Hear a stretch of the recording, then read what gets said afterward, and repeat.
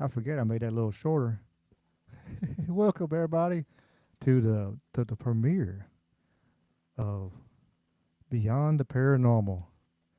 And of course, if I'm gonna do a premiere of a paranormal show, and we gotta have James on here of Salsido Paranormal.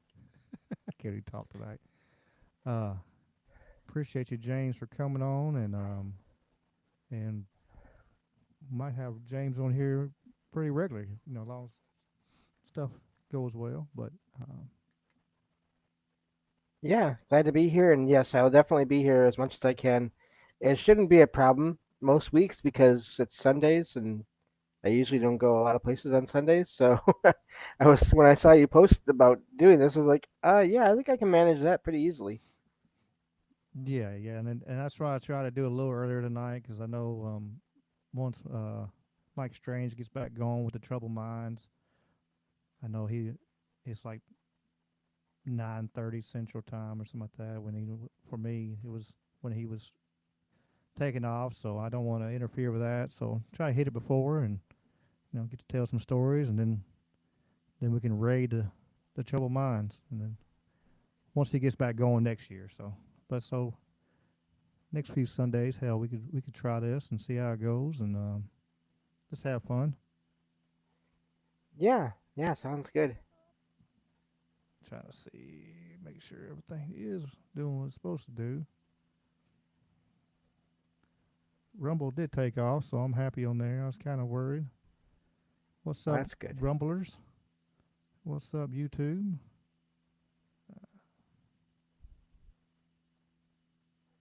Yeah, Uh I saw something the other night actually, in my apartment.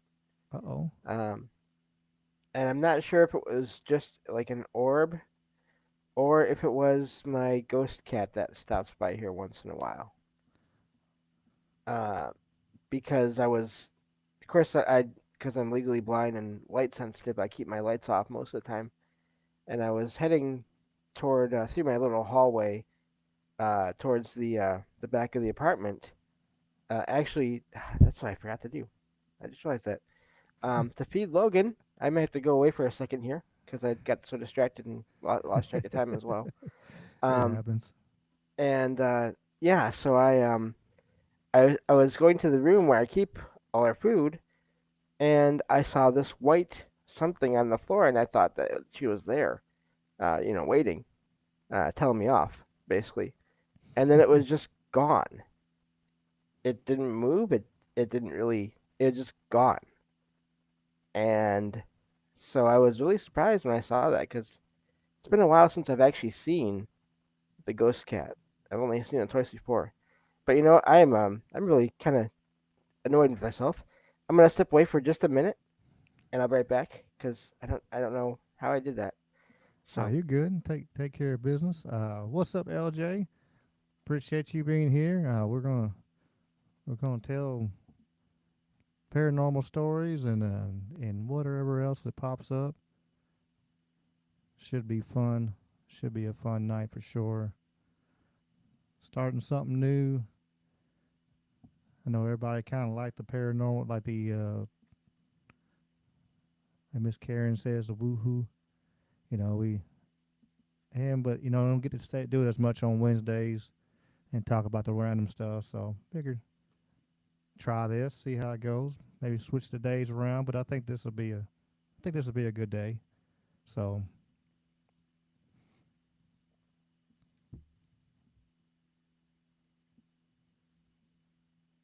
gonna be fun. Gonna be fun. We got lots of stories, and I know there's lots of people that's got stories and giving a place. Another thing I want to do is just give a place for people to tell these kind of stories, and give another avenue because a lot of people don't know who will listen to them and who won't. And and um, I'm back. all right, So I think I know what happened because I always feed her right on the hour, and it wasn't the hour yet leading up to this, and so my brain was just like, it's not time yet, even though it knew I had this going on. So anyway, but yes, glad to be here. oh yeah, and what I was saying before you popped back in, I was just like, this is a good thing to another opportunity for people that um, might not know of a place to speak out about this stuff. So there's I think more and more people are open to it, and more people are actually like telling stories. But just having another place for people to do it, I think it'd be a good thing, and um, just having fun anyway. Just get away from the politics and all the chaos, and um, just have a little fun. Yeah, and I think it's an important thing to talk about because again, it is getting better slightly, I think. But I think it still has a long way to go before it's fully accepted everywhere. I mean, I don't know if it ever really will be completely, but at least a lot more. I think a lot more needs to happen, and a lot more um, people need to know that it's not what Hollywood shows us too. I think that's another important thing. Oh yeah, yeah. I mean, hopefully they understand and know that um, it's and Hollywood's going to be push everything to the extra and up to the T's where you got Yep. especially some of the shows and stuff and which we've there's been several that got caught doing that, kind of caught uh, staging stuff, and we won't call no names or nothing like that out, but yeah, there's been ones that kind of we scheduled out, and it's one of them things is um, people need to understand that we uh, it's the thing is real. They're real stories, they're real stuff, but at the same time,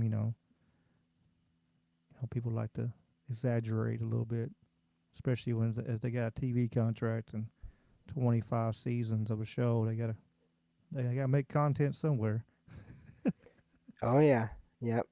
And those networks will keep it going as long as there's money. And once a show gets unpopular, boom, it can be gone. I mean, they're not they don't care about the paranormal. The networks don't. The big ones. It's money. Oh, absolutely, absolutely. It's dollar signs, and if they can get people on board to to sponsor these shows and get big money behind them, shoot, it's over then. They're gonna push them and get to the point. Um, I do think absolutely. it's a double-edged sword because in a way they have made the paranormal more popular to some extent, and sort of brought some awareness to it. Um, but I think that the important thing to keep in mind is that these are big networks, these are big companies, and their main, again, as I said, their main goal is to make money. So if they have to exaggerate or fake things, whether the investigators know it or not, they will do that. Mm-hmm. Oh, for sure. No, absolutely, absolutely, absolutely, for sure. Um, but if you want to, James, you got a story you want to tell? Um, Hmm. one you hadn't told on the show before, or something, or one of you had? It don't matter. It's always going to be new Yeah, people that hadn't heard. I don't think I've talked here too much about my the house that used to belong to my grandparents. Um, had a lot of things happen there. Not so much when I was um, as when I was awake, but when I was asleep, actually. But it started out with it started out with my first experience, and I guess I should probably, since this is the first of a show, kind of thing, I should go over my first experience, and then we can get to my grandma's house, because it does kind of tie in. Uh, my first experience that I can remember clearly was at my aunt and uncle's house. And, they had just bought this house, and their three kids, two daughters and one son. The son was the youngest. Moved in, and they were still unpacking when I went to visit them the first time. And I used to go over there as much as I could almost every weekend to visit. And so, first time first time I went there, uh, they had everything was still being unpacked and put away, and but there was a couch bed in the basement. And of course, my cousin and I back then, I was like 13 or 14, he was like 9 or 10.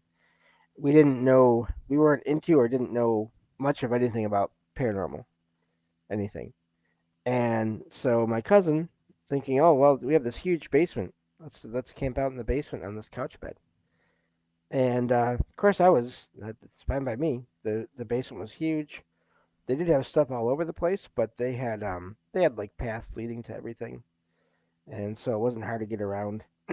And so they also had these clotheslines hung up near the ceiling for hanging laundry because it was a huge basement, and there was a family of five, so they needed places to put things um, that I guess they didn't want to put in the dryer.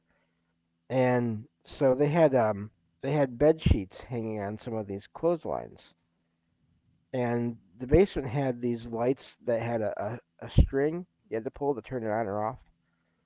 And so we only had the light on above us and the light on by the stairs because the bathroom was on the ground floor. So we uh, we got in the bed. We were just sitting there talking, and it was dark out already. And I don't remember now what we were talking about because that was a good almost 30 years ago now. Uh, 30 years ago as of January coming up actually. Um, I'll be 44 at that point. And we were talking, and we looked back into the very far corner of the basement, which is behind the stairwell. Excuse me. And we were looking at in that direction because it was the darkest part of the basement because there was no lights over there. And we looked away and then looked back, and we noticed something above one of the clotheslines. And it freaked me out right away because I am extremely nearsighted, but I was seeing just the head of an older woman above this clothesline. Now, these clotheslines are at least, I'm thinking, like 5.5 feet up in the air, and her head was above that. Excuse me, wow. And, but we looked down, and there was nothing for anyone to stand on, and no feet. So, and again, those are the two things: the fact that I was seeing something so clearly that I shouldn't, and that there was nothing on the floor. That was really startling to me. And we both we knew it wasn't a regular person, and we froze. And there's so everyone acts differently, reacts differently to fear. And some people they flee, other people they just freeze and stay in place, and that's what we ended up doing. And we talked about going to get the family, but we were worried if we did that and brought everyone down, woke everyone up possibly, which would not be good for us, especially if um, whatever this was went away by the time we got down there, and then we'd be in trouble for making up stories. And so we just froze and just did not look in that corner of the basement, and that's how we saw a cat, not the house cat. They didn't have a cat at the time, but at first we thought it was just a regular cat that had either snuck in while the family was moving in, or been hiding out there the whole time. And we both like cats, and so we decided to go and check it out and see if it was friendly, or at least see if we could figure out where it was hiding or how it got in. And so we got out of the couch bed, still trying not to look into the back corner where this woman was at. Oh, and I forgot to describe. She had um, like white hair and glasses, and she was glaring at us like, "What are you doing here? Who are you?" Um, so she didn't come at us. So that should have been a sign that, I mean, it wasn't the end of the world, but we were kids, so we didn't know. Um, but so we got out of the bed, and to do that, we had to look away from the cat, and because we were kids, and it was a good-sized couch bed. And so when we looked back where the cat had been, it was not there anymore.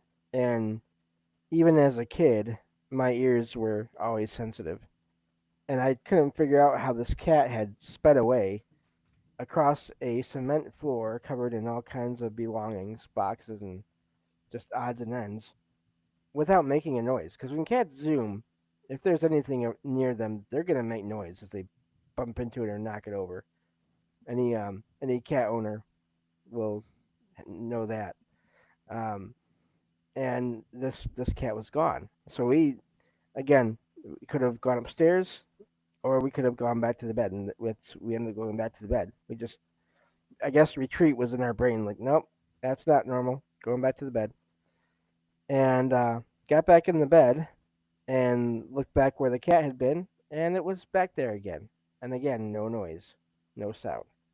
It was a black cat, orange reddish eyes, and it was just staring at us. So we ended up just deciding, okay, we're just going to look at each other for the rest of the night, and we did that and just talked and focused on each other in the bed, and eventually, as happens so often in these cases, we fell asleep and woke up in the morning, sunlight coming in through the windows near the ceiling, and of course everything was fine.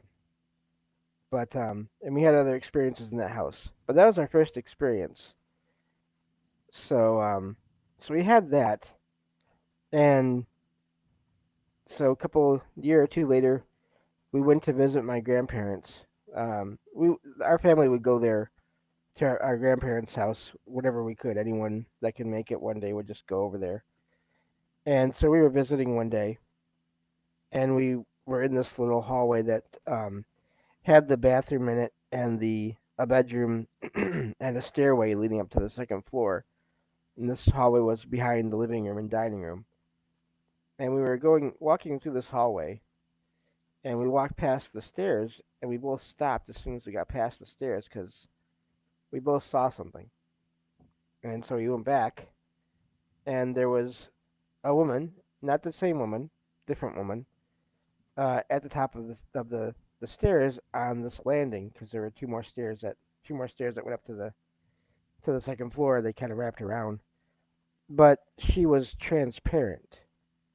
We could see through her to the window behind her, and she was wearing a blue dress with a white apron, and but she was smiling, and she didn't move, and we were we'd already had our experiences at my cousin's house, and so we just thought, well, this one appears to be okay. So we just went by and saw her a couple times, and in that same place. Years later, once I got to be an adult, I forget how it got to that point where I could bring it up with my grandma, but this one time we were talking, and I told her, my cousin and I. Funny enough, my cousin's name is Ricky. Oh hell. Actually, I just remembered that. Um, and so I told her Ricky and I saw something on the stairs years ago, and I described it, and my grandma was quiet for a minute, and I thought, oh, is she not? Does she think all this is evil or not real or whatever? Turns out, no, she saw that same lady years before in the house. Not transparent, looked like a regular person. Um, and my grandma had been in the kitchen, walked away to do something else, came back, and there was this woman, same description, standing in front of the stove, and then she just vanished.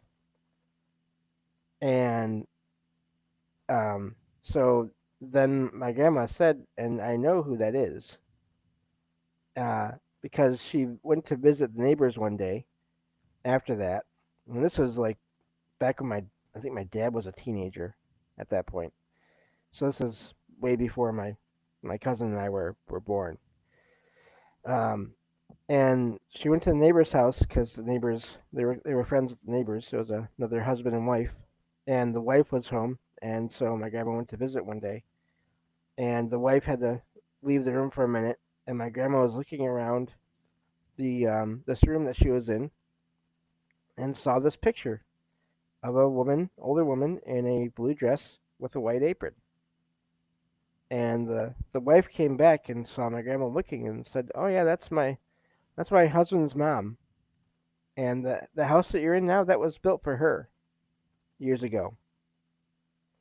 And my grandma didn't know what to say, didn't want to freak the lady out, and so didn't say anything. But that's how we discovered who this was. And it turns out my dad saw her. My dad has had like two paranormal experiences, or three maybe ever. And but one of them, the first ones he had, was he saw the same lady standing, actually moving on the landing, sweeping the landing of the stairs, and then she would just be gone. So turns out there's this whole thing with the family seeing this lady. Now, um, after all this happened, years later, I started having all my weird experiences while sleeping, with out of body experiences and visitations from loved ones and all that. And a couple of those times, I had um, dreams of being in that house, but there were people in there I didn't recognize, and it was an older man and an older woman, and they were both surprised to see me there. And the older man told me, this is not your place. You should, we'd like you to go away. And I didn't recognize the woman at the time, but of course I left because I was freaked out. First of all, like, what am I doing here? And why are there these people here? But after talking with some friends over actually in the Trouble Minds Discord, late night chat that we do sometimes, a couple of people suggested maybe I went back in time in an out of body experience. Hmm.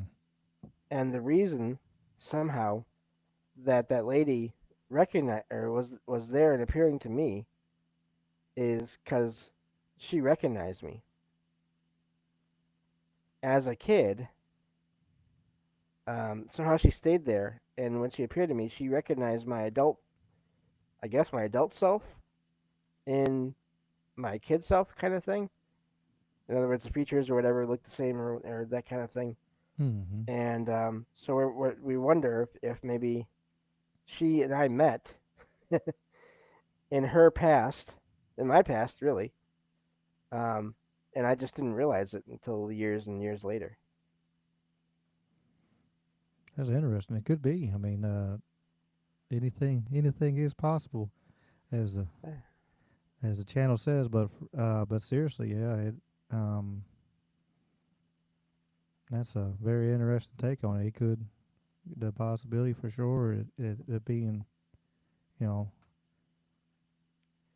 I've wondered some of that some more. You know, talking to Shane and stuff. Hmm. We've had big discussions, and I, you know, I'm kind of leaning more. You know, it really is possible to do that. You know, because I think I have too before, and um, I don't know about it back in time and stuff. As I'm going, I'm learning, but um, that's pretty interesting though. That's pretty neat. It really makes me think about how we think of spirits and ghosts and all those things, and but also the way we think of um, powers of the mind and people who are living who seem to have abilities to sort of read minds or move objects with their minds. This has been on my mind lately because I've been going through re-listening to the first four seasons of Stranger Things because of course I want to listen to the last one that's being released right now, spaced out over some time here. And I realized this a long time ago, but um, if you think about the way in hauntings, supposed hauntings, objects move on their own, well, what's causing that? It's a consciousness of some kind, along with some kind of energy that we don't know how it exactly works.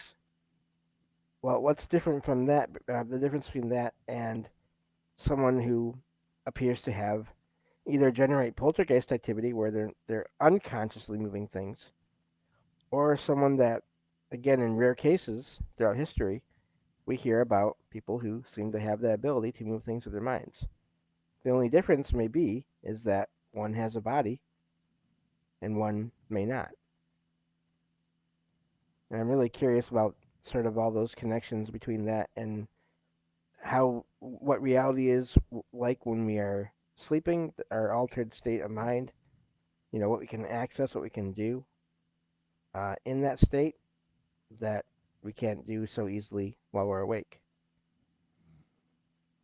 Yeah, because when we're awake, our mind is going so far and so fast, and we got everything. We got outside noises and Yeah. everything going on, and so when we get to sleep, we actually able to access things that there's no other way to be we would be able to because we're just especially for especially for individuals kind of ADD and stuff, and your mind's always jumping from here to there, and when you're actually able to relax and it kind of give you that point of focus. That's the point. Like the monks and stuff like that, they they meditate and they chant and they focus their energy, and then they can do all kinds of amazing things because Mhm. they're bringing their mind down and able to focus, and being able to do that um, when you sleep. I could see that. Speaking of poltergeist, though, I have a I seen the I think it was a poltergeist one time. Describing the things that I seen and looking it up, and later on, and that's kind of was telltale poltergeist. But I remember I was at a friend's house. It was the last time I ever stayed at his house. But we actually was had like one of them rooms above the garage, whatever. And it was just a big, great room, like a big playroom, whatever. And we were Okay. in there, and I remember looking out the window. Me and him were looking out, and we looked, and I was probably uh, um, fifth grade, I guess, something like that, maybe so, somewhere around there. But fourth grade, somewhere around there. And I remember looking out the window, and you could see something was inside this room, just ransacking it. You could see Mm. the lights, the energy. You could see stuff getting launched across the room. We sit there and watched it. Just the curtains got pulled, and it was just stuff getting torn around, and it was like a um, kind of like the movies in a way, but it was to what I seen was it was lots of lights and just like an energy like cloudish like thing, kind of like a little tornado inside this room, and it was just throwing stuff from one side to the other and just wrecking this room. And I'm like, and that was the last time I went over to my friend's house over there because I didn't want to be that close to that kind of energy that I could see it. And knowing one of them times that as I've gotten older, I've kind of calmed down on it. But I know, especially when I was younger, I was gone. It was something like that happened. I was history. I think my last house kind of calmed me down because it was I had so much stuff, random stuff going around, and bangs and door closings and stuff, um, and especially it was like, well, it's the animals. Like, nah, both animals I have were sitting in my lap at the time, so and they both turned their head and looked and tried to figure out what it was. So I'm like, well, we'll just sit here, no big deal. Uh, and so it like seeing having so much stuff happen all the time, it was just like I don't know. It's funny how you can get used to things and it deadens your senses and your fight or flight kind of thing. Yeah, Um, definitely. over time, but especially when I was younger, and I imagine still certain situations I still would try to get it the hell out of there. But that poltergeist that scared me. That thing was wrecking, throwing stuff, and I can see it. I see it in my mind, and just that. Um, let me see. It was kind of like in a movie, I guess, like just the spinning energy with lights. It's hard to explain. I don't know. Yeah. What's up, I think hiker? you. Hiker Oops. is in the chat, James. Hello, hiker. I think you saw one of those rare cases of that kind of thing. I from what I hear, that's fairly rare. I mean, I hear a lot about one object moving, or vanishing, reappearing. Um, but to see that much being moved around, that does seem to be a lot more rare in general. And so I don't blame you for not wanting to be, because I mean, that's the thing. You know, yeah, it's a non-physical being may not be able to hurt you, but if it throws a toaster at your head, and you don't get out of the way, that's gonna hurt. Exactly. And what it's I've always been in my mindset is like, I've trained all my life in martial arts since the time I was 15, um and it's like I ain't scared to fight any man, but there's nothing there to fight. Yes, Yeah. exactly. I mean, Well, and that's not I don't have uncommon. a proton pack. I tried to make one when I was a little kid, but mom Mm, and dad took it away from me and threw it away for some reason. I don't understand. You must be know, that nuclear reactor in there. That's kind of dangerous to have. my brother does have a full heavy full replica proton pack. That thing's heavy, like, but Wow. it's the real deal. Um, he paid a few dollars on that thing, but yeah, no, I didn't have no proton pack. I didn't have no traps. So I was like, nope, not today. You're not getting me. Yeah. Between that and I'd say that would be one of my first that I can remember paranormal stories was that seeing that poltergeist, and then I seen that UFO over on Highway 61 over there, right there, right before you got to Memphis. I seen that UFO, and still to this day, the only thing I found that described close to it, it was just kind of like them pictures from Middle Ages, and it was just a cloud with by itself with lightning kind of shining out and going, and it was wild, but it was a cloud free sky, but one cloud, and it had lightning and like inside it, and lights and stuff, and I'm just sitting here watching it as we go down the road. I'm like, what in the world? I remember I was young, um, probably 8, 9 years old, maybe something like that, and like, what in the world is that? And I've looked it up. When I got a little older,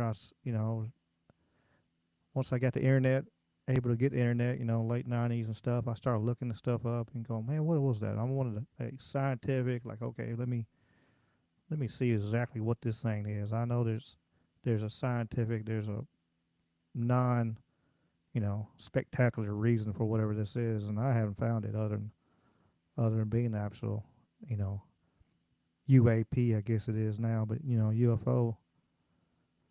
And then I don't know what was in my room, and my mom talked about it. I thought, man, I'm trying to remember what my mom said later on, and like we were at that house, we were there, and we lived in kind of rough town part of Memphis, but when we lived in Whitehaven, and I remember having something come to me and talk to me in my room and stand right in front of me. And I remember as a kid, I thought it was an angel. That was my explanation to the thing standing in front of me, talking, having a conversation with me. And now to this day, I'm not sure. Knowing there are many other things in the world, I'm not sure what in the world was in front of me. It could have been an angel. Could have been it could have been extraterrestrial, I guess, or uh, I don't know. But I know there was something standing in front of me. There was a person standing there, and for whatever reason, it was in my room. And to this day, of course, I was young, been 30 something years. I don't know what the conversation was about. I wish I Right. knew, but I can still see that wood paneled room. I can see it in my head right now. There's like a lot of my childhood is very splotchy, and I don't have only pieces. But I remember that wooden paneled room and me standing, and he was kind of standing from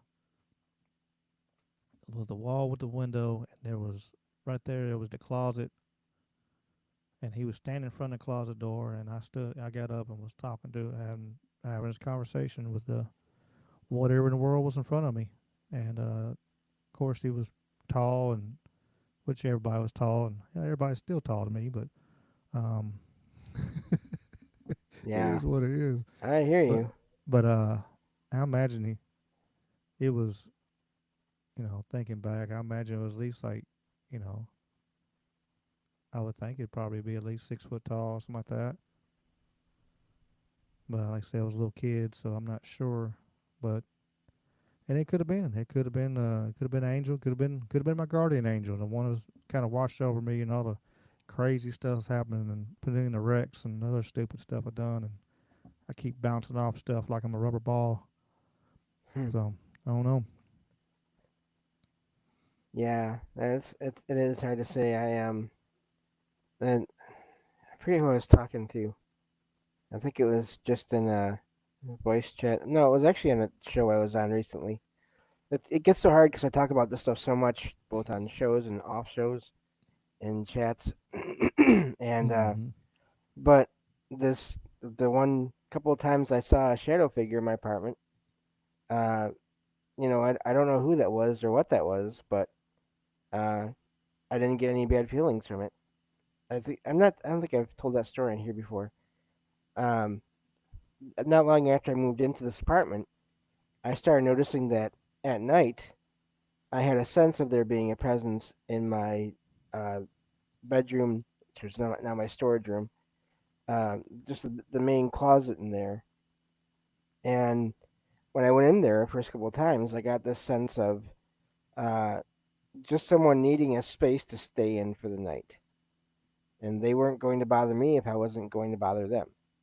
Hmm. And so I left it alone. And whenever I had to go in there at night to get anything or put anything away, I would just say that out loud as I was opening the door, and never had any problems. And years later, I was listening to a some kind of paranormal podcast. Not that I ever do that, but um, listening to it, and I noticed I got the sense of someone coming out of the bedroom, and I looked, and there was this shadow. It wasn't even a humanoid figure. It was just a oval, a person-sized oval shadow, and it just stayed there for a few minutes, and then went back to the bedroom. And it did this a couple nights in a row, and then all of a sudden, at night, I noticed I didn't feel that presence in that room anymore. I still feel residual energy on the back of the wall in the back of the closet. I feel like it was possibly a portal at one point because my eyes are just constantly drawn to it, Hmm. and I don't know why. There's nothing there other than just all my stuff and a wall, and then the exterior wall. Even when I'm outside, my eyes are drawn to that wall. Um, but anyway, it's like it just left, and I feel like it was just saying goodbye when it came out those couple of nights, and hasn't been back since. I did see another shadow here just for a split second, and that one was more human shaped, but then it was gone. And I didn't get any feelings from it, and I think it was just passing through. But yeah, and I remember I would tell people about that main shadow experience and that presence in that closet, and people would say, "Oh, that's terrifying. That must be evil. Yeah, you got to get it out of there." Back when it was still here, and I always said, "No, no, that doesn't feel like it's anything bad." And it seems fine, and it was. It never did anything, and then eventually it left, and I don't know why it needed that place to stay in at night, but you know, it's a closet. That's fine if you need to stay in there. You know, that's and you're not bothering me.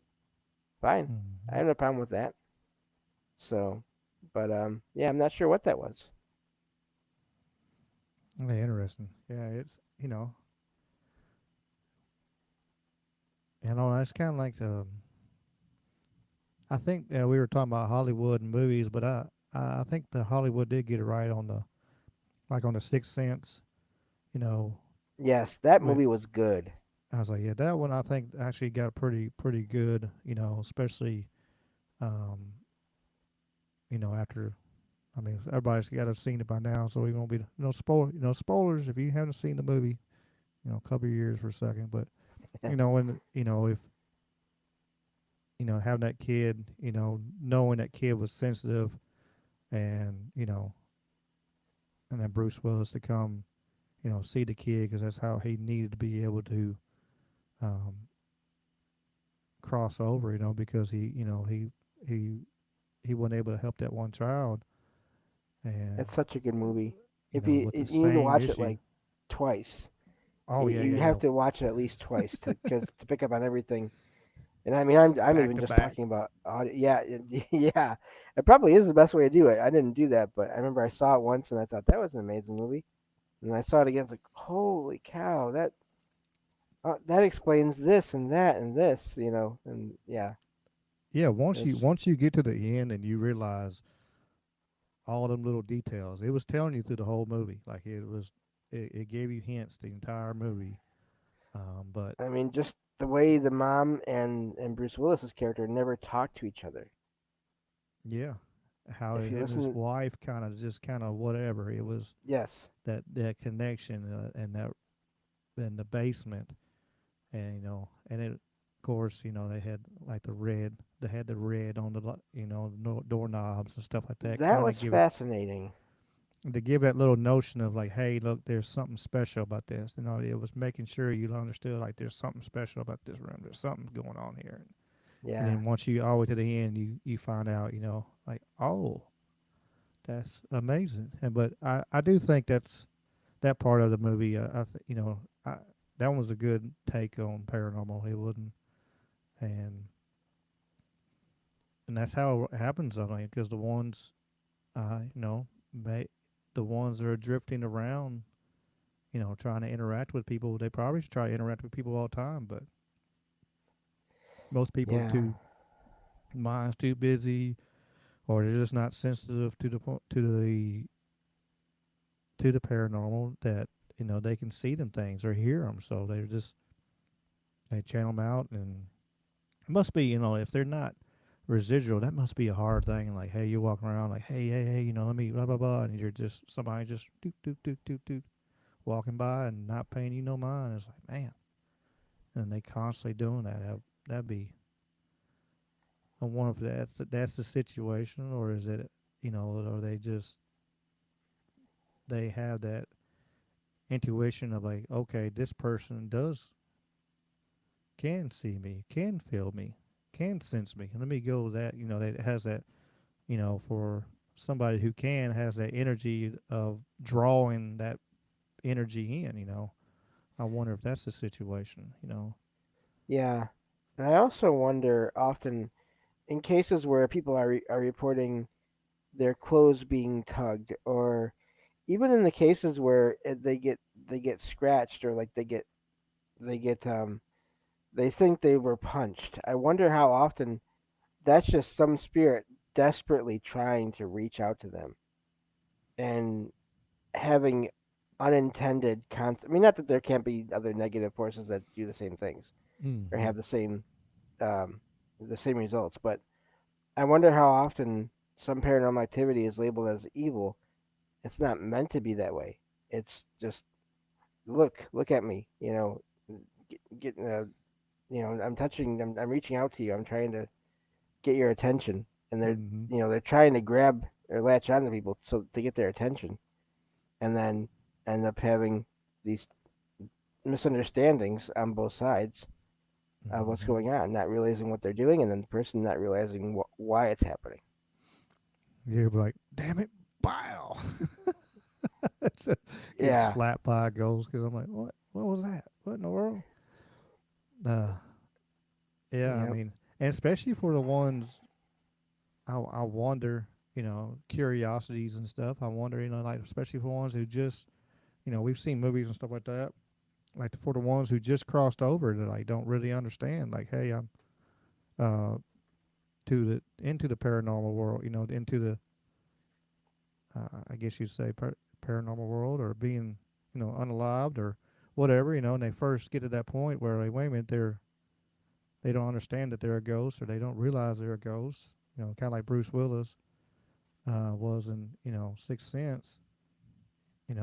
He's still trying to live his life like he's alive, and you get somebody like, hey, why don't you talk to me? Why don't And they finally get angry, um, Yeah. like a ghost when he's trying to get that guy to help him channel his energy and stuff. You seen the I know, Even yeah, you seen sorry. go I know you've seen Ghost, haven't you? Once many years ago now. I need to watch it again. I haven't watched it in many years either. But I'm just thinking back to the Sixth Sense. Even at one point, that um, again, all these spoilers, but it is for an older movie. Um, the wife meets a guy that she kind of they start meeting, and they're in I forget where they're at, but the Bruce Willis is outside this building and he sees them and he hits the door.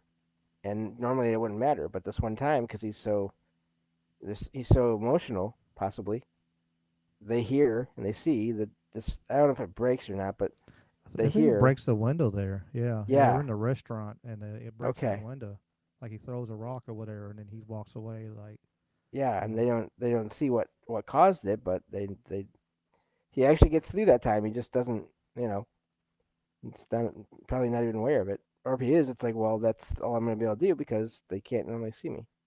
yeah. Well, that was still the point. He didn't even know he was what he was. Right. He just, Yeah. he's seen them together and just, That's true. instead of Yeah. instead of, I wonder what would happen if he would have walked up and like, hey, what's up? What are you doing with my wife? Yeah. Whatever. He was trying to be, well, they work together or whatever, and they're cool, and they're talking, and they like the same thing, whatever. And it was sad. It was sad to see, like that, and especially at the end where, uh, which in the other part in the end of that, like I said, I think that movie has a lot of elements of like that really does happen. Like when Mhm. she was able to talk to him in her sleep, Yep. because I know I've had that happen before. I was able to talk to spirits in my sleep, so I that moment there when she was like, what, uh, she what was she asked for? Well, like, why won't you let me go or whatever? It was really sad that she Yeah. in her sleep her subconscious knew it was him that was there and doing all this stuff, and um, but that's pretty neat that they actually were able to put that in a movie and be things that really do happen is in the paranormal world. Yeah. It's. I don't think I told this whole thing on here before. The sleep thing, the contact with from sleep while you're sleeping, it definitely is such a huge thing, or it can be. Um, I've had visitations from my family before, loved ones before that passed on. But not only that, when I first moved in here, I had a whole like string of 3 or 4 dreams uh, that happened. Did I ever tell you the story about the ghost girl in my apartment? I don't think so, James. Okay, so not long after I first moved in here, I was like 18, 19 years ago now, something like that. Um, I There was one day I had just gotten back from running errands, and I had a couch bed, love seat couch bed at the time, in my living room, and so sometimes I would pull it out and I put on a DVD on my TV back when I had used DVDs a lot, and I decided to just listen to a movie, and I fell asleep on this couch bed, and as I'd fallen asleep, I felt the bed shift next to my leg, and then I felt someone lean back against my leg, like they were sitting on that side of the bed, leaning against my leg, and it started waking me up, and I mumbled something like, "Who's there? There's someone there."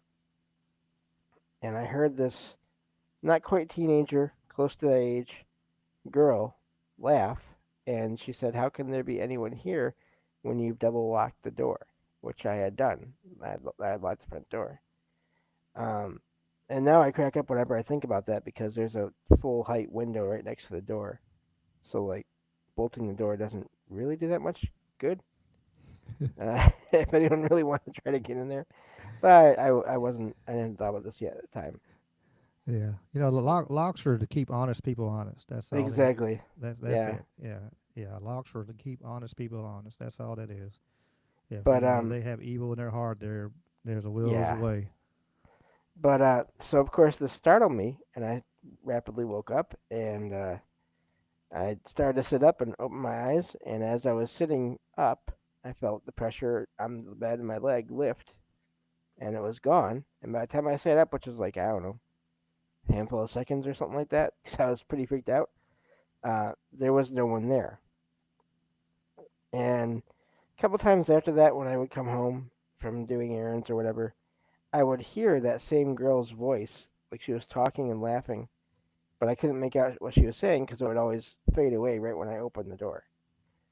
And but not long after that, one night I had a dream. This was back when I still had my bed in my bedroom, and I had this dream where I thought I was awake at first because I was still in my bed in this dream, but I could see a light from the living room coming through the bedroom doorway, and I could hear someone moving around in the living room and moving furniture around, and I heard some guy say, "Where are you? I can't find you. Where did you go?" or something very close to that. Mm. And I just froze because there's a guy in my living room. But I started to get tired and everything started to fade, and I realized then, oh, this is a dream.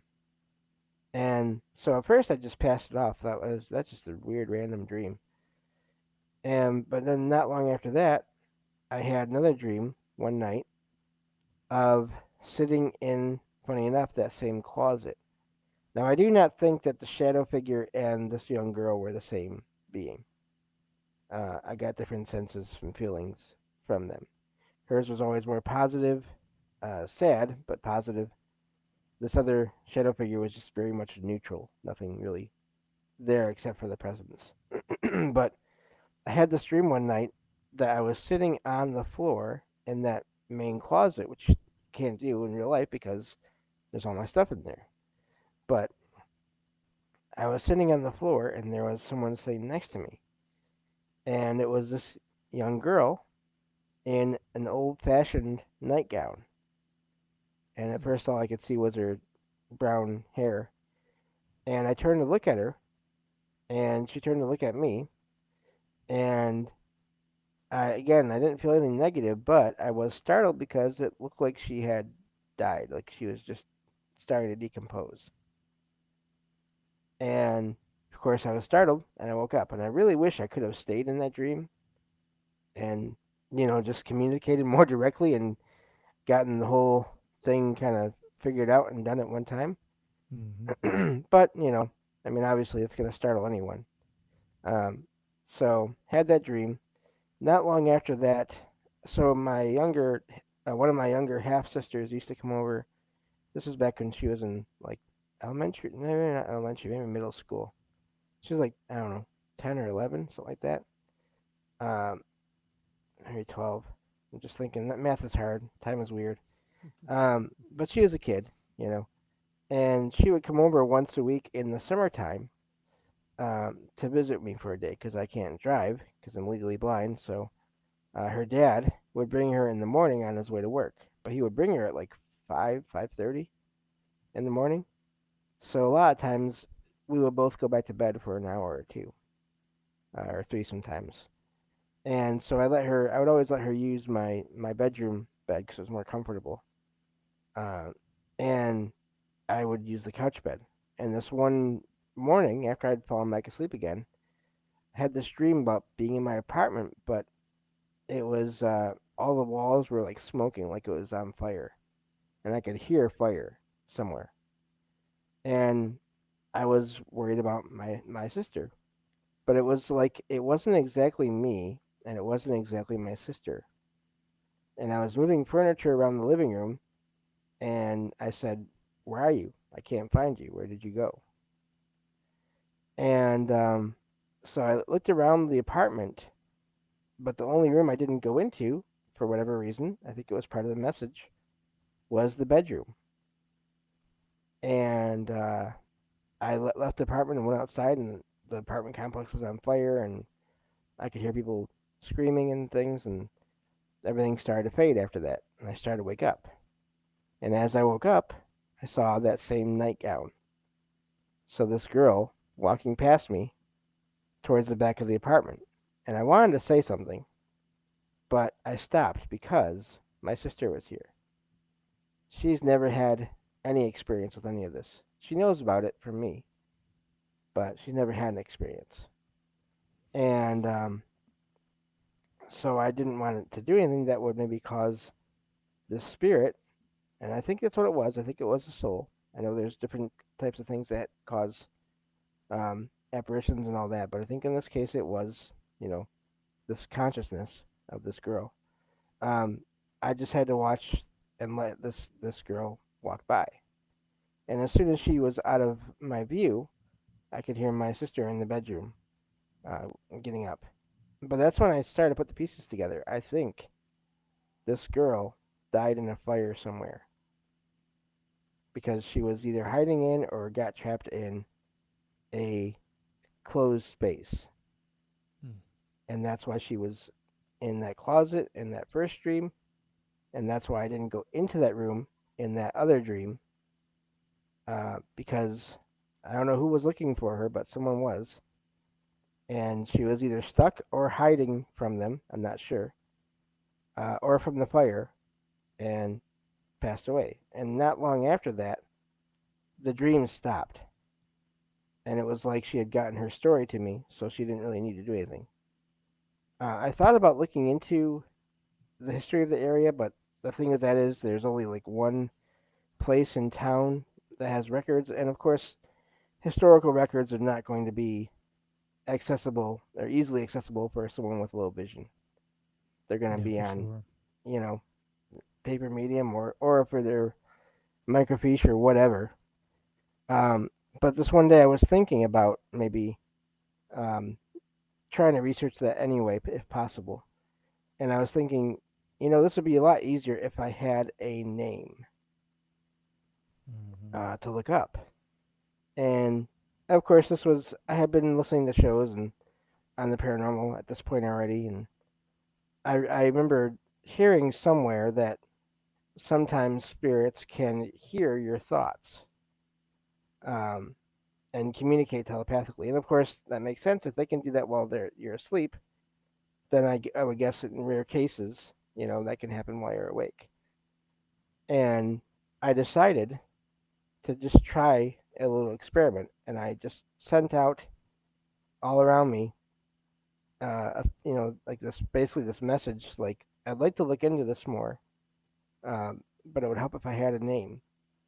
And I got a response in my mind, in my head, no sound, but I got a name, and the last name is the same name as one of the streets in my town, which is not like a major city, Oh, and it wow. was a small town for many years.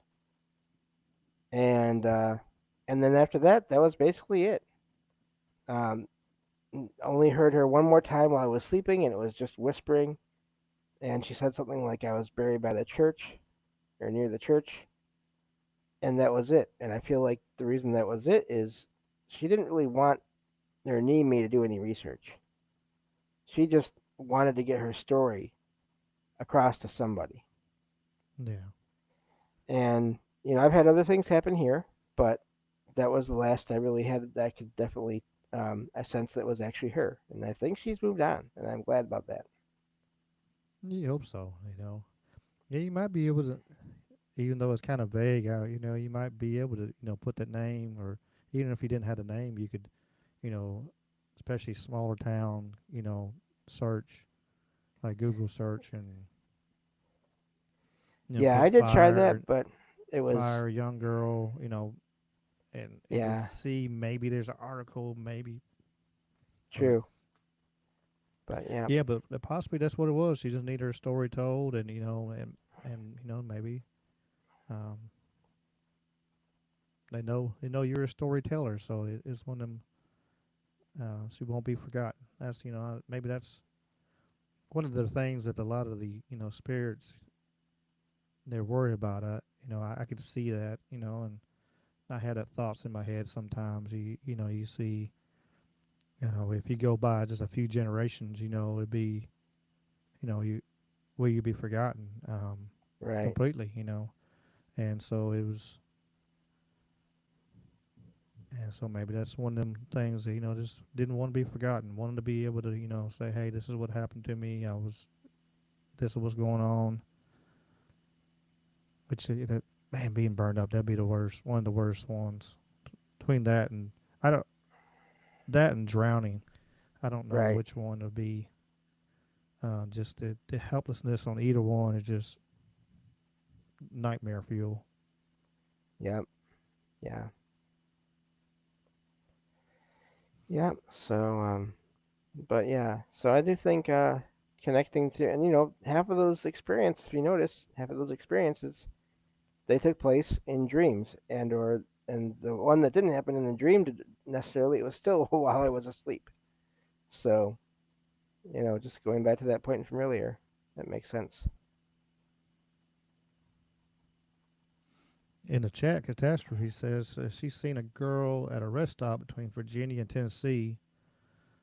Just can't remember the exact area, but she swore it was a real person until it realized I said excuse me to no one because she pretty much disappeared. Yeah. It was dressed in 80s clothes, but it was in like 2008. Now here's the thing with those kind of sightings, to me, which is amazing, is yes, it could be a consciousness, a soul, or spirit, whatever you want to call it, or it could be a time anomaly where somehow 2 points in time happen to connect, and catastrophe, you were seeing a living person in their own time, and uh, and then of course, however that works, however these things work, the connection was broken, and she was not there because she was not there in your time. So I've really gotten interested in more behind the possibility of a lot of paranormal things being connected somehow to time.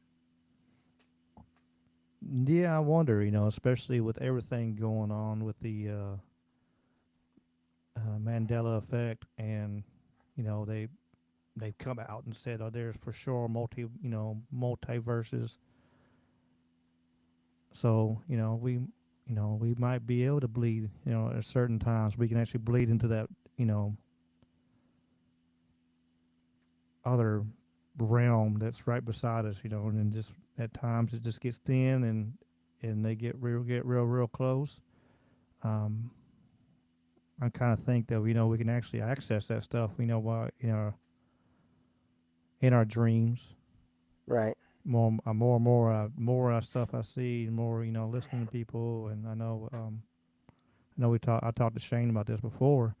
You know, it was one of them things.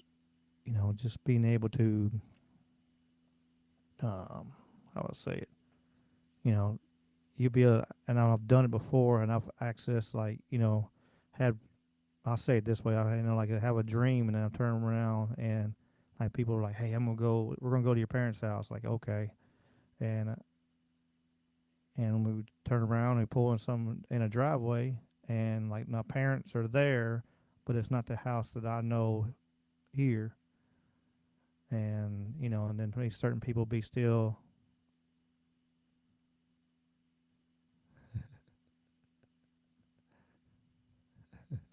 Hey, Carl, what's up, Carl? Yeah. The multiverse thing is fascinating to me. It is, and it's like, well, and you turn around and like, and I know it's my parents, but I know but that's not their house. So it's, and I wonder, Mhm. and I've had that happen, and I've had the one that's really, really deep down in my soul has me pretty well, verifying in my mind, which you know, is the one that I know I told the story before, but it's a new show, so we can tell the story again. But is I was asleep. I was sleeping in. I remember I was sleeping in my recliner. It wasn't too much longer before I left my, moved out of my house, and we turned around, and I was going around with somebody. We're hanging out with somebody, and I told somebody there, and I was like, "Hey, I need to get a nap. I'm tired. I need to get me a nap, and I'll be good." And when I laid down there, and closed my eyes, I woke up here, instant, on the money. Like as soon as I felt my eyes close there, I woke up here and looked around. Like, all right, now what in the blue hell was that? Um, it don't happen all the time. I have wild, lucid dreams all a lot. Um, I think right now some of are stress induced right now, but Yeah, holiday that'll do it. holiday stress induced. But you know, I've had a lot of lucid dreams and everything. But that one right there, to me, has stuck out. You know, um, to this day, as maybe that's to my mind of what I've seen is the quintessential. Like, okay, that stuff is real. There's Yeah. something to it. There's something right here. And uh, that's what they talk about, like Bigfoot and and extraterrestrials. They're you know that maybe they're actually multidimensional, and that's one of the Yeah. reasons we can't catch Bigfoot is it's multidimensional. It's phasing in and out. We see it and then we don't see it no more, and it phases over here, and then it can walk around, and then it phases back out, just like um, that's the good possibility for it. Yeah. One of the other amazing things about that I heard on another show I used to listen to years ago. I still listen to it, but um, for those that maybe have heard of Where Did the Road Go? I listened to that one. I've been on there a couple times now, which is really amazing when you get to do that. You listen to something and then all of a sudden you're there. But they would talk about there on there about why this is happening, and just like you said, but also this other idea about when if they're not physical here, but then they they become that here for a while, but then people report having like terrible smells, hearing getting terrible scents or smells of decay or sulfur.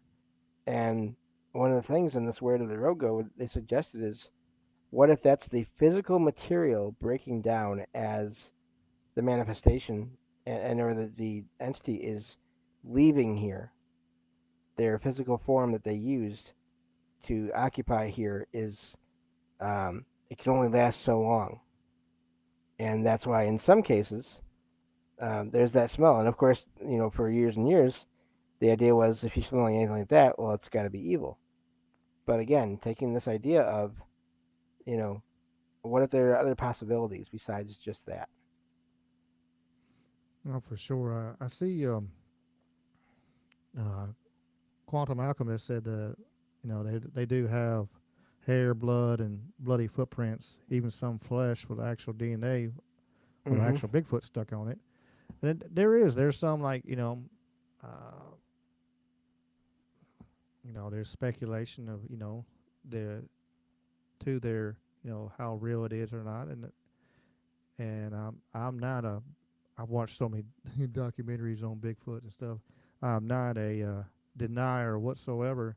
I Yeah, think it's very possible, especially people are like, well, there's no way. How's there not a way? You can go to South yeah, America, right? Thanks, Shadow. You can go to South America right now and see animals. They're finding animals all the time that they have no idea, didn't even know existed. Yeah, There's creatures, there's tribes down in South America that have never seen, um, you know, had never been seen by a regular, I don't want to say regular person, but um, yeah, non-local person. yep, yep. And I mean, there are creatures. I mean, if you think about like, okay, so we know energy is a big part of a lot of anomalous things, and some creatures that we know of here um, can manipulate things around them, their surroundings or themselves with electricity, or they Hmm. can generate electricity. You know, In water. um, yeah, and jellyfish and all that, and and there's reports that some of these creatures, Bigfoot, uh, Dogman, whatever, in some encounters with creatures or cryptids, at the same time that's happening, people's devices will drain, like their vehicles or their cameras or recorders, the same way they will get drained in supposedly haunted spots. Hmm. So, what is that about? There's obviously something going on with energy that is happening in these cases, and if that's happening, like you just said, that's only in places that we people a lot of people are in, that they go through there, that they're well known to a large part of the world's population. But if there are still Hmm. places that people haven't gone yet, well, Oh, for sure. Um, yeah, I see quantum. Yeah, get a clip. Make sure if you're coming on the YouTube, make sure you hit the. It says top chat. I always click on there and hit live chat so you get all the comments and everything because it does for whatever reason block some of them. I don't understand it, but yeah, I watched Monster Quest, uh, the Alaskan Bigfoot, I think it was. Uh, um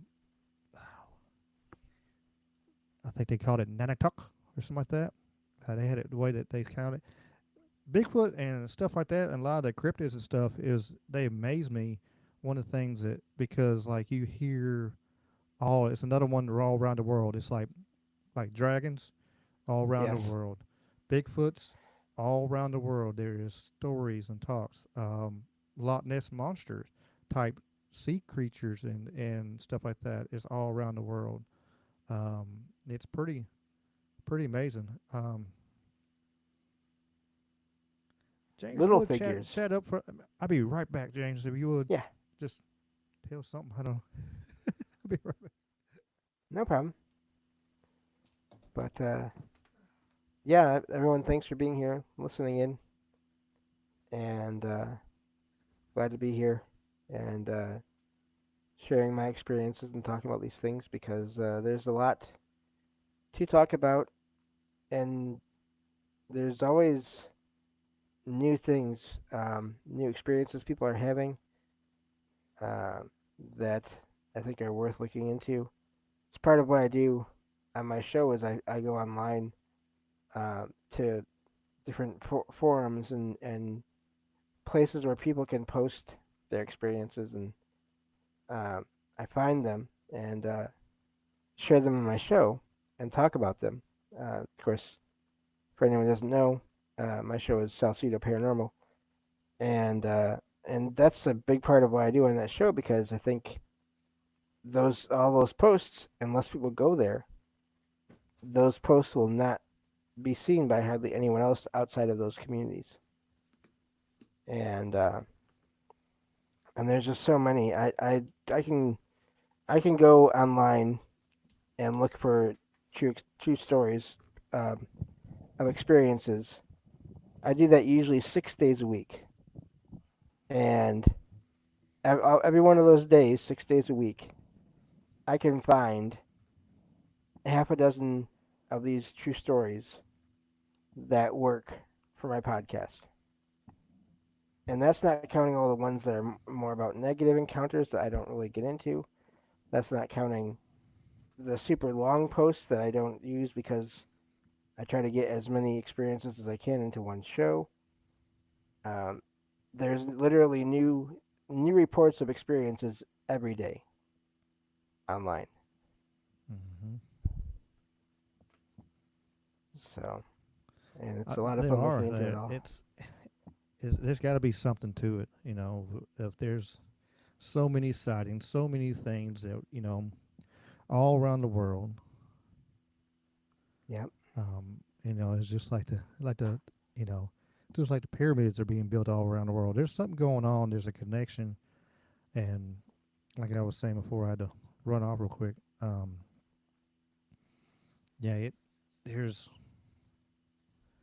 the Bigfoots and the Yetis, and there's talks all around, and it's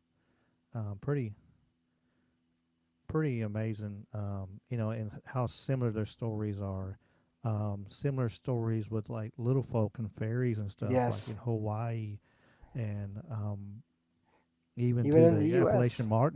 Mountains. I just on a story on did a short on them. I did a full. I did a short, and then somebody commented on there and was like, "Man, I'd like to hear more of this," and so I did a long take on it, and it was pretty neat. Let me pull up my notes. I still got my notes here somewhere. Yeah, the little folk thing, and that's, I mean, little figures all around the world are just seen, and I mean, fae, fairy, all kinds of. Some look like regular people almost, but no, not like a Bigfoot, not all covered in fur. Others are covered in fur. I've Mm-hmm. heard reports of some that look like Native Americans, like Indians, but they're even like less than 2 feet tall, like just these small figures people have seen around the Mm-hmm. U.S. And so there's always differences in appearance, but so many of the um, behaviors are so similar. Yeah, the uh Nunanehi, Nunenehi. I can't even read letters anymore. Nuna Nunanehi is it the Cherokee talk about those up in the North Carolina and Tennessee, right there in the Appalachian Mountains, and yeah, they look like there was one of the stories I read um, was talking about this young boy went missing, and he was riding around. And this guy was like, "Hey, come, come over here, and we'll give you some food." So he went to the house, and he would stay there overnight, and he seen one of the guys from his tribe there, and that made him feel comfortable, like, "Hey, I'm cool here because such and such is here." And I forget what the name of it was, name of the guy name, but he turned around. They had a bunch of food and everything, and they turned around, and the next day it was like, "All right, he go back home." He went back home, and he had all his fellow villagers and stuff. They're like, "Man, where have you been, boy? We've been looking for you." And he's like, "Well, I was at this house, down the river at, and such was there." And he was like, "No, I wasn't. I was walking." He's like, Yeah, You encountered, none of he's, and they'll shape shift and stuff like that. And that's yep. another one, like so many shapeshifters and stuff like that over history. Uh, let me do a quick shout out. Right? We got we got important man in our chat. We got Mr. Michael Strange of Troubled Minds Oh, in our chat. that guy. He's listening. Okay. Yeah, that guy. Yeah, looking forward to the return of Trouble Minds when it's time, and Oh yeah, being yeah. on When there he's again ready, too. we will be ready. As we said, that's why we picked this time. So when he does get back going, we can raid his show. We can all go over there. This mic stand is driving me nuts. It keeps dropping on me. Oh no. Um, Kramos is in the YouTube chat over there. Speaking of South America and stuff, there's our brother from below the equator. I'm glad everyone is here. Oh yeah.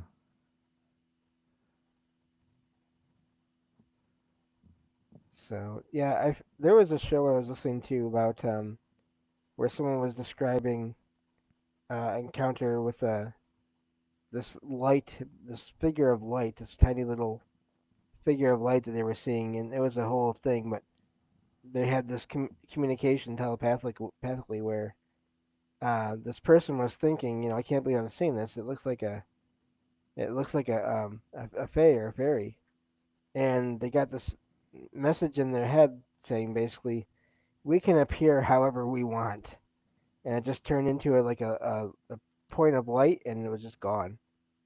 So you know, that's a direct message from somebody confirming again that they can look however they want to. And there is some thought about that. I mean, about some cryptids and creatures being, are they actually fae or fairies, or are they, and then there's the whole other angle, are they aliens? Are aliens fae? You know, Or jinns.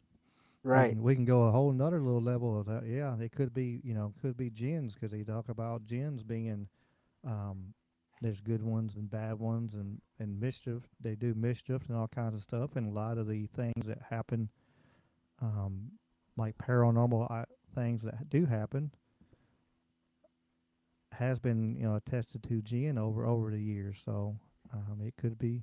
It's so many variables. It should be so many things, and I believe in one side, I think a lot of, um, it could be the same thing. We just have so many different names, just like, like we Yes. were talking about earlier with Bigfoot. Bigfoot has so many different names, type creature around the world, even though it's basically is the same thing. So it's, just like that. It could be we could all talking about the same thing, um, but just with a different name. Different name and slightly different physical characteristics. Because Some I've are. heard, some that have like a more human face, and others that have more of like an ape, like a gorilla face. But they still show the same amount of intelligence. So Mm-hmm. that's fascinating too. It is. I'm watching the chat over here. It's taking off now. We got a chat rumbling going, which is great. Yeah, which is it was always good seeing the chat rock and roll. Yeah, but yeah, I think to me, I've over time I've gotten to a point where I think of everything as yes and. So yes, apparitions, they could be souls, spirits, consciousness of a person that passed. Mm-hmm. Yes, apparitions could be 2 points in time converging and figures that literally appear and vanish are living people in another time. Yes, apparitions could be people having out of body experiences. And then of course, yes, apparitions could be, um, if physical, if they're shapeshifters, whatever they're made of, or physical or non-physical, yes, apparitions could be something else other than what it looks like. And I've really gotten to the point now too, with based on all of that, to where what I always say with people when you have experiences, two things: trust or go with your feelings, go with how the sense you get of, is this good, is this bad, but also then the other thing is always be aware that you could be wrong, For sure. and and that's the best anyone can do, I think, in all these situations. I think people, over the years, I know I have me personally, like my gut feeling, my intuition would like tell me one thing, and then I'm like, it'd be all right, and then turn around, it wasn't all right. I should have listened to my intuition, and like, so I agree, we should try follow our intuition, follow our gut feeling. But with your listing there, I would say is E all above. Um, it it could be, it truly could be all of it. And I think it's a good possibility it is all of it. I mean, it should be, residual spirits, We have, Yes. or just spirits. I mean, we have, that crossing over. Like I said, scientists already proved that there's a multiverse. So, what's the, what's the, is there's not a big leap anymore that, we are connecting. Um, and yeah, in very what could be, and especially if you have um, a deja vu, it could be astral projecting of somebody, not that they're targeting you. Um, it's just, I think some can control better than others, but, they could actually be astral projecting and just walking around and whatever, and then turn around and you turn around to see them.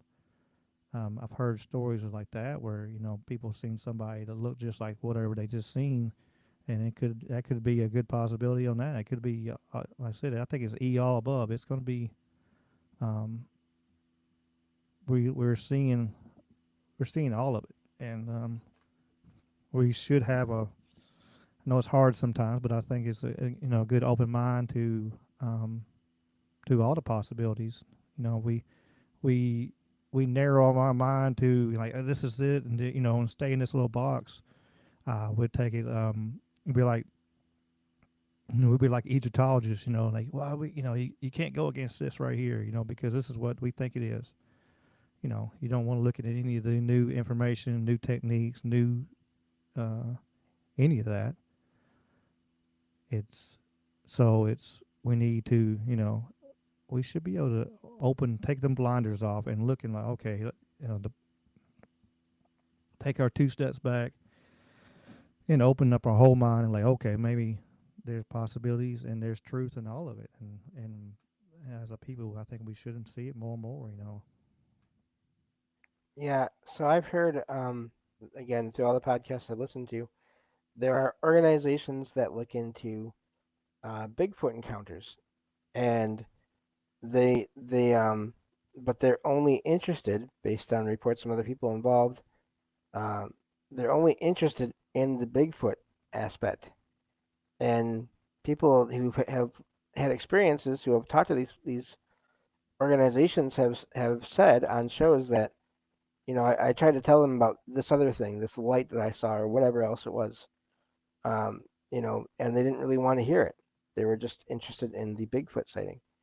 And I've heard the same thing from people who got in contact with um, organizations that research UFOs, where they would say, "Yeah, so I saw this light or this craft in the sky, and then I had an object, belongings in my home get moved, or I saw shadows." And this organization did not want to go into that. And then if you look at how a lot some paranormal investigation groups, they go in thinking that what they're dealing with is spirits and or residual energy, but it's very much focused on um, just those options. Uh, and I think that if you do what you were just talking about, if you look at everything, you will start seeing similarities in a lot of cases. And people who have experiences with multiple types of activity, of anomalies, people that have had, like myself, I joke now that the only thing I haven't really experienced yet is a cryptid sighting. I've done out of body experiences. Uh, I've had dreams about the multiverse, about other versions of my life where I was physically felt like I was physically there. I've seen ghosts, whatever they are, and I've seen the light in the sky several times and had telepathic contact with it. You know, so I've had all these experiences, Mm-hmm. and I'm not, but I am in no way the only one to be able to say that. No, I'm right there with you. You want which one would you like to see? Would you like to see Mothman? Oh, the problem is any Which script. cryptid would you? Well, before you answer, let me shout out the chat real quick while you think about that answer to that. What's up, Duffy? I think you said that before on being a Bigfoot. Hey, if you ever want to come on here and talk, um, for sure, talk about Bigfoot stuff. This is what this show is about. This is what I'm trying to do here. So if you like to come up on here and come talk sometime, Duffy, I see you and a Quantum going back and forth, letting y'all letting y'all have y'all's chat. But but yeah, if any of y'all, just reminder, if anybody wants to come on and tell your stories, this ain't just about me and James. Especially after today, if future shows, if y'all want to come on and tell stories, this is what this is about, and everything. But hey, that'd be awesome, Duffy. I love for you to come on here and tell 100 Bigfoot stories whenever There we you go. ready. Um,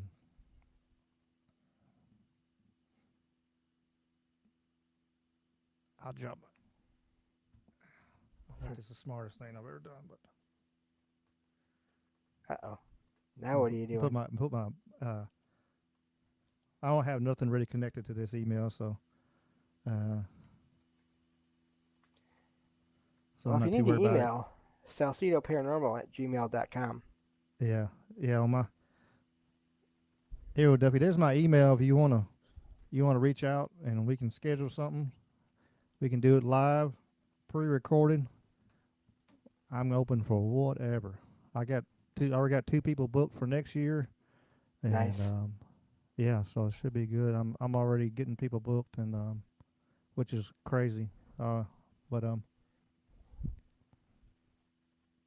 yeah. So to get back to what we're talking about, I was trying to interject on the chat. They were robbing around, and I seen Duffy say hi to me, so I want to make sure I was shouted them out. What's up, Raz? Got Raz in the house now. So now you had time to think, James. What cryptid would you like to run into? I guess if I had to pick, I'd say Bigfoot. The problem is any kind of to be able to see that it's actually Bigfoot or any other cryptid. Because of my low vision, I'd have to be right there. Like I'd have to be, I don't Eye to know. eye. What's Yeah, up, buddy? pretty much. So it's hard to because in a way I'm like well, I'd really rather not have one of those to begin with at all Yeah, because of how close I'd have to be. But yeah, so I guess I'd go with Bigfoot yeah, I because understand. for the most part, unless you go and try to disturb them like intentionally, or I mean, there are very rare cases from what I've heard. Again, despite all the the jokes and the claims, I am not an expert.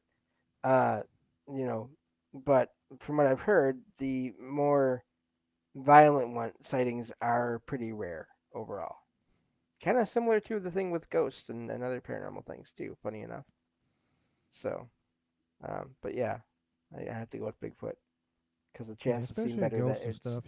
be You okay. see people like usually when you have something kind of violent, it's usually when they're asking. Yeah, Yeah. Michael Strange says James is an expert, so he put that in the chat. So he is, you know, the paranormal expert of the known universe is what th- th- we said the other thanks, day. Mike. So oh, 20 years, Grok said for you. it's So hilarious.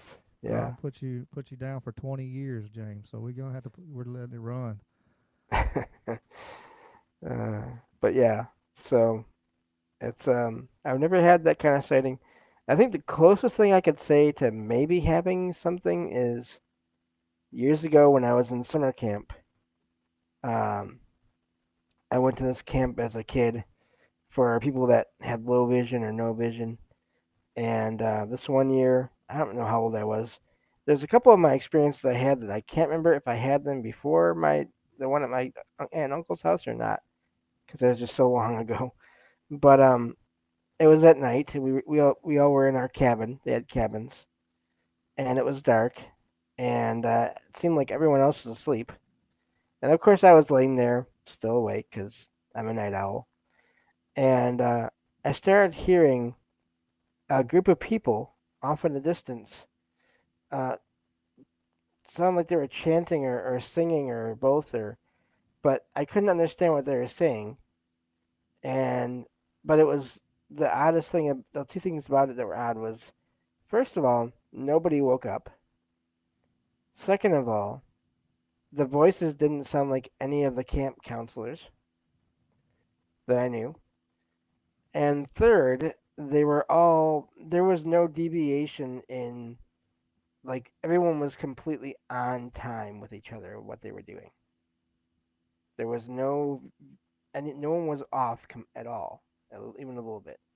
And I grew up with a family of musicians. I'm used to timing and being able to tell when people are completely on track and when they're not. And it just kind of got louder for a time, and it ended in this final like shout kind of thing, and then it was just gone. The sound was gone, and it came from the direction of the nearest fire pit that they had for the camp. And I laid there just waiting, thinking, well, someone had to have woken up and heard that. Okay, who's gonna start talking first? No one did, and so I don't know if no one woke up or if whoever woke up was so freaked out they just didn't want to say anything. But I don't know what that was, and I mean it was in the middle of the forest, so who knows if that was regular people or something else.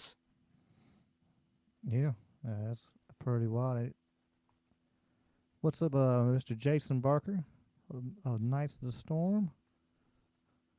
Appreciate you popping in, even for just a little bit. Um, yeah, that's some wild stuff right there. It's like a show I watched a while back. It was a bunch of a lot of druids or like witches and stuff.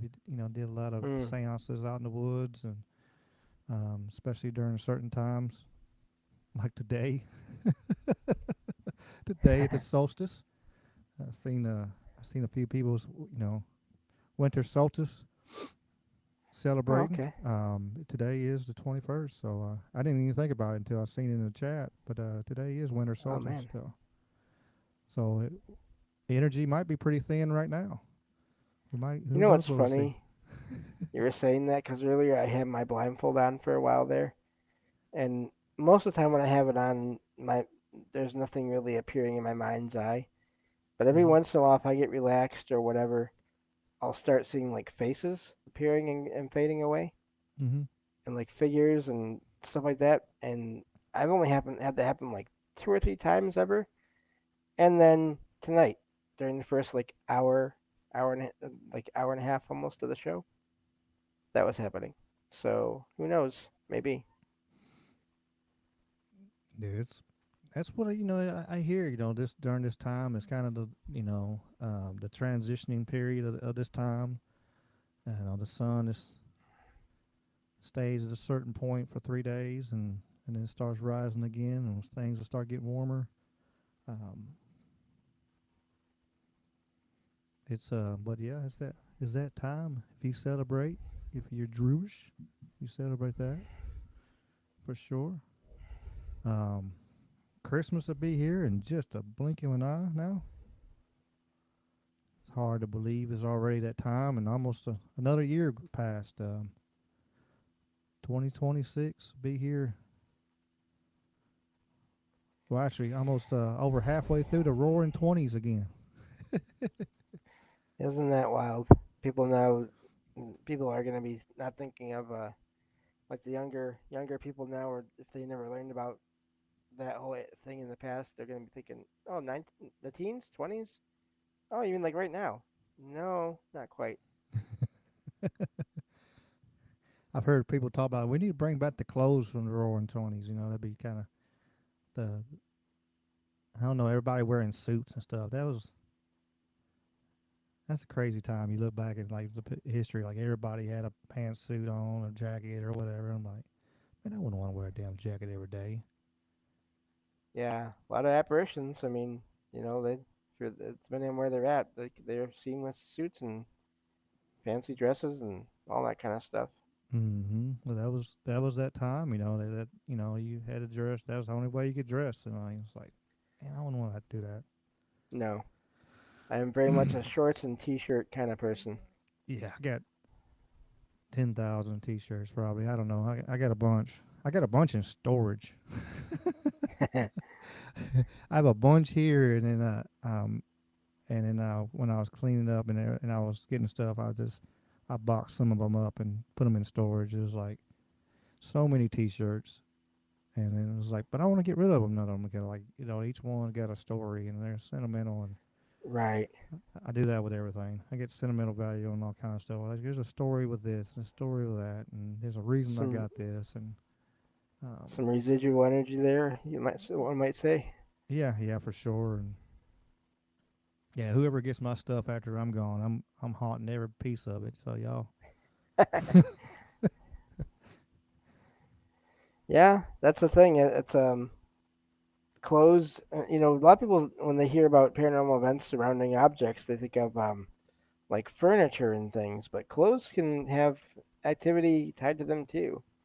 Um, I mean, not maybe not as often, but I've heard of some cases here and there of that. Um, so yeah, it's clothes and I mean obviously like furniture and really anything anyone had a really major attachment to can possibly have that happen to it. mm-hmm. So I Is a always say, be careful when you go shopping for anything in like in used or antique stores. Like see how it feels first. yeah. Um, I don't like that big mask right behind me right there. It's that one there kind of called to me. It was like, hey. I looked at it and I come back and I looked at it again and it was kind of like you need to buy me, and I'm like, all right. Then I took it up front and they're like $30. I was like, it's mine. It's this huge, you know, antique mask. It's coming home with me. But yeah, you if you see that, especially thrift stores and antique stores, and man, you can feel the stuff, and I um sometimes I do, sometimes I don't. I really do. I'll be honest. Sometimes I go through there and I had get this deep, just like kind of sadness to a point of like, man, this is all this stuff was somebody's treasures. This is Mhm. there was a reason they got this. It was they because of whatever. Um, these are somebody's treasures at one time, and and it was it's just a powerful thing, and and I talked about it before on my show.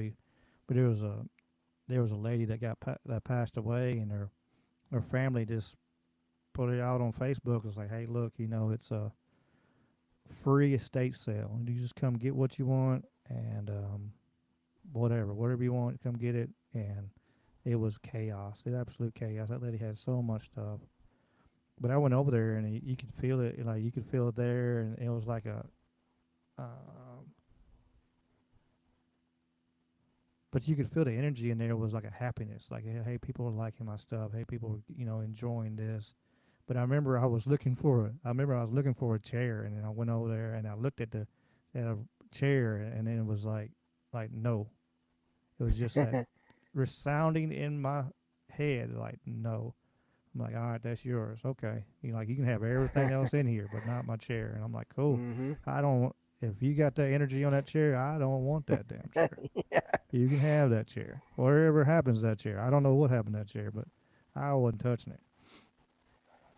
Sometimes I wonder about a couple of my things. Nothing has really happened for a while, but I remember I have I'm not sure if it's my great grandparents or my grandparents' dining room table, and for first several years when I had it, every once in a while I would hear a knock or a couple of knocks on the table, and I could never figure out how or why. Well, one day my mom came over and at the time she had a boyfriend, and the boyfriend said, "Oh, that table looks like it could use some tightening up," and I had no idea that was even a thing.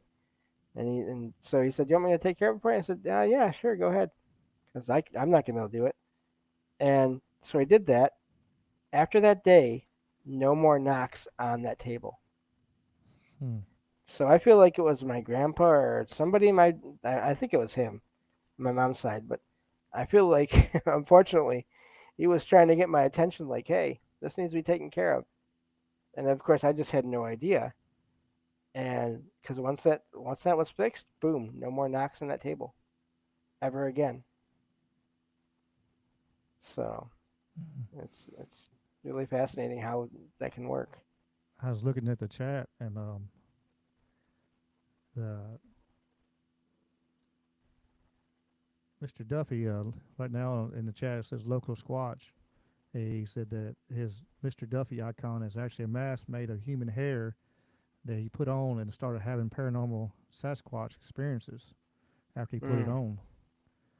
Uh, okay. I had some people ask me if I ever tried to like put the mask these masks behind me like on my face or whatever. I'm like, like, no, I'm good. That's probably a good idea there, Ricky. I agree with you. I don't. Yeah, I got enough problems as it is, but I imagine imagine one of them, at least one of them probably is haunted.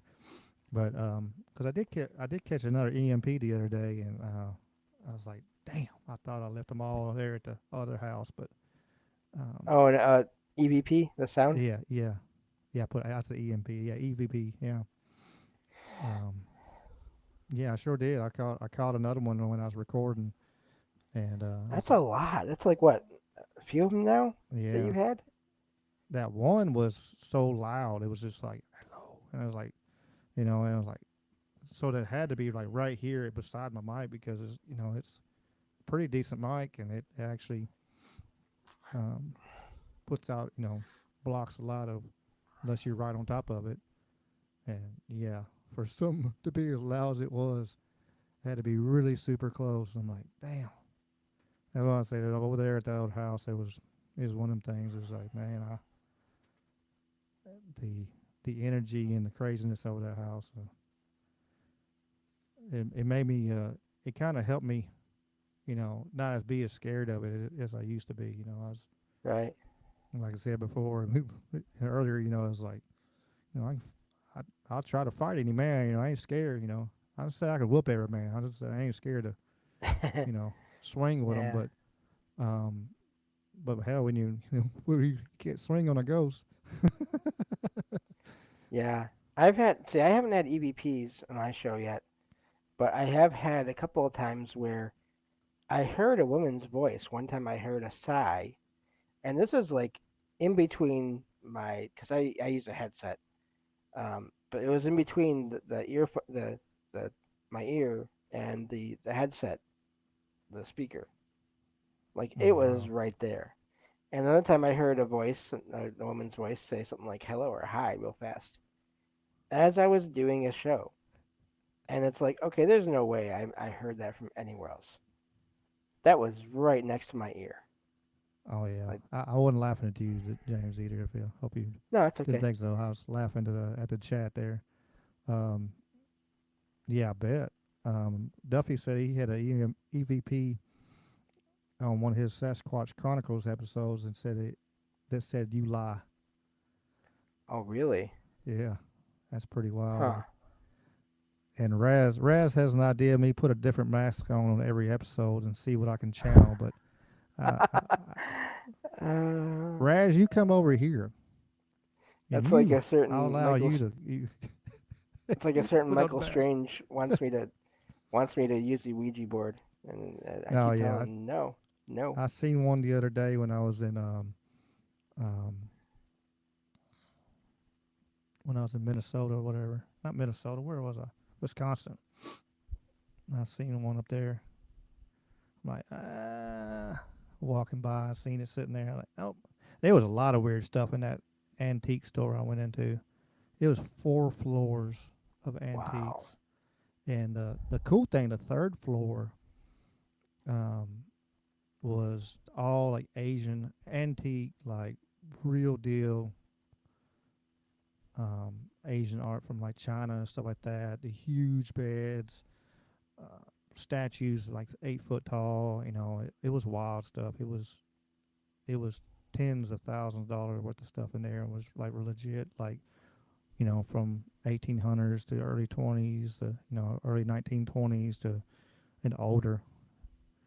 I This guy said he'd been collecting for like 30 years. I talked to him. He said, I don't even wow. care. He's like, I don't even care if I sell anything. I was like, he's like, I like people coming and looking at it. I was like, man, if I ever hit the lottery, dude, I'm gonna come back with a moving truck and Yeah. give you hell. I'm gonna I'm gonna put a dent in you because Yeah. some of that stuff was just cool. It was just awesome stuff I'd ever seen in my life, and Yeah. no, but yeah, that they had a like on the second and first floor, they had a bunch of, especially second floor, they had a bunch of weird stuff, and had a whole section full of just kind of um, weird stuff, and then they had that Ouija board, and I'm like, Well, I clicked a picture, I took a say, picture of it, and on my phone, it was like, nope, I yeah. don't want nothing to do with it. It's funny. I've never used one, but I did have an experience with a few of them once. When I walked into this little store in town. Funny enough, this little store, the couple that owned it just recently passed, and their son is running it now. Hmm. Hmm. Makes me wonder if I should go in there, see if I pick up on anything. But because they were amazing people, so I mean, if I picked up on anything, I'm sure it'd be, it'd be positive, it'd be friendly. Um, but I walked in there one day. I think because they sell like cans of pop and candy bars or whatever. So I walked in there one day to just look around and get something. And as soon I walked into the back door because they have a front and a back entrance. And as soon as I walked in, I walked past this one shelf, and I got this weird feeling like there's energy or presence next to me. And I walked by, and then it went away. And I thought that's weird. I wonder why that is because I wasn't looking at the shelves. So I walked back and until I got that feeling again, looked over, and there was a stack of like 3 or 4 Ouija boxes in Ouija boards in their boxes on a shelf. Mm. So I don't know if they were used or if, again, it's such a common knowledge thing now that whether you believe in this stuff or not, supposedly that's how other entities communicate. That there was already presences there waiting for people to get the boards and take them home. I don't know which for sure, but Could I be. sensed something before I even knew what they were. What I wasn't even like I can't even say it was suggestion, the power of suggestion, because I hadn't been looking at the shelf when it Yeah. happened. Could be now. Um, I don't see. I couldn't see it very well possible. Yeah, quantum. Yeah, for sure. Yeah, it was 4 floors. It was an old warehouse place. Used to be I forget what kind of warehouse what it used to be for or whatever. What it used to be in there a long time ago, but they had big freight elevators and stuff like that in there. That was pretty neat. That Um, had to be handy. yeah, probably from the like the 40s or something like that. Them old elevators was pretty neat to even look at. I didn't get on one, but I was like, I used the stairs. But yeah, it was amazing. Appreciate you, Duffy, on the email. I'll sure get with you, and we'll get together on a time. And you, like I say, you can come long as you want. Yeah, and if you ever want to do it on a Sunday, I can be here as well. Yeah, yeah, Um, if that works out for you all, because obviously that depends on your own schedules. But yeah, for sure. I know like next this week is Christmas, and the next week is New Year's, so I know like scheduling wise. So um, that's right now I'm scheduling for 2026. I ain't even gonna try to do plan on doing anything yeah, till after the first year. I've taken all of next week off from my show because I have 3 family gatherings in 4 days time. Um, so uh, so I've taken all of next week off. I'm planning on getting back to my regular schedule though for that last the week after that week where it's half this year, half next. That sounds good. Cross said you need to ask if you're sitting in a black room. You need to light a candle. No, he don't have a camera on, so it just gives him a black screen there.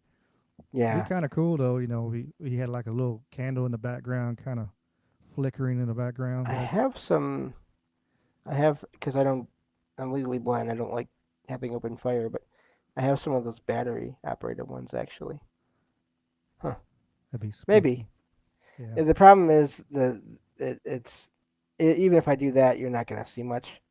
I actually found this out recently by doing another show with a camera, and, and I tried no lights on, and yeah, you could just see my shape, and that was it, Oh wow. pretty much. Yeah, it has. Yeah, um I got two big lights over here on me, And that's the thing, I can't and do that. and then I got well the lamps don't do nothing. They're just for decoration. Really, they ain't give me no nothing for over here. But yeah, I got two on tripods sitting over on the side of my screen, so kind of Okay. light me up. But I do have it a little darker though. I don't have it on the brightest, like 3,000 whatever. I don't want none of that. Yeah. Hurt my Yeah. eyes or something. Yeah. Yeah. But no, it's the objects thing is fascinating. I can't remember if I told this here before or not, but back when I was a kid at the house that used to be my dad and my former stepmom's, back when I'd go and visit them, their the guest bedroom was also like, kind of like partially storage because I wasn't there all the time. And for a while, my former stepmom had these two mirrors. They were fancy, like the frame and everything was fancy, like not just an oval or a square. And they were, of course, I don't know if she did this intentionally or not, or knew any of like the reports of activity surrounding mirrors, but she had them. It was a long, narrow room, and of course she had them in the middle of the long walls, facing each other. So whenever I went in that room, I had to go between these two mirrors to get to the bed, and I always got a weird feeling when I passed between those mirrors. And this is years before I was looking at any of this stuff. I had no idea, um, you know, that there's so many reports of paranormal activity surrounding mirrors. Not all mirrors, but it's a common thing. Reflections, Mm-hmm. like windows, glass doors, whatever. And so I don't know if there was energy attached to those mirrors or not. I think so now because I can walk by other mirrors. I have a mirror in the bathroom, the medicine cabinet, and I've only gotten a weird feeling from that once. So, but there's something to that whole mirror thing. Yeah, you hear stories, and of course, the movies, um, and then you. What was I seeing? I seen something on a mirror the other day. That was sitting there, and you could be you could hold something like behind your back, and you can Mm. still like you could see it without it being not in visual, but you could actually see it was reflecting, even Okay. though it was behind you. Whatever it was weird. Um, it shouldn't be able to see it, kind of thing. But brother Dave's Waffle House is in here lurking. Appreciate you, brother. He all the way across the pond over there. We are global Wow. tonight. We got South America, we got England, all around the world. Appreciate y'all coming, listening to our stories and talking, and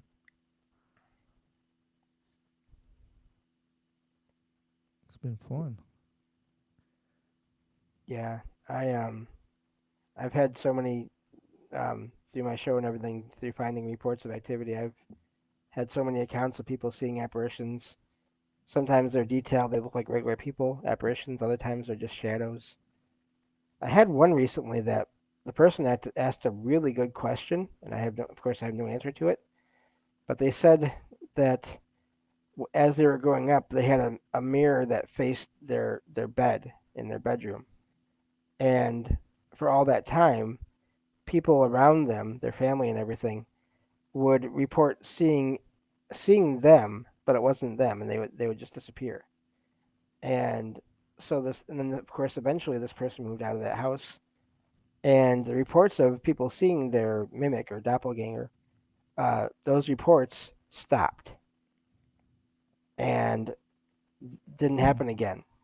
But then recently, this person and their partner moved into a place, and there's a mirror in the bathroom, and they've been noticing they feel uncomfortable if the bathroom door is open and the mirror is facing them. And so they were asking in this post, is there a connection between mirrors and these mimics or doppelgangers? As in, like, can sleeping in front of one somehow create or summon one of these entities? Which I thought was fascinating because I've never heard that before. Well, maybe think about it. Have you ever seen the movie Prince of Darkness? No, no, It's a it's another John Carpenter. John Carpenter. I wonder, like, if he don't know a lot of things, and he lets uses movies to let people know, but right.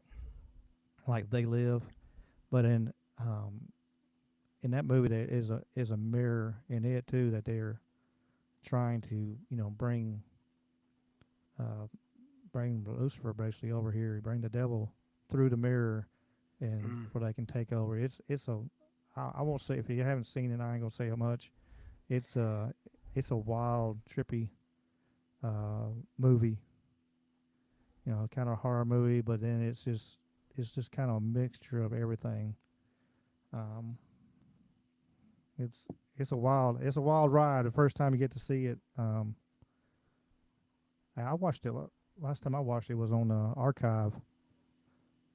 Actually, I went on archive.gov and not gov, archive.org, I think it is, and actually had it on there, and I watched it for free. So, Wow. but it's a Huh. it's a it's a wild, crazy movie. There's a bunch of weird people and all kinds of stuff. Just like I said, I ain't gonna say much. It's suspenseful. I'll say that.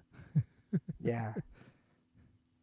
In case you want to go see it and watch it sometime. It's like I said, it's another one of John Carpenter's, and it's not super well known, I don't think. But it's got like Victor Wong in it, from um, oh, I can't think of the name of the doggone movie. That's okay. I'm gonna step away for just a second or so, and I'll be right back. Okay, got you, James. Check back with the chat.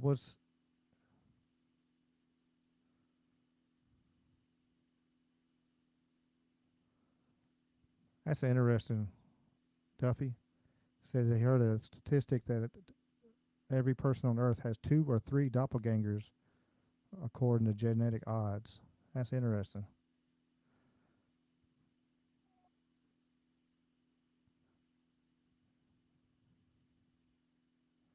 That'd be, I don't know, having two of me running around. That's that's a scary thought.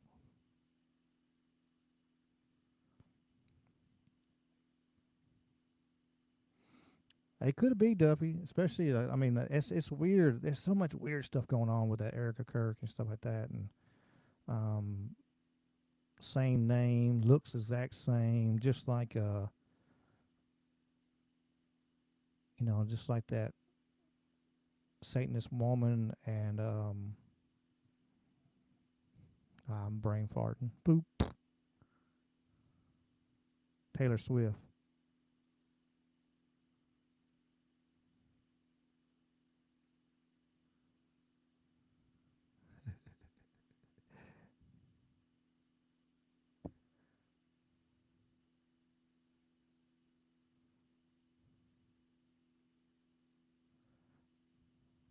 That's over here reading the chat. It's If you're lurking in the background, I appreciate you, but you should be in the chat too, because on both Rumble and YouTube, it's always great discussions. I get numbers are looking good.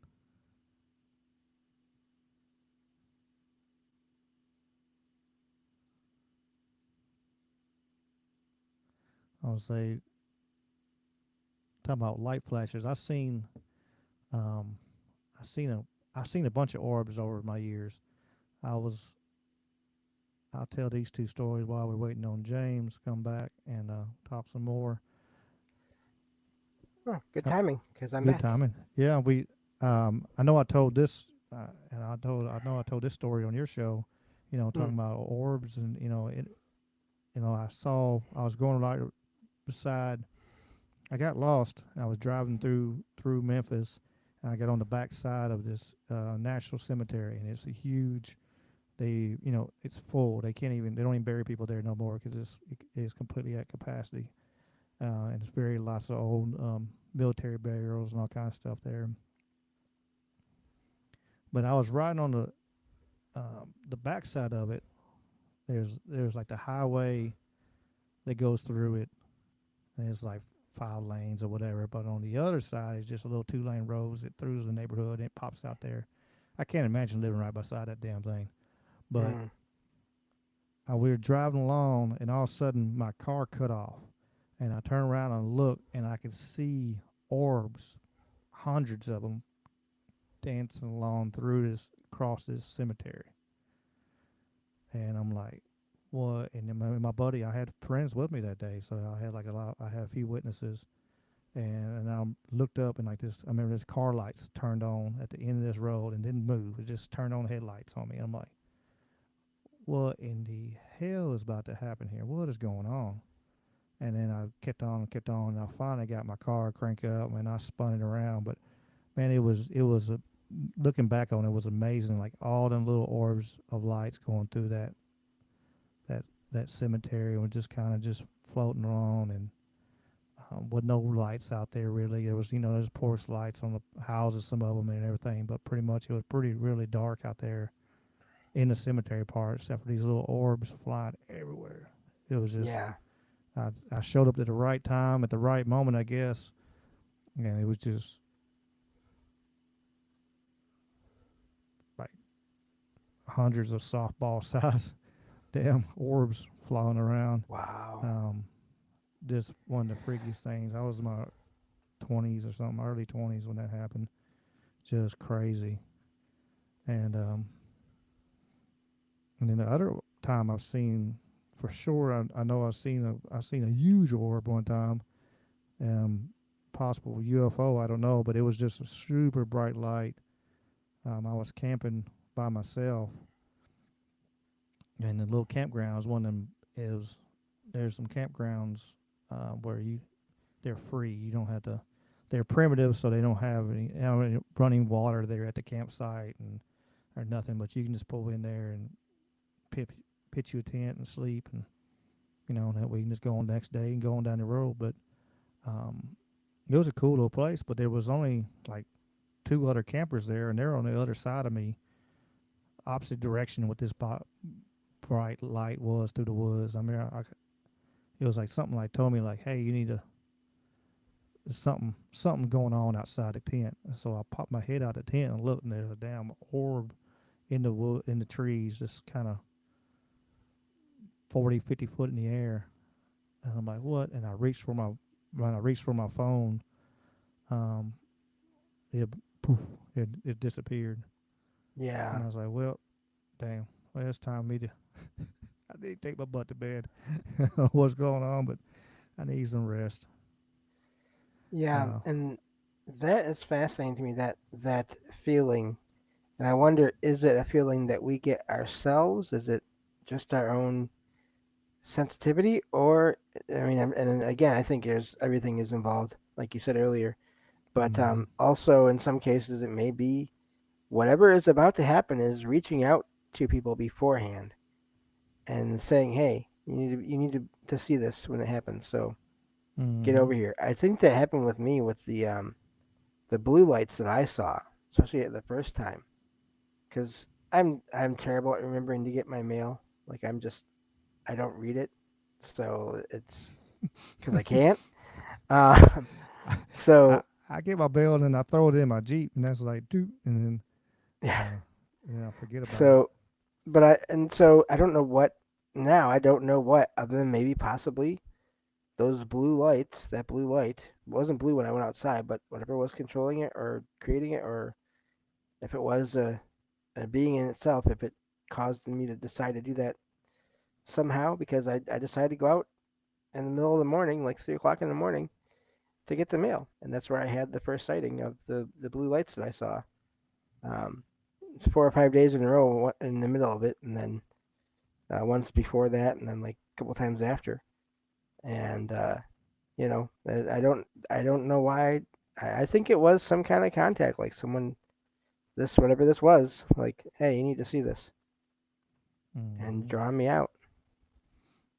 Like you said, I think with having a person sensitive to this kind of thing, that they whatever it is can sense that, it can tell that, or or maybe not. Maybe it's it sends out the energy out, and whoever picks it up, and but you can sense, you can. And it's like, man, hey, I need to do this. I need to go check this out. It's just you just had that gut feeling all of a sudden, and and then you see something a wild and spectacular, and when you do it, it's like, what in the world? And I If you do hadn't followed your wonder, gut, and followed your yeah, intuition, you would never have seen it. You're like, hey, I need to do this. Okay, we go do this, and it's amazing how that works, and how in tune that we really are to such things, subconsciously, but we don't. Our mind is running so hard most of the days that we yeah, don't get to really see so much, um, through the and, day. I think that's part of it. Why we don't see it. Like, well, I don't see stuff during the day. You're like, I suppose our minds are running 100 miles an hour, and oh yeah, even if we do hear a knock, we're not even worried about it because it's well, this could be an animal, and you just blow it off. Like, hey, that was an yeah, animal. Especially, you got animals, you got cats or something, and you hear a knock or oh yeah. whatever. That was just a cat. That was a dog. That If was a you're in a tree place, limb hit the roof or whatever. But yeah, yeah, you you'll quick push it off on something regular, um, and not even think about it. It's like when we were at work, they were talking about you know turning in. We were it's gonna be like a weird bring together or whatever, but we were talking about like turning in like near misses and stuff like that. And we were like, hey, with this, um, so it's something somebody come close to getting hurt or could have got hurt, we would turn it in. So and we get credit for we would get credit for it, whatever, and we get turned into might win a cup at the end of the month or whatever, at the end of the quarter or some crap like that. But it made you it on. But the reason I brought it up though is like one of them things, like, again, is we don't even think about it. Like, hey, um, somebody almost got hurt right here. Well, because they didn't get hurt, you didn't think nothing else about it, and you just went on. You just let it go instead of you know instead of like, oh, wait a minute, hey, like you walked up and said, hey, stop, there's something right there, you better get hurt. Oh, okay, thanks, and then you go on your way and you blow it off. Um, I think it's the same thing with paranormal, especially during the day, and wild things that you just blow it off. You're like, oh, this happened. Oh, okay, and it just clicks, and then poof, it goes out because you know your mind running and everything else, and you don't stop to think about it and go, wait a minute. Sometimes you do. Sometimes retrospect, you like, wait a minute. Some of this don't add up. When you think about back what just happened, you're like, well, this don't add up. There's something. What's missing here? And then you realize that you just had an experience that, you know, you can't really explain. yeah. And I mean, I've heard this before with people who they lived in a house that where they had a family or they had roommates or whatever, and they would hear sounds or whatever, and or see things move, and they'd think, oh, it's just other people here, and then eventually, for whatever reason, they would be alone in the place for good or whatever, and I don't know why I keep saying that, but just any situation, whatever's going on, and they would hear that same noise again, and that's when they'd realize, oh wait, there's no one here right now. So if I'm hearing that now Mm-hmm. and I can't explain it, does that mean, oh, I mean I had an experience before, and it's not the same thing, but I've had before where um, every once in a while I would hear just one of the bottom kitchen cabinet doors cupboard doors would it would sound like it was like someone had gotten in there, like opened it slightly and then let Mm-hmm. it just close where it's not loud, it's just a quiet thud or whatever. And I would hear that, and a couple of times I'd go in there and I would find Logan, my cat, leaving the kitchen because she knows she's not supposed to be in there, so she'd be like, oh, I'm out of here. You know, yeah, I was there, but I'm gone now, so you can't do anything about it. Typical kind of cat stuff. But Mm-hmm. there was one day, or one night actually, where I heard that sound and I looked over to the kitchen and I was about to say, Logan, get out of there. And Logan was laying on the floor next to me. So it Mm-hmm. got me thinking about all the times I heard that sound and didn't happen to go in there and look because I just figured it was Logan and I was busy, whatever. So now it's like whenever I hear that sound, I'm thinking, well, could be Logan, could be. And so now whenever I hear a sound, I automatically look around the apartment to see if I can spot Logan to Yeah. like figure out was that her or was that not her? Yeah, I've heard a bunch of stuff like I said in my old house, and it'd be, in the kitchen doing the same thing. The little cabinet doors kind of open up and toot, Yeah. and shuffle around or a pot shuffle or something. And but then I look down and I got both cats sitting in my lap. We're all chilling watching TV together. I'm like, okay, it's not you two, and there's nobody else here. So it's one of them things. I seen. I agree with Quantum. Uh, said that they thought that they actually how ridiculous it is that we have people that still live and act as the physical reality is the only one that exists, and there are a lot of people that do have had that mentality of. Uh, Sometimes I wonder it's just it's over their mind that they can't fathom it, or it's probably all above. It's going to be like we were doing earlier. It's like it's E. Yes. It's Yeah. all above. And there's people that they put their head in the sand, and because they don't want to deal, they can't deal. They don't have the mental capacity to deal with anything extra. Like barely deal with the world as it is. So they don't look into any conspiracy theories. They don't look into the paranormal. They don't look in you know what are loans that long as 1 plus 2 equals 3, they're good, and they keep along their little happy little way, and that's how they gotta live. That's how they gotta live. I understand, but I think that's some of it though. Is where just people just put their head in the sand and don't want to be open to it. What's up, Yeah. Puff Puff? See you in the chat. Appreciate you.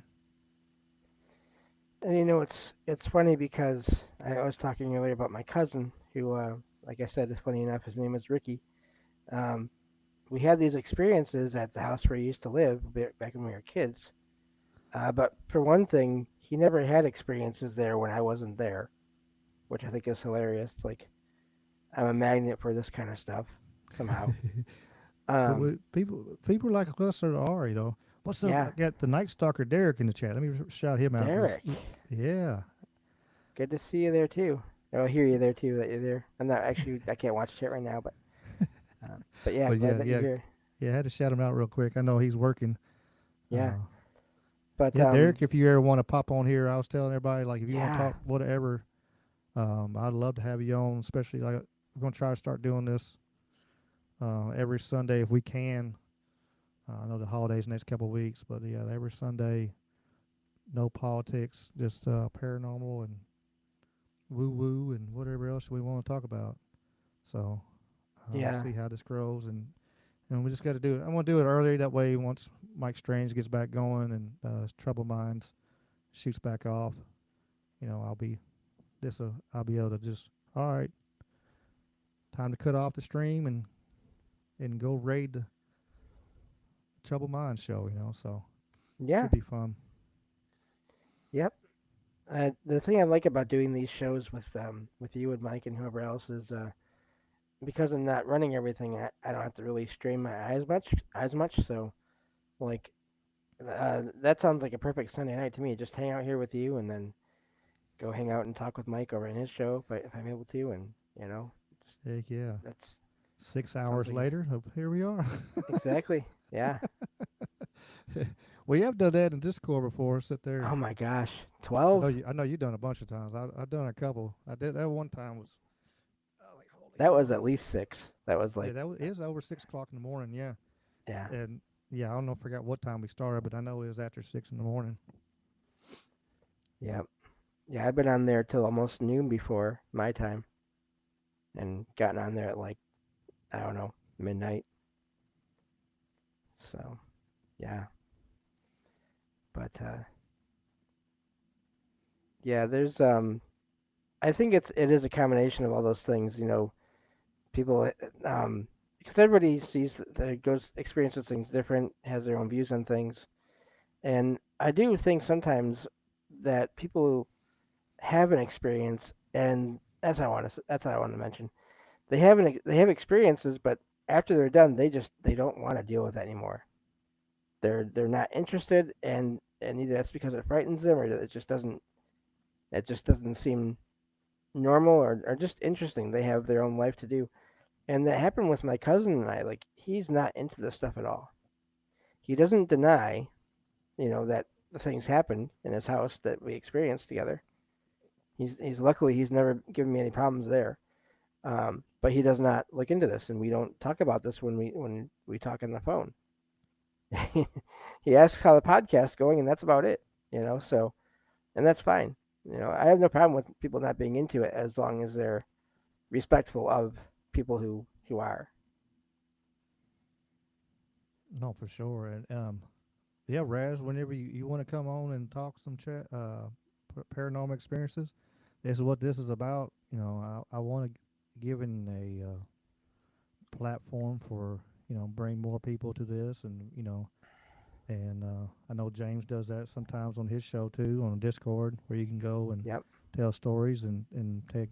Um, so it, we need to be able to talk about these things. I think that's part of the problem. Like some people don't know where to. They have experience too on the other side. Like you said, that might, hey, I don't want to deal with it.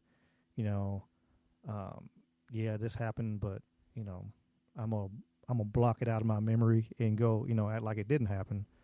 But there's also others that that have no idea where they could actually talk about this stuff without being ridiculed or talked down or looked at like you're crazy, you're insane. That's no, there's no way. Um, because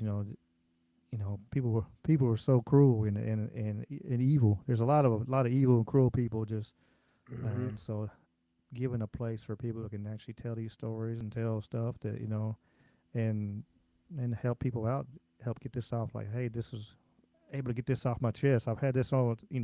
I've heard people do that before on shows, and I've had this story for 30 years. I've been wanting to tell somebody, Yep. um, and if the opportunity comes up and people want to, I mean, that'd be awesome. I'll be glad to um, be that platform for people want to tell.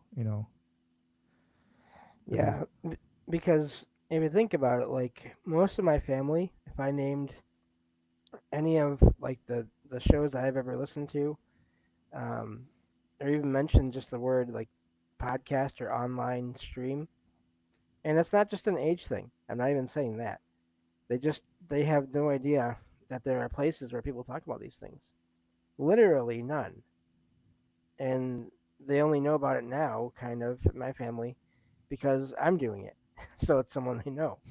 mm-hmm. But they've never really, other than again Hollywood or maybe a History Channel kind of, A&E or whatever, show on Mm-hmm. not the investigation ones, but the back when they used to have the shows where they just had people tell experiences or talked about haunted places. Mm-hmm. Oh, I Um, know exactly what you're talking about. I used to watch all them. oh, I love those. I miss those.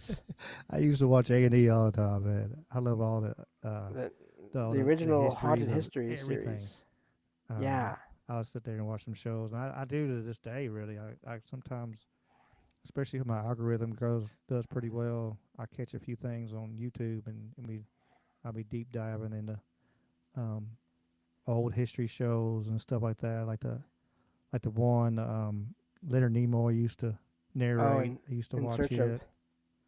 Yep. and stuff like that. See in the chat, Raz said it has already written half a book already on the stuff they've seen working. So yeah, that'd be Yeah. cool. Come on here and quantum. I agree. Respect is key. Yes. Um, and that's another point that talking about soul families. And I've heard that saying before. There's we have blood families, and then I think that I agree. I think there are soul families where the people come together with that same energy and same and mindset. Like we have with the Troubled Minds family and stuff like that, where you can turn around and there's so many people. We don't all agree on everything, but there's a place to have an open discussion on anything. Um, and so need and have be able to connect to some of your soul family. I think because a lot of people are they lost, like maybe they don't have blood family, and some people don't. They passed away, or they um, just had a small family or whatever, or disagreements. It happens, but um, just because you don't have that family, don't mean you can't find the uh, your soul family, which actually has a good connection and a good mindset of in the same kind of like kind of biblical on that, like equally yoked. It talks about not be unequally yoked, and I think that's part of the equally yoked on there is you know having people in that same mindset and open. And I'm not saying you got to shun everybody and every that don't agree with you or not on the same mindset, but it is good to have like-minded and open-minded individuals to talk to and discuss stuff. Yeah. I mean, that's part of like Ricky and I have talked about this before. Um, I support everything he does, but I'm just not into all the current events, political, even some of the conspiracy stuff that he's more interested in. So a lot of his Wednesday shows, I'm just not there a lot. Or if I listen in, I kind of half listen in and do other stuff, but I leave it playing so he gets the view. But Until we get to cat videos, then he's until there. we get to the cat videos, that's where he has me right there. But but that's fine. I can do that. And I'm not going to like just not talk with him at all just because he does that. Because I'm not interested in that. No, that's not right. I can't do that. Because I like him. He's not he's okay. He's not bad. But no. So joking, half joking aside, but yeah. So but this kind of thing, like when he announced he wanted to do that, I thought, well, yeah, I'm happy to be here for that. Oh, for sure. I mean, I don't know it. Especially with everything going on, it's the Wednesday show. It's been leaning out. It it started to the point my mindset was to be a blend, a pure mixture, of like this stuff like this, and then turn around and then have political and just the way the world's been. It's just leaning more and more political just because of stuff. But on that, it's like if you uh, it's good to talk about that stuff too. But there's time and place, and so that's why I'm kind of glad that um, decided to do this. Have two different ones. Kind of and I'll still probably we'll still talk crazy stuff. And uh, not crazy, crazy. But we'll talk. We can talk Bigfoot and everything on the Wednesday night too. Who knows where I'm gonna go with it. I got all kinds of stuff. I'm saving stuff right now. Probably won't be. I won't be on Wednesday night this week. Speaking of that, thinking maybe I think I might do it Tuesday night. I don't know. We'll see. I'm not sure. We'll see how it goes. It's because of the holiday, Christmas Eve. I know I got a family Yeah. Christmas Eve, so and then New Year's Eve. Going to New Year's. I know it's you know family stuff or something going on. So Might have to push the Wednesday night show to maybe a Tuesday or a Thursday. I don't know. We'll see. We'll see how it goes. But what I'm thinking about before my ADD brain gets kicked in, like I said, I don't know about this week. I know Wednesday night I will not have a show. I'm not sure what night I'll replace it with, but if I get to, I don't know. We'll see. I got stuff saved for it. Um, thanks, thanks, Shadow. Always Appreciate it. She come by and knocked my mic sideways, but it'll be doing a check on your equipment there, making sure it all moves just right. lock that down a little more, maybe. Yeah, lock that mic down, stand a little better down, maybe. Maybe she won't turn it so easily. She's helping you, making Yeah, sure, Hey, she's tighten helping that me. up. She's helping me. That's all cats are really doing. No matter what it seems like, they're just helping us. Or messing with us, but I mean, or both. Who knows? Yeah, combination. Everything above.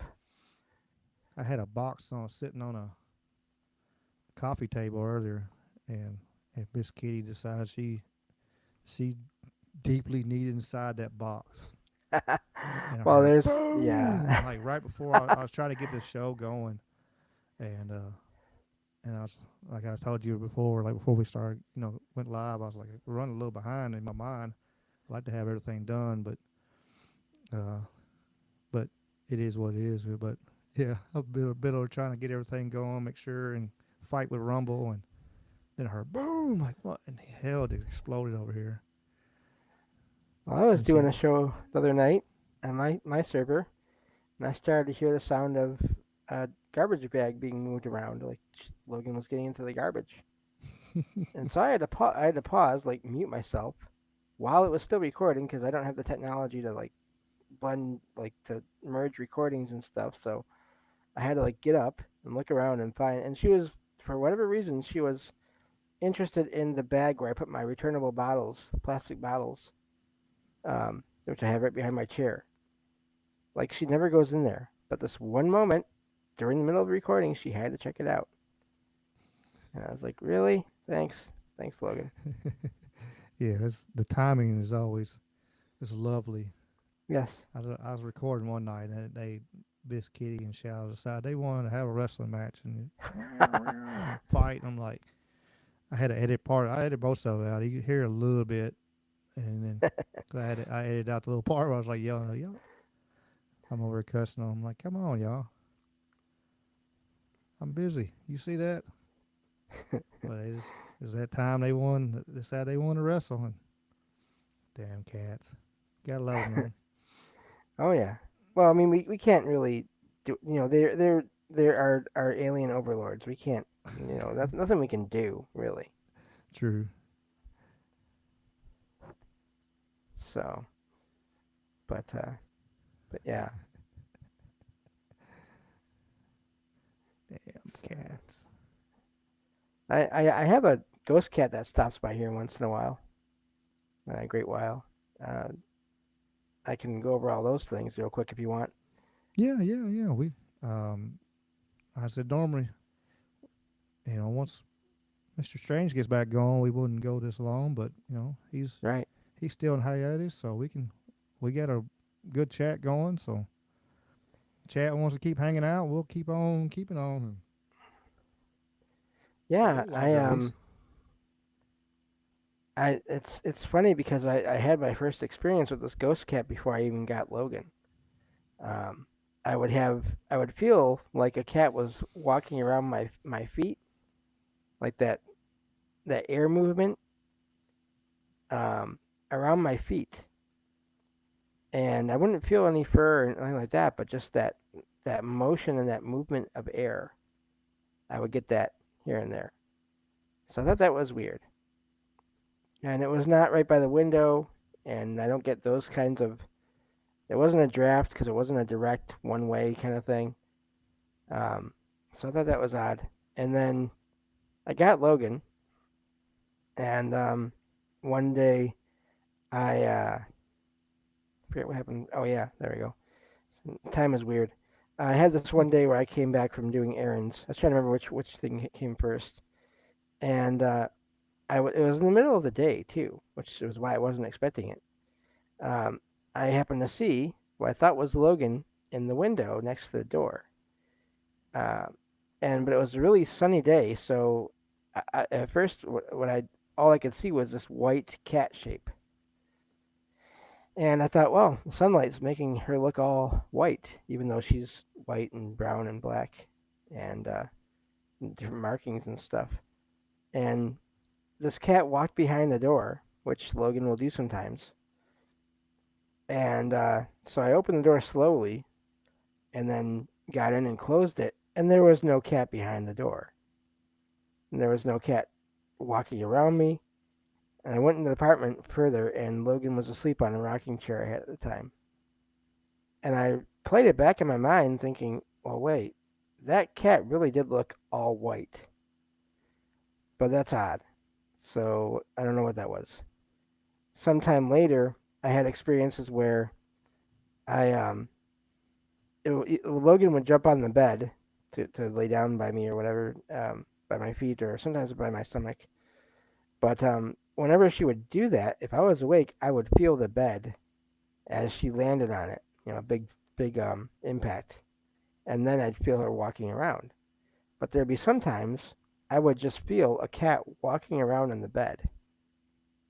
No initial landing or movement of a cat jumping off the bed. And at one time I even looked and I did not see anything. Hmm. And whenever these things happened, Logan was not anywhere nearby. So whatever whoever this ghost cat is, Logan is not against them, but like does not want to deal with them. She's never right nearby when any of these things are happening.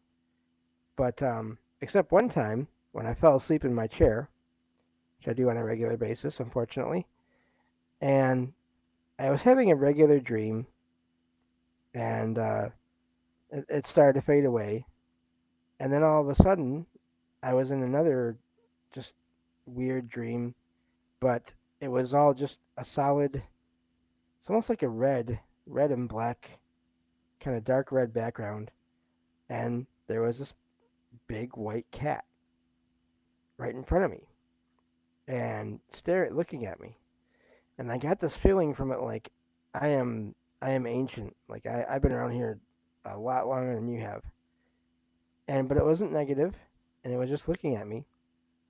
But then I started to feel pressure on my stomach, and so I started to wake up, and this ghost cat faded away. The dream went away, and I woke up to Logan standing on my stomach, looking at me. And I think it was like possibly a jealous reaction, or like at least a hey, get away from get out of his head, kind of thing. And then as soon as I woke up, she jumped down because she does not like to be like on top of me. She did when she was tiny, back when she could lay on my stomach and have plenty of space. But when she got to be a full-grown cat, she's like, no, that's I can't do that anymore. There's not enough space. But this one time, like I said, something about that ghost cat. She didn't like that doing that apparently.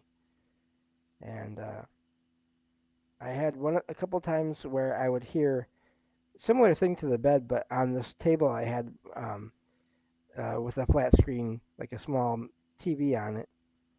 I would hear the sounds of a cat walking around on the table. Now Logan did used to jump on that table and walk around back there and lay down. But again, I would always hear when she jumped on or off of the thing because it was like a card table, and again, I never heard the getting on or getting off sounds when this ghost cat was around. And it happened a couple times, and one of the times it happened was right in between two nights of sightings of that blue light outside in the sky. So, and then, like I said earlier, near the start of the show tonight, I may have seen this ghost cat again the other day, just briefly. I feel like I really did. So, Yeah, I don't doubt it. It's. I wonder what the reason now. Like, it has been so long. I wonder what now. I know. it's not my story, but it's my mom's. I've told it before, but for the ones that hadn't heard it, she had she had a ghost dog show up at the house. There was a dog that had passed away. I think that within that week, I think, um, within the last 2 weeks for sure. And she came out, but it was she turned around and she came outside and the dog was sitting there. And she said, "Well, I need to get you some food." And my mom's one of them people that she feeds everything and anything. And I've looked out her door and there'd be squirrels and raccoons and possums and cats all eating at the same time, kind of deal. Um, she's got one of them, she loves animals and she's got one of them hearts for them. And so she went back in the house to get some food for this dog, and she come back outside and the dog was gone. So she went looking around, looking, and she couldn't find the dog. And um, she said, "Well, I'm running late. I gotta go. I go into town." So she gets she gets up on the interstate, and there's a bad wreck. It just had happened, and we find out like later, like looking at the everything, like if she had left at the time that she was trying to leave, she would have been right in the middle of that wreck. She might have been in that wreck, and so that dog, that ghost dog, or it matters how you look at it. It could have been like her guardian angel that knew that, hey, she could, um, what would stop her from, getting her to do what that need to be done, slow her Right. down. Knew she would, for an animal, she would stop and help the animal, especially for the one, and like it didn't even realize, register her brain that the dog had been gone for a week or whatever, had passed away. And she just seen the dog, was like, hey, I need to feed the dog, and so it seeing that ghost dog actually, saved her from getting hurt or who knows what. Um, it's it's amazing and how you see that happen. Sometimes I've heard other stories and not just my mom's, having that happen. Um, seeing so it makes me wonder, like, hey, what is there a reason that you're seeing the ghost cat again, or what's going on, or just just you just happen to see it again. It was come back to say hi maybe. And you don't always have to be negative or anything like that, but you never know. Um, it's always hindsight when Yeah, you I actually mean, figure out. so yeah, some things don't figure out until much later. It does make me wonder too with your mom's experience there, like if it was some other being and it chose a human form. I mean, she may have just thought, oh, who's this random person? Oh well, whatever, I'm out of here, and still gone, you know. Yeah, And yeah, yeah. Like, hey, or if it I gotta had go. Get appeared, out of here. yeah, or if they appeared like a angel or any kind of like alien or monster, she may have still left. Yeah. So that may have only literally been the one thing that that could have stopped her. That maybe it figured it out. And again, does that mean telepathic? Well, reading someone's mind to kind of figure that out without them knowing it or not? Mm-hmm. That's I wonder or about or that just too. knowing them, if it Hmm. was a guard, if it wasn't, it was a guardian angel coming as the ghost dog, Right. then that if that is the guardian angel, then that's something. If you has been there, probably maybe all your life, that's so knows you, knows how, knows your Yeah. what you react to, like you said, like if it was a person, she was like, hey, look, I got to go, not been rude, but hey, I got to go, I'm leaving, you know Right. like if it was Jehovah's Witness or something pulled in the yard, like, hey, look, I got to go, I'm running late, I got to go to work, or I forget, she didn't have to go to work, but she was going in town for something, I don't even remember what. But I'm like, so something like, yeah, probably so, like a person or something like that, she would have probably, hey, look, I got, can't talk right now, I got to go. But with an animal, It's one of the things like person, yeah, but the animal, she's gonna stop and try to help no matter what. So, um, Yeah, that makes me wonder now about an experience I had years ago, a few years ago. I mentioned earlier, my grandma on my dad's side has visited me in my dreams a few times, and the last time she did that, um, we were in some kind of a big building. I'm not sure what it was, and I don't remember most of what she said. Like we had a conversation, but she was talking really quietly for some reason. I remember that. I don't know why, but she said something like, "You need to get vitamins, like start taking your vitamins again," or something like that. And I got vitamins after that, and everything was fine. But now I'm just wondering, was there something going on that I only needed to take them for a certain time, and she was letting me know that? Because I mean, I don't buy them anymore. I just forget to get vitamins. I haven't taken vitamins now in years, but I've never mm, had that. You know, hmm, a visit again saying, "Hey, why'd you stop?" You know, why'd you stop taking them? You gotta keep on. No, I never had that. So it makes me wonder now. And of course, like, maybe not, but I'm just wondering now if there was something. I don't know if I was starting to get sick with something, or I would have mm-hmm. if I It's wasn't taking something at the time. yeah, could be. It's very very possible. That and that's the reasoning behind it because they knew you needed it to keep you from getting sick. I can see that. It is a very good possibility. Um, let me let me shout out the chat real quick. Yeah, Um, we got Monique. We got Karen Carpenter. We got we got Gordion. And where's my mouse for that one? Cause I seen it. Y'all moving too fast over here on Rumble now. Gordian says, I think a ghost cat from a neighboring dimension keeps visiting me. Said never had a interesting. gray and white cat before, but I can also sense that I know the cat. Um, Could be. could be, you know, we were talking Could about be that a earlier. We were talking about multiverse dimensions earlier. yes. Gordian is, at certain times that, we think it bleeds over. It's certain when the energy is really low. I know I've had very lucid dreams of different places and crazy. To me in my mind it's just like, man, that's crazy. We like well I talked about earlier about me. You know, in my dream that when I said I need to lay down and take a nap, I woke up and I woke up here. It was instant. But Yeah.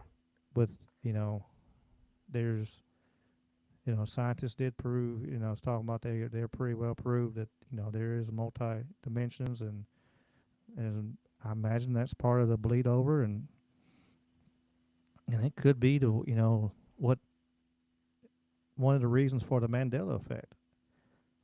And just paranormal things and some paranormal things in general. So I'm thinking about two things here. First of all, I can't remember if I shared this on the show before, but like you said, new listeners, there are people that just haven't heard that particular show.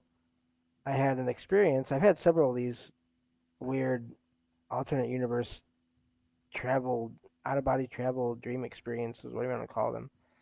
But the one that sealed it to me there, that really made me think that this is what it was happening, was I I fell asleep and I had this dream.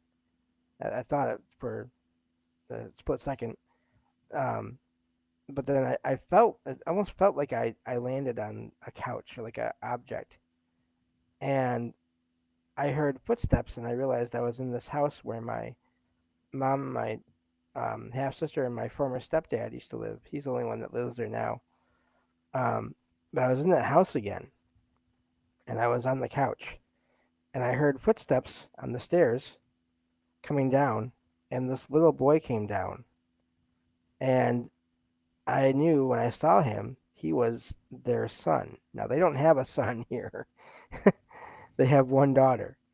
Hmm. Um, and my mom came down, and I got a weird feeling from her because it was her, but it wasn't her. It was it was a version of her again. And but what freaked me out after is as soon as she saw me, it was like this had happened before, and she was used to it or aware of it, and she just started comforting me, and I started to relax, and I woke up, and that's when I came back here basically, however that happens, and I Hmm. realized she knew something that I didn't know for sure until that moment because I've had so many other similar experiences, not with the comforting, but just with the being in a familiar place, but yet the situation is completely different there than what it is here.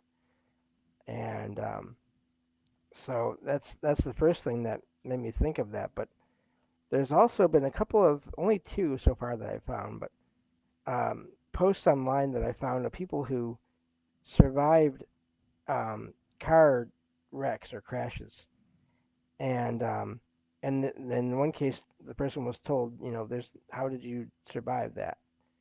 And then when they got back to their family seemed different to them, and they seemed different to their family. And in one of the cases, it wasn't just behavior, it was their physical features seemed slightly different. So it makes me wonder, did these people, having that terrible traumatic experience, did they somehow shift um, to other, to basically from another version of reality to this one where they're at now, where they made those posts? Hmm. Because I'm Interesting. talking like hair, like length and eye color kind of differences in their appearances. Now hair you can kind of maybe write off, but eye color, Hmm. that's pretty extreme. Yeah, for sure. Let me, brother Willie, Mr. Willie Desert Hangout, and we got commercial Herschel in the house now. And Derek said entities studying humans to try to pick a good mask for themselves. It said it wouldn't take long for them to land on cats. I could see that. Yeah. Well, and that's the thing too with that the having that sighting or not sighting. It was just the sound of the cat walking back and forth on the table behind my TV, right in between two of my blue light sightings that I had. That was quite the moment to come back for, like right in the middle of all that, and not be here for a while before that or after that any of that until possibly recently.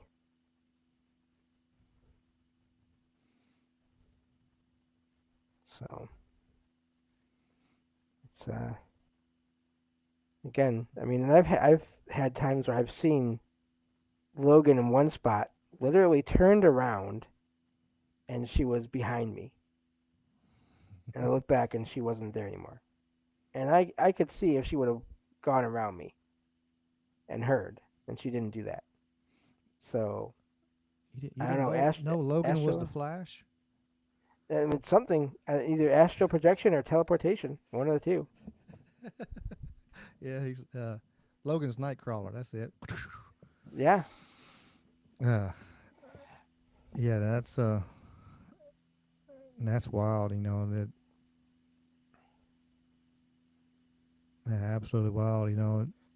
And but you hear this happening so many times. In these stories people have, and um,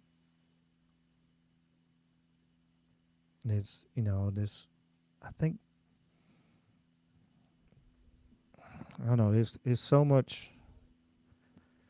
I don't know. I think again. I think it's I think it's E.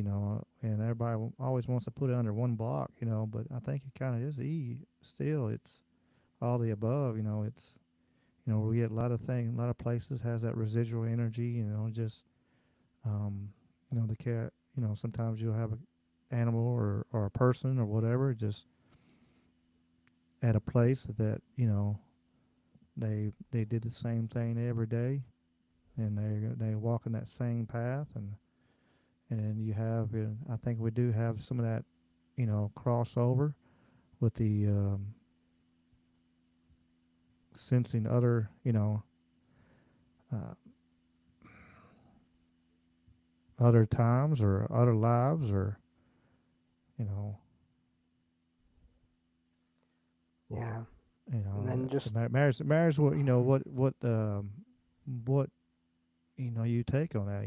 Some people do believe in incarnation and stuff like that, and so maybe you're seeing other lives, but and then at the same time, are we seeing, you know, I don't know. I'm like I said, like we've said a bunch of I've said it a bunch of times so far in the show tonight. I was like, I'm leaning towards the, you know, I do more and more. I'm getting more and more of. I do believe in the multiverse. Like I said, I've had so many lucid dreams and lucid stuff that happened that um, that I must be watching somebody else, and you know, uh, if I astral projected, I don't know. I know I've talked to some that some of the things I've seen. I know, like I've had people show up um, to come talk to me in my, that people will hear, in this yeah, realm, come yeah, talk to me um, and have conversations. I know I've had that happen before. I've had conversations, um, like with entities too before. Um, I've told that story before, but I don't know. It's it's so many varying factors. But like I said, like I said, I do think it's you know maybe all above. Absolute.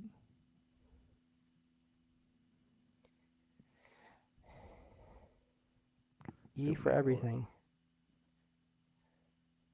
yeah, Monique says she needs prayers. No Mm. problem. Everybody can give her some prayers. And Quantum, you're right. It does. The world does need more prayers and compassion. Yep, Compassion for sure. yep. But yeah, the the multiverse thing too is fascinating. Just because even if I want to write off my own individual experiences, I had that one crazy morning with Logan where I kept appearing in this double wide trailer where my family used to live, and I didn't recognize any of the furniture. And all of a sudden, I look over next to me, and Logan's sitting right there next to me. And I reached out to pick her up, and so we could get out of there because I knew we didn't belong there anymore. And as soon as I reached out, she bit my arm.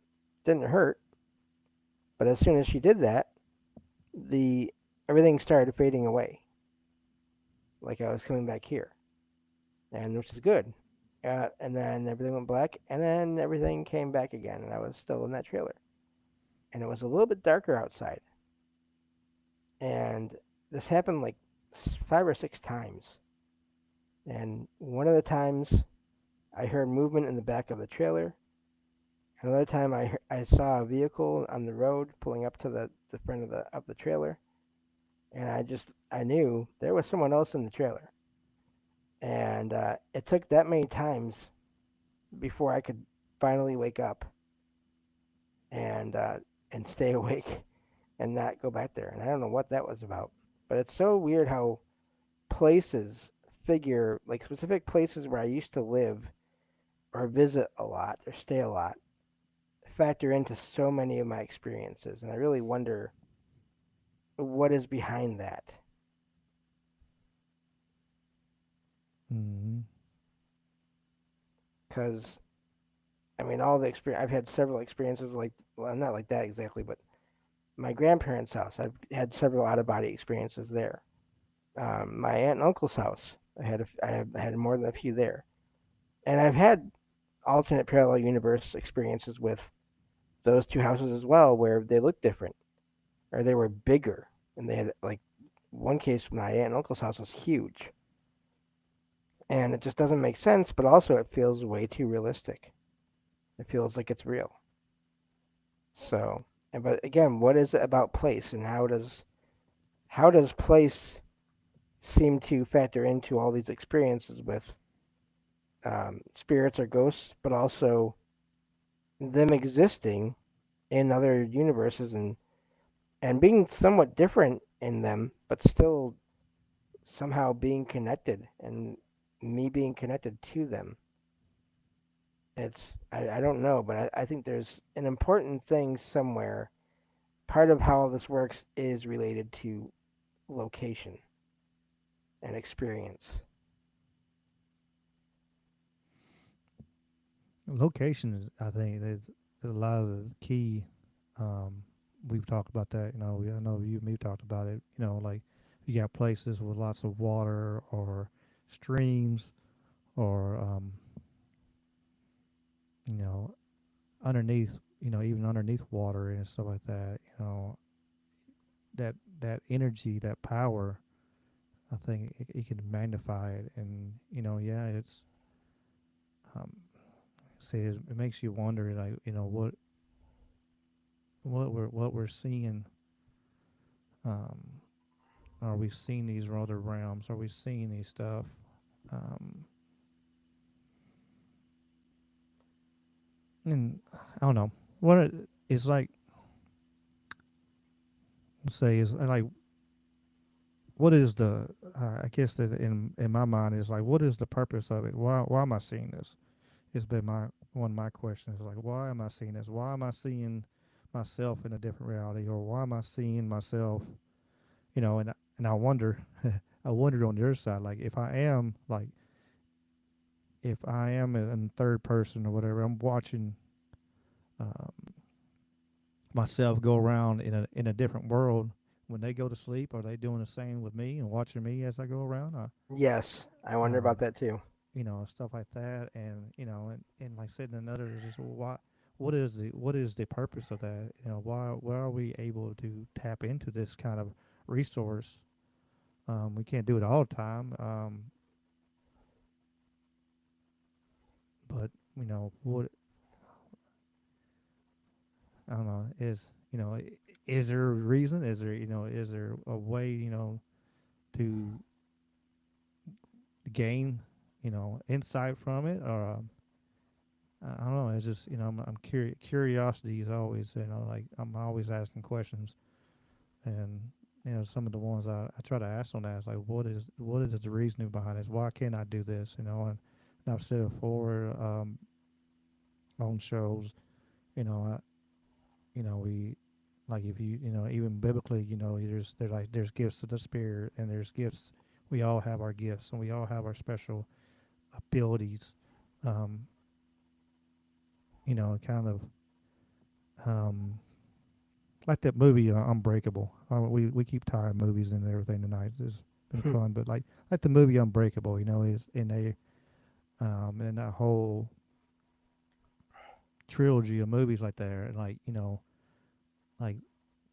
superheroes and comic book characters, has a core thing. Like there's people with special powers. Like Stan Lee did that show a long time ago with superhumans, and they were going around, and people, had thicker skulls, and they had this, they had all this amazing different, true, unnatural abilities that other people didn't have, and so, uh, and I think there are more. So there's lots of people that have natural abilities.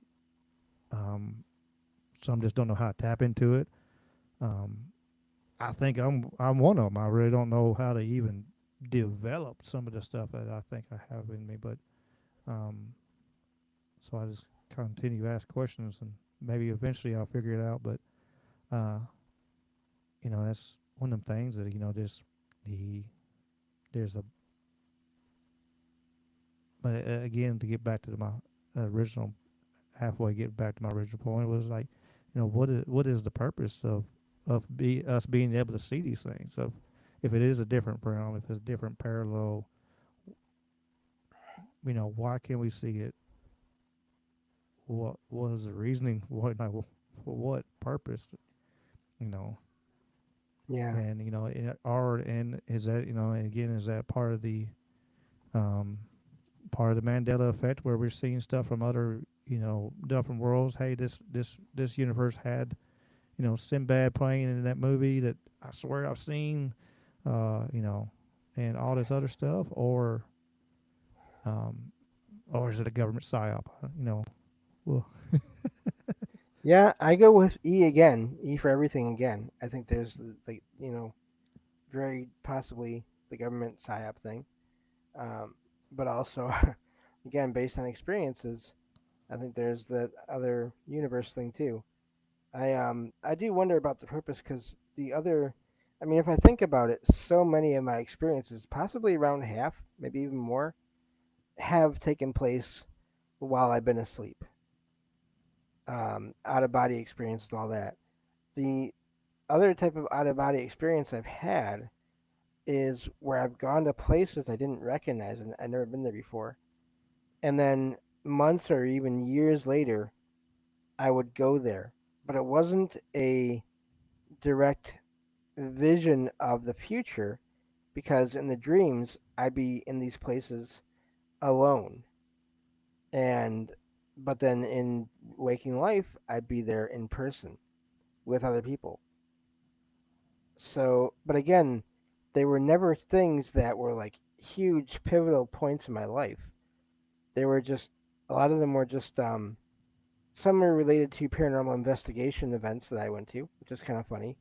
So I can see maybe that there being a reason for those, but then there are a few others here and there where there was no big consequence for the place that I went to. One was just an office space in a building that I had this dream about, and it was at night in the dream. And then, of course, years later, I ended up going to that place. So, but it wasn't anything, like I said, nothing life changing. So again, how does that work? And I've had people ask me, well, if you had all these experiences, don't you want to try to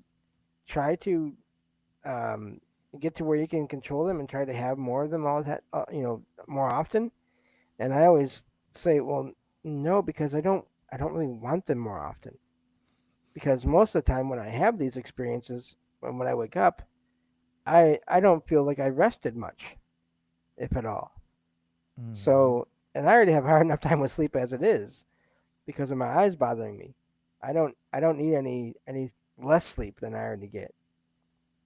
So, I mean, I understand people wanting to do that to figure things out and maybe have more experiences, but no. And I've had people suggest that the reason I have all these experiences when I'm sleeping is it's another form of sight, and it's a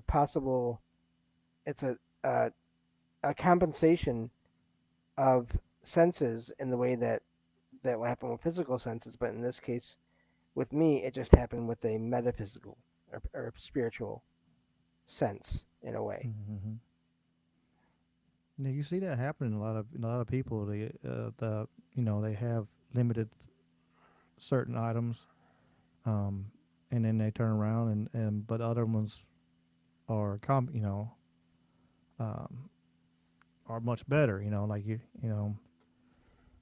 Like like a daredevil. He can't really see, but hearing and everything else is much better. Um, it's what was I about to get to that point of that, but Yeah, and I have that daredevil kind of hearing too, and it's not fun. It's useful, but it's not fun. So, yeah, but I yeah, bet. I mean, just hearing all kinds of little stuff that especially you have super hearing and then have be sensitive to the paranormal at the same time. That can't be fun at all. Um, ow, Shadow, these Doug, calm down. someone wants attention. Yeah, I'm petting her. She's rubbing her face on my forearm.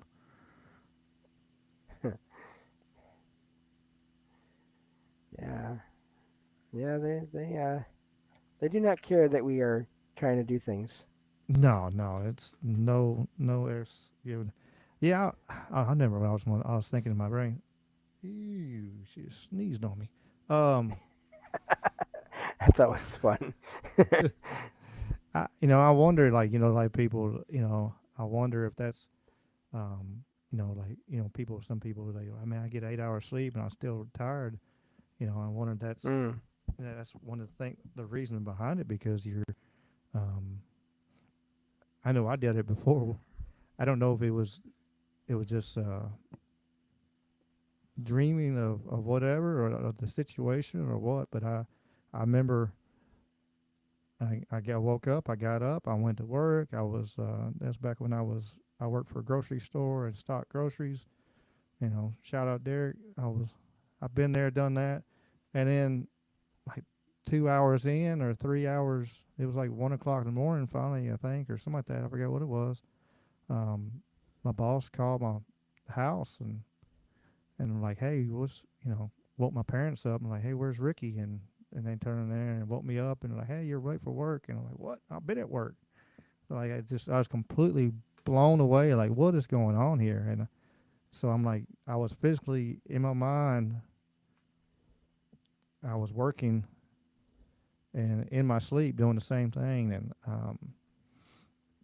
so I wonder, if some of that, is part of it. Like a lot of people, I can't get enough rest. I can't get enough rest. Well, maybe, you know, the saying of living a double life. You might be living a double life. You might be tapping into that so much that you're not able to get any rest yeah, because you're living over here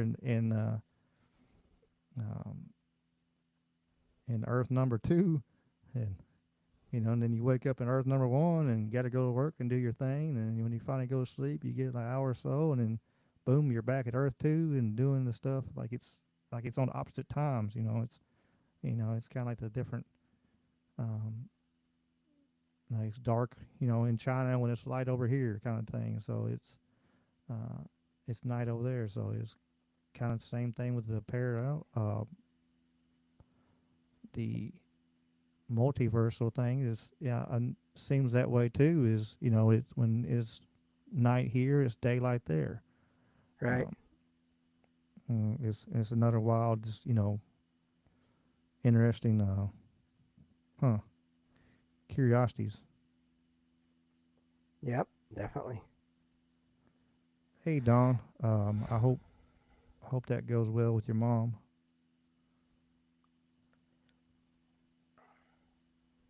She Dawn's in the chat now.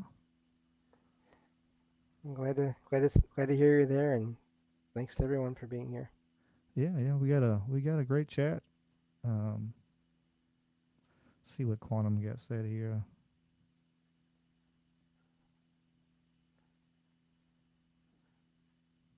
Quantum is a fast typer. Yeah, yeah, they for sure, especially on a subject like this, they really into. Yep. Yeah, yeah, we're trying to.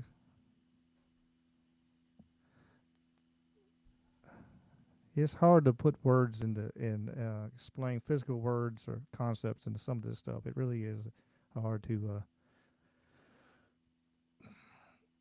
bring out the exact, you know, verbiage that we need to Oh yeah. express. That's I've never been real good at that anyways. Uh, even when I was in school and stuff, I wasn't very good at expressing, putting on paper or whatever. Watch well, out, that's part cat. of the joke. That's part of why I say words are hard. Because yes, there's the surface level of when you're trying to talk and stuff doesn't come out right. Words are hard. But then there's also again labels. When we try to when there's so many labels for so many paranormal things, and sometimes you'll get reports of the same thing, and because of culture and or religion or upbringing, whatever, um, or they won't have any reference at all, and they'll just describe something, and it'll be different names or no name, but the same exact nearly the same exact experience. So what does that mean? And so that's part of why I like that phrase. Words are hard, is because to me it has multiple meanings,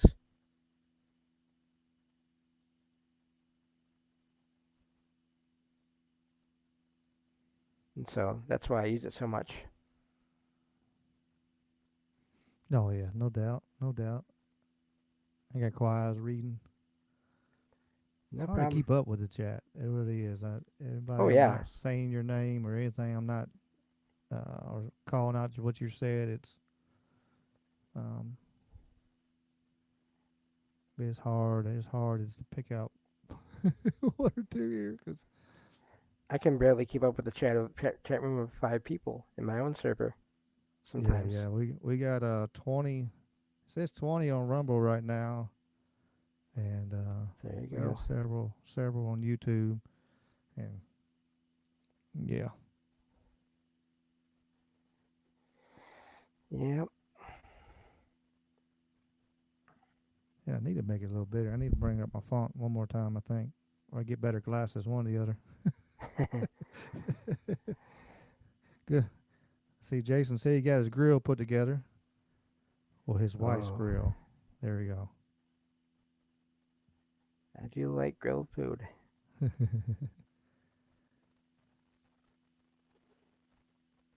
That's another thing too, is common places for weird things to happen is seems to be like kitchens and bathrooms.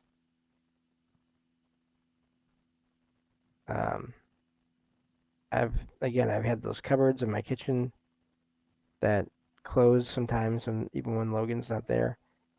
I one time I was sitting here talking to someone online on Discord, and I heard a someone like a guy humming for a second or so, and then it sounded like he set a fork or something like a piece of silverware down in the sink, and then it was just done, gone.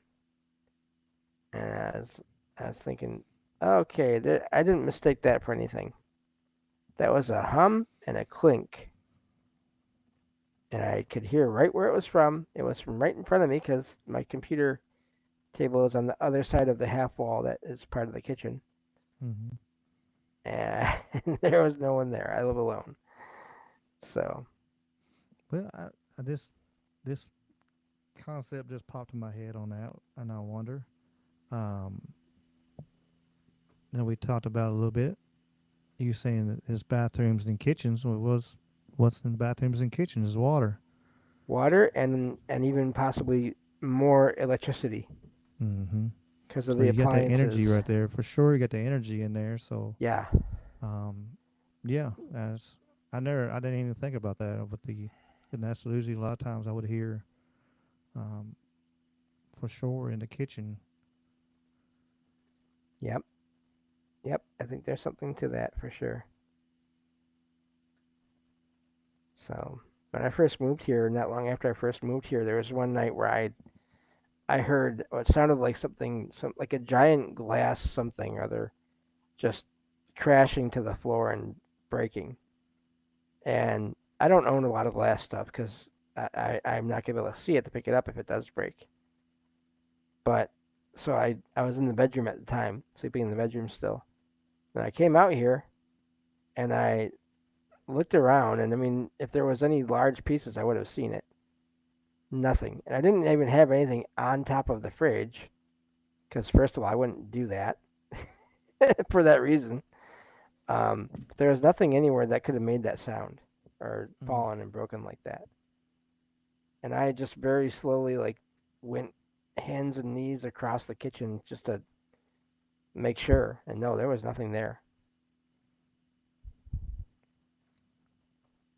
Mm. So I don't know. Yeah, it's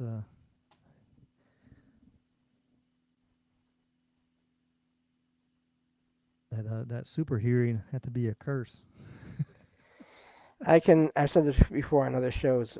I can hear my bed and my sheets and my pillows and my pillowcases shifting beneath me when I lay down in bed.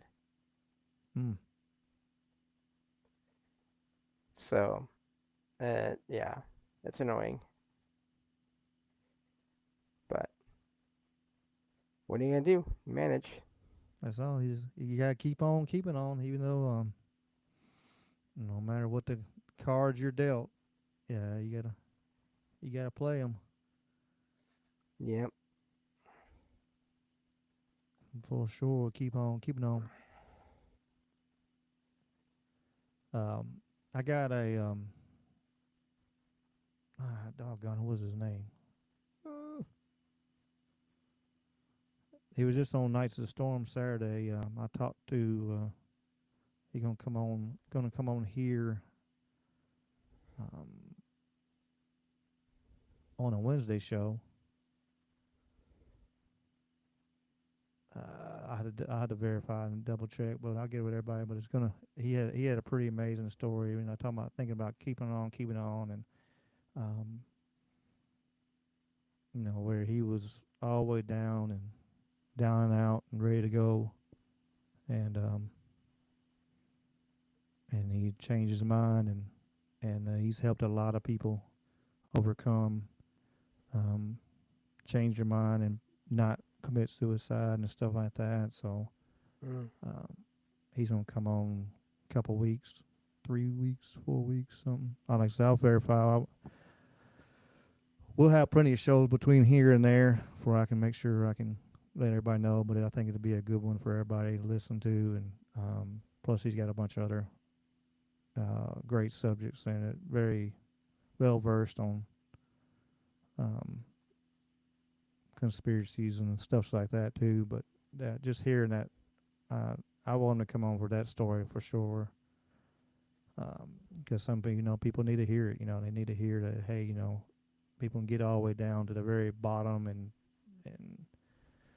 think there's no hope, and then you can start come back out of that hole. It ain't easy. Yeah. Okay. Sometimes you didn't get to do exactly what you want to do, but you can get there as long as you keep going. Right. So that should be a good show. I think be fun and very enlightening. So, but yeah, I'm gonna trying to start to lock down a whole bunch of people, whoever I can. Come on, and should be fun. Holy heck!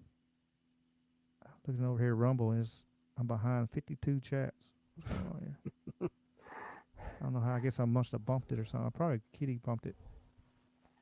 Probably. Mike Strange asked if any of my tikis are haunted or cursed. Behind it, cursed. I don't think they're cursed. I think the big one behind me is haunted though.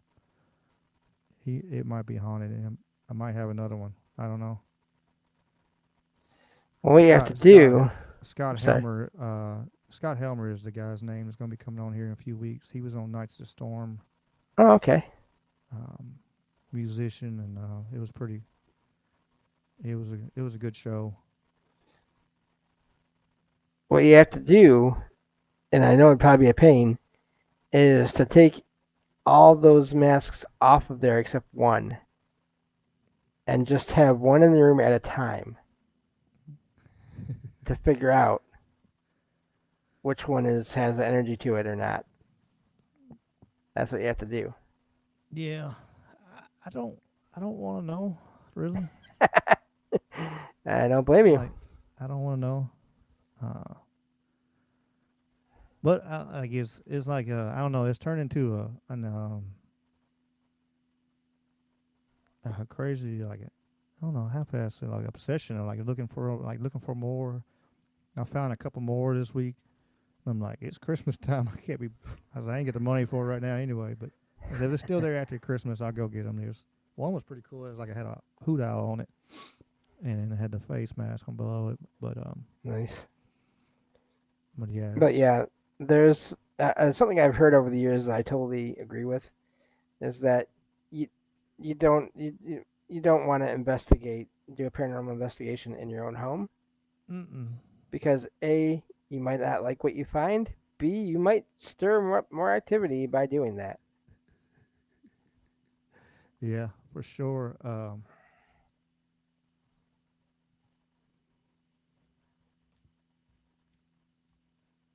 And I don't need a ton more activity. I get enough here and there as it is. Oh yeah. Um,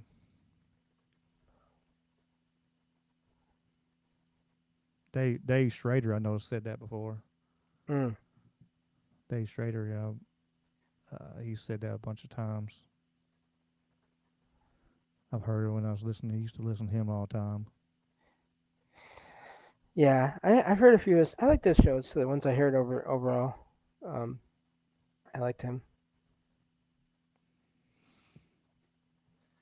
So yep. Yeah, I haven't listened in a while. It's just too many. It's just so many shows. There's only so Yes. many hours in a day. Yes. And then it's like I want to try to catch like all my, uh, you know, I want to catch all my friends before I catch other people's. Um, And I don't even get to do that. I Like don't some, either. I'm trying to still keep up with other a few like three other shows that I like to keep up with a lot because I like them a lot, and that's it. Like everything else is extra, and between doing my own show and all that, it's just nope. I don't have, and it's not just about time. It's about like mental energy. Like you cannot be looking into this stuff 24/7. I mean, you can't really do any one thing 24/7. It's just not going to work. Mm-hmm. You gotta Uh, have and balance. You gotta yeah, have balance in life. It's um, something I always enjoy the yin yang. I love yin yangs and that harmony and that balance. And you get a little bit of evil inside the good, and you get a little bit of good inside the evil. And uh, you gotta have that. You gotta have that balance. And um, it's like when like we had the show the other day on Wednesday a couple weeks back, and I'm like, no politics. We're gonna have fun. And, you came on, and it's like, it's like you gotta cleanse your palate. You gotta get away. Uh, whatever you gotta do, get out in nature or whatever. Um, no, Monique, I agree with you. A mind focused on evil will find evil, and if they focus on good, they'll find good. Most likely uh, it is a mindset. Um, you know, certain yeah, people are going to focus on certain things, but uh,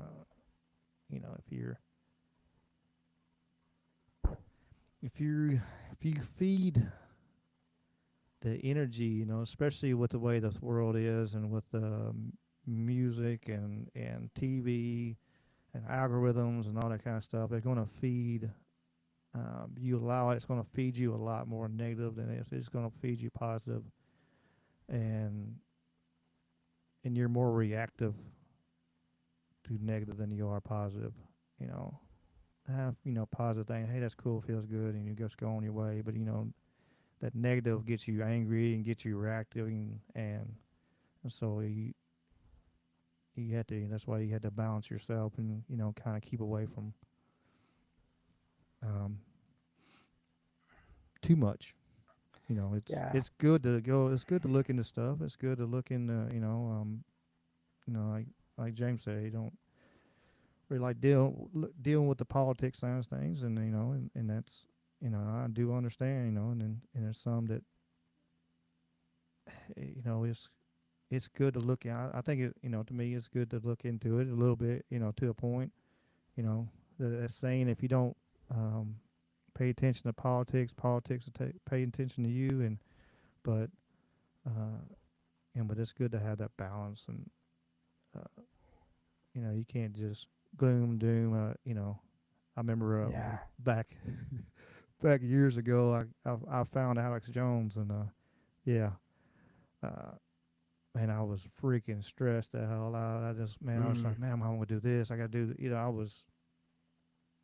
I had 50,000 things I was trying to do at one time, like literally, like big things that I need to do because of the mindset of listening to Alex got me into, and I was like, a buddy of mine was like, it's like, Ricky, you need to calm down. You're gonna have a stroke. I said, you need to, he said, you need to calm the hell down, Ricky. You're gonna have a stroke. I said, you can't do everything at one time. You can't, Yeah.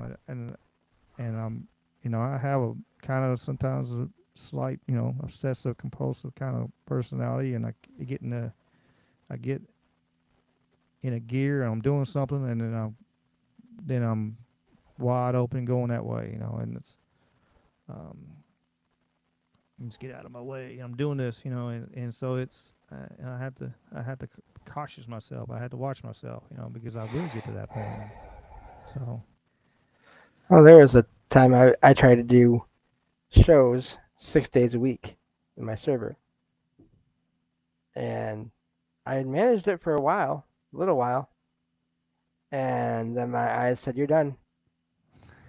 You're done. Congratulations. Time off. Instant time off. You're done for a while."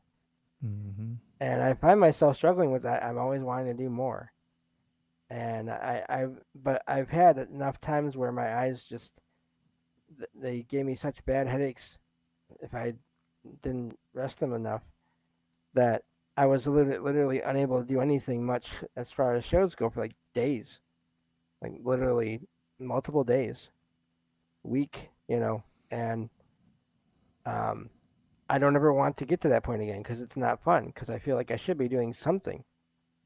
I should be mm-hmm, working on something, and so yeah, I've found it has to be that balance. You have to, yes, I mean I have to work on something, but again, can't work on it 24/7. And I think too with the what we were just talking about there too. I think it's important for people to understand ev- everyone is can only take in what they can take in or handle sort of the kinds of information they can handle well or a lot of it. And it needs to be okay for people, like myself, to not pay much attention to things that are going on in the world because I found if I do, I do get. I mean, I already get depressed as it is enough because of my eyes. If I follow everything that's going on in the world and just nonstop, yeah, I get super depressed and don't have I lose hope for a lot of things. mm-hmm, And I have enough problem with that just as it is without that. So I think it's you know, to everyone out there who may know someone or themselves that can't follow any one topic or any one thing, even when other people say, well, you should because it's important.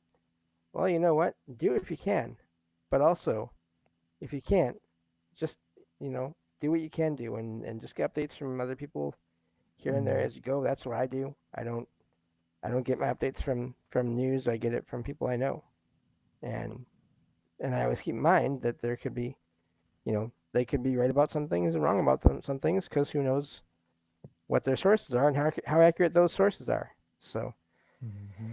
anyway, it is all about, and this all does tie back to this topic because it's all energy and thought and focus and intention and all those things, but then Abs- also compassion and and all that too. absolutely, absolutely. Yeah, I know. Like, it's funny how everything is is just a big circle, and it's just everything does kind of work together, and if in all my mindset. And yeah, I know me. I'll go and go until, and then it's like when I was a little kid, and I used to, I was super hyper, and then I'd run and run, run, run, run until I just pass out, and hell, my parents would throw a blanket over me wherever I laid, wherever I hit.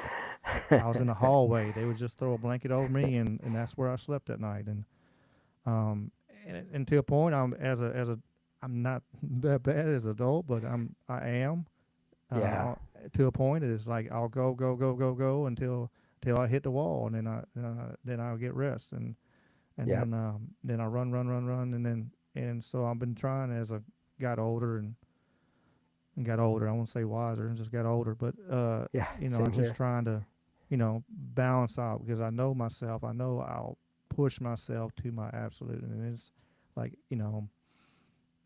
like I was saying earlier about, I was like, man, I had a 50,000 things I try and do one at a time. It was I need, now I get my mindset like, hey, if I don't do nothing in a day, I'm mad at myself. Like I don't do anything productive in a Mhm. day, I'm mad at myself. I really am. Just That's just being honest.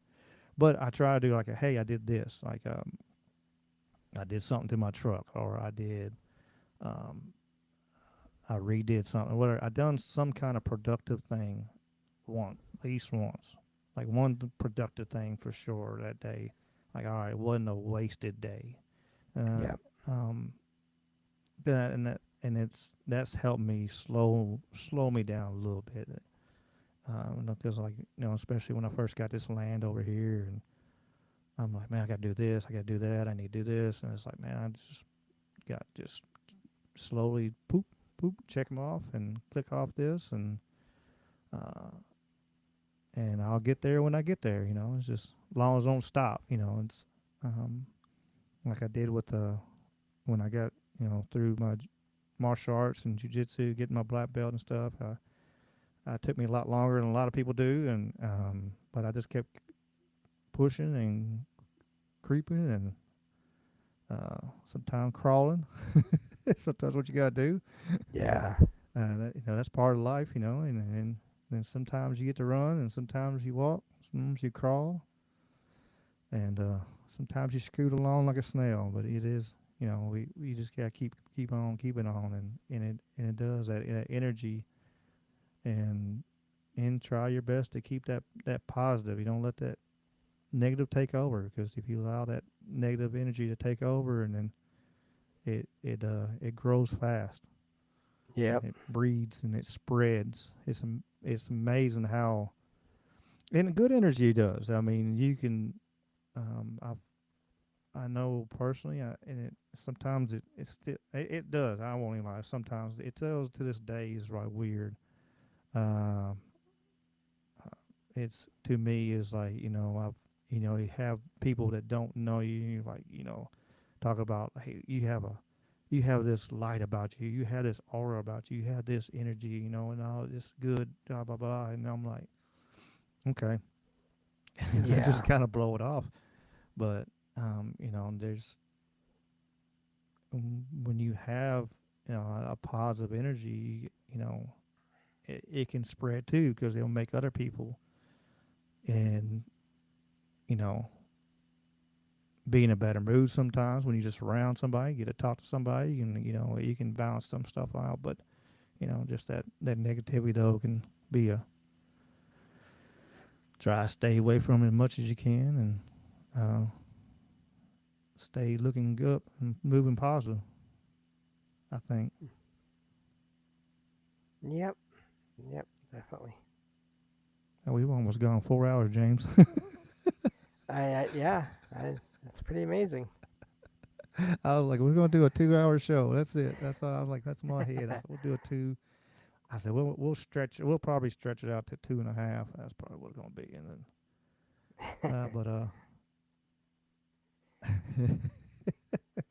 but like it was slow. I won't lie. It was slow in the chat at first, but then it, then I think I know part of it is because like Rumble and YouTube over sometimes is bad about giving them notifications of, hey, people going live and go Yes. online, and so it's like, you know I guess that's a good thing about my live streams. I go so damn long that it finally kicks in, and people are like, oh hell, Ricky's live, let me go check it out. And oh, you've been going live for 3 hours now, which I had a um,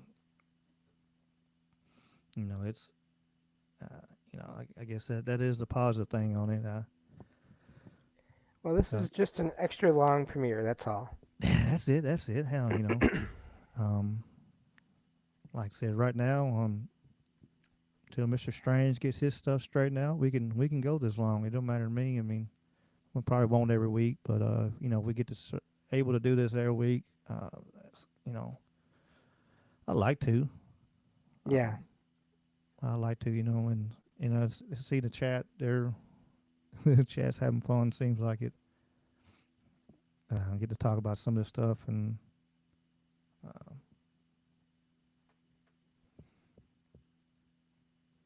and they're quantum. I wonder how fast you can type. That's why I want to know. What's your words per minute on It typing? has it I'm has to be curious. close to Are 100. you typing on a computer or your phone? That's what my curiosity That's is. true. If it's on a computer, it has to be like 100 words because I can type 100 words per minute, and I've seen him post things like just bam, like a whole. And I I've can get told him up there before, like yeah, oh computer. Okay, yeah, I can get up there. I used to be able to get there. I don't know. I'd have to. I, I don't know. I'd have to. I'd have to remember. I kind of go. I could. I can. I used to be able to do 150, 160, wow, 170 words a minute. Yeah, I was up to one point. I can't do it now. I don't think, but maybe I don't know. I never tried. I hadn't tried in a long, long time. But yeah, I used to be up there. I remember you may be speaking up there with speaking him. of typing. Let me tell a funny story. Yeah. Just a random 80 me story, but um, I, I've been around computers since I was a little kid. Like my parents, we had a Commodore 64s for the people that know what the hell I'm talking about, and had in televisions and um, Pentium ones, and I mean we had all kinds of stuff. And so I've been around computers all my life, for a bunch of my life, and and I remember we got to. I went to in school, and I was in oh, what grade was I in? I forget.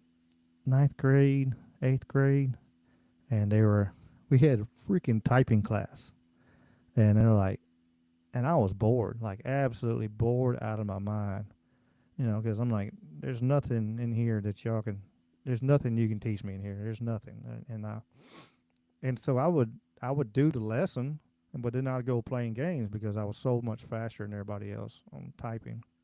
And how cool, Gordian! I still have it in television. It's in storage right now, but I have it in television. Uh, and so the teacher got mad, and he locked me out of the computer, and he it was, and so at that time that computer I was able had a little small floppy disk, and I I brought a boot disk to there and went in the back door of the computer and went. I did my one lesson on the. It was a final exam, and I did one lesson on it, and uh, and I'm like, I'm gonna go play my game. So I put my boot disc in, went in the back door, come back up, and started pulled up the game, and he left, and he come back in there, and he got so furious because this kid outsmarted him, and I basically hacked his freaking system and went to went to play the games. I was just playing solitaire or whatever on there. That's just what I was just bored. And and I remember he's like, "You get out of here! You get out of here! You get out of here!" I'm like, "All right." So before I got out, I hit the button, pulled my boot disc out, and put it in my pocket and grabbed my bag, and I left. And my papa, who was big in computers, he's laughing. He's laughing his ass off. I mean, because he. And then the next year we had a new. He quit. I don't know if it's because of me. some All your people fault, Ricky. All some your people fault. said it was. No, I'm kidding. It might have been. Some people said it was. But we had new computer teacher, and then because she was turned around, and they were like, of course, you're doing everything. Everybody's introducing yourselves, and I'm like, yeah, my mind, blah blah blah. I'm Ricky, and they're like, he's oh, I heard of you. I was like, what? She's like, I've heard of you. I was like, okay. I'm like, that's good. And then we were doing a Q basic programming thing, and I didn't want nobody messing with the computer I was working on because I was working on this huge basic program thing, and we're supposed to turn it in to get like national competition thing. But I didn't get to turn mine in because I put too much crazy stuff in it. Me and my buddy did. It was we had our we I had it was huge how much when we printed it out how much stuff like that I programmed, how many pages of programming I wrote. But because we had all the random stuff in there, like my friend Cliff, they thought he was because he listened to Kiss, he was satanic. We were at a Christian Oh boy. school, and so because of that, one of the part of the program, we popped to this one little screen, and we put like 666 in the screen, so it'll keep on scrolling around and around, and but then I had like I programmed a Dukes of Hazzard card jumping in it. I programmed a monster game where it was at night and you had like gorillas throwing bananas onto the building, whatever. And I actually programmed like that. And I took one game and then I took the programming and then I changed it, converted to what I wanted to do. And but yeah, I locked the computer out, and I remember I put a password. I created my own password and locked the computer out. And I remember one of the kids came up there and was like, Miss Such and Such wants to know what the password to the computer is. I'm like, I was like, ah, damn it. And then I told her, and they're getting all mad. Got all mad because I locked the computer teacher out of their own computers, and the other teacher got mad because I was able to, bypass his locks. So Yeah. So I don't have the computer like hacking ability or coding ability, but I I don't did anymore. I don't I- anymore. I yeah. was just looking at I was looking at terminal on Linux the other day, and I'm like, poof. I'm like, I don't even remember how to do none of this anymore. But I don't remember. I did have an experience with typing that was kind of I felt bad, but it was also hilarious. One of my last years of school, I was in this class for accounting, and they had us do typing, timing tests and all that. And there were these two. This is like high school, near the end of high school. And there were these two girls there, and they were talking about how their timings are going. How'd you do? I got like 50 words per minute. How'd you do? I got like 60 words per minute. And I was walking by, and they said, "Oh, how'd you do?" And I said, "Well, I got 100 words per minute." And they're like, "Wait, so you looked a bunch, right?" And I was like, "Well, no, I can't really look while I'm typing because I can't see the keys or what's on the keys. So I had to memorize all the keys before I started." And they were just like, they were just shocked, and I could tell they were like annoyed because like here's this basically blind guy outdoing them, in this typing timing thing, and it was funny because I can't see what's on the keys unless I have my face right to the keyboard. So I had to memorize everything like as soon as I learned how to type, which was actually like in let me see here 5th grade, something like that, because I had to for it to be able to do schoolwork because my I couldn't write very well, like hardly at all. So I'd already been writing or typing for many years before that. Makes sense. I'm better off. I'm better off at typing too, because my handwriting is. I get in a hurry. If I slow down and like take my time, I can write decent. But Yeah. usually I'm just like, just and like, Oh, it has to be. I have to go slow, and I cannot try to write small. Like if I'm gonna make it look okay, it has to be slow and large print writing of any kind. yeah. Jason Barker said he can get admin access and bypass the password on any Windows machine. That's pretty cool. There you go. I did put Linux on a Apple laptop one time. Hmm. Messed around. It was kind of a pain. It fought me, but I made it work. It wasn't happy. It wasn't happy working together, but I made it work. Well, no, you're not supposed to. Those big companies, you're not supposed to be able to Yeah, manipulate their stuff. They want you to pay for money for their stuff, and you know, yeah. oh no, yeah, especially Apple. They're so hard on about everything being what they want, and yeah, yeah, you're right, Jason. The key to hacking Windows is Linux. Absolutely, Linux is the key. I like Linux. So some of them are really good at just working, And then there's usually, if you do have troubles, there's enough, people can help. You just have to do a little searching, and you can figure it out usually. So That's what here's I the did. That's what I thing. did on that laptop. I had to figure it out, and I couldn't figure out how to get the Wi-Fi to work. That was my Mm. biggest thing. So I had to buy an adapter to run um, Thunderbolt to a regular Cat 5 cable, and then once I got that connected, then I was able to get the Wi-Fi to work and switch over. It was just a bunch of crazy crap, Hmm. but Well, hopefully, the thing I about don't do that no time soon. And yeah, the thing about computers to me that's amazing is like so going back to the paranormal stuff. We've all probably heard about like ghost phone calls and you know TVs being turned on or off, channels changing, all that kind of stuff. But what's amazing to me about technology now is people are still having paranormal experiences with modern technology now. Like people have their smart devices just start up and play something that has meaning to their conversation from a loved one that had passed, possibly.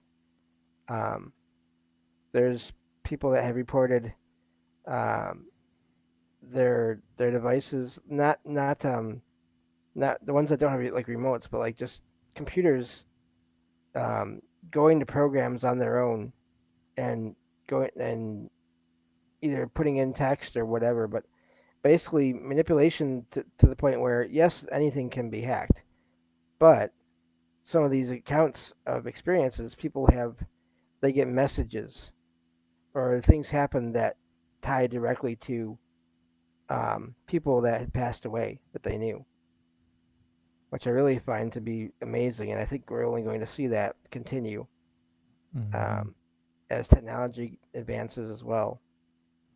No, for sure. Um, yeah, quantum. I've been I've been using Ubuntu. I haven't in a while. I got an old laptop. I got it on there. I think it's probably version. I don't know what it is. I forgot 10 or something. I don't know what it is up to now. Uh, I've used Ubuntu a bunch of times though, and then I seen Jason talking about Linux Mint. I like Mint. It works. It picks up all your drivers and all that kind of stuff. It works really well. I want to try. Trying to remember the name of that. Another one I looked it up the other day. I seen a guy talking about it, but it's really good about working on anything, like damn near anything, like a lot of older systems. And um, I forget what it is. Maybe let's see. Now I'm curious. Hmm. MX Linux, MX 23 is. They're talking about it. It works really well. I haven't got to play with it yet. I don't know. Maybe I will. I want to build down the line. I want to build me another computer for all I'm trying to do. I push my little ones to the limit. Actually, my one I'm running on right now for the show is like I've actually had to. I figured it out because I had put extra fans on it, but it was actually pulling so much power that was causing it to Oh no. act up too. So I had to actually have I have a USB multi adapter. I got it plugged in the back of my damn TV, and then I got the fans hooked up to it, and it's doing a lot better. Well, that's good. Yeah, Yeah, because technology is in. it was just so pulling so much energy. Which when I first got it, I would try to run 3 screens off of it and live stream and edit and try to do everything at one damn time, and it was like, huh, what are you doing, buddy? You know what? I'm not. That's not. You need a $4,000 computer to do that, not me.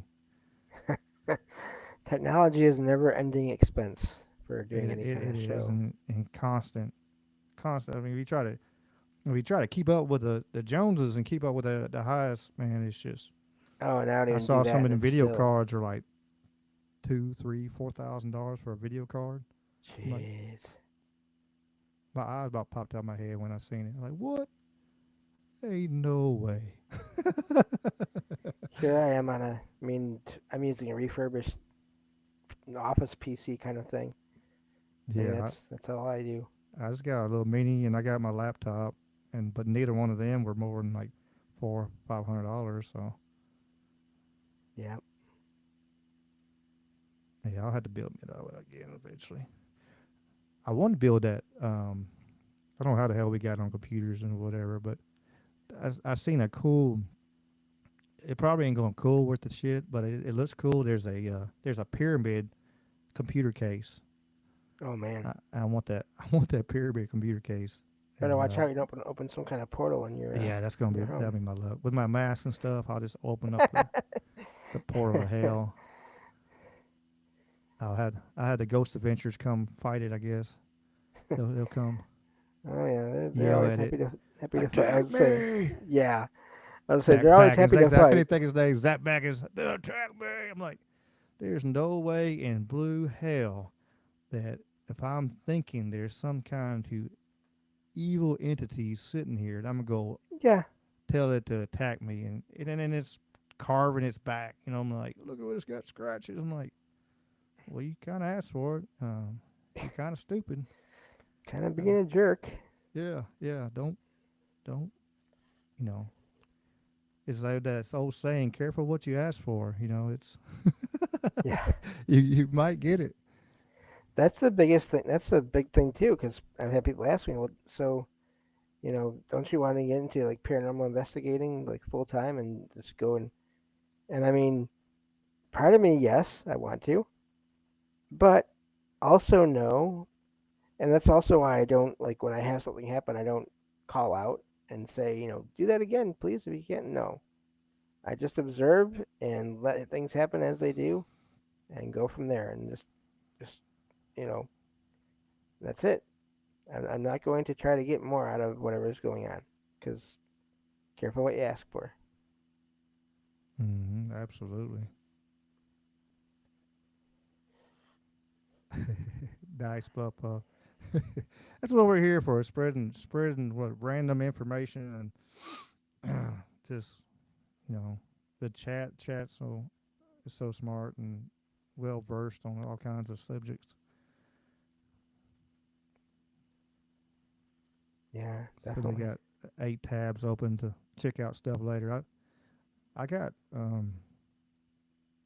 I got one tab myself open for uh, a Rumble video that Hiker reposted earlier. I want to check it out. I was checking to make sure my show was working right. I seen Hiker reposted a show and looked interesting, so I was like, well, I clicked on it and save it. Yeah. Yep. Yeah, It's always. Mike Strays is only 8. Yeah, Yeah, some people I had have to close. I probably closed dozens. 8 before I started the show today. I probably had 8 or 9. Had that I got tagged in on one thing talking about what was it? It was a Google patent, and I pulled and then I pulled so I pulled up the Google patent. Looked pretty neat. Uh,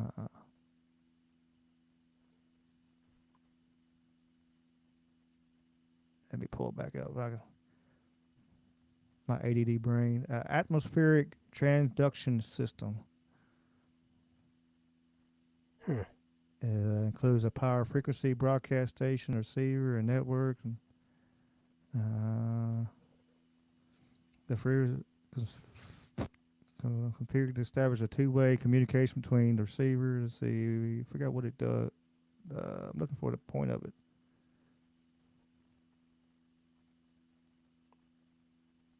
Well, if it's from a big company, it can't be good. I mean, it may be good, but it's also not going to be good.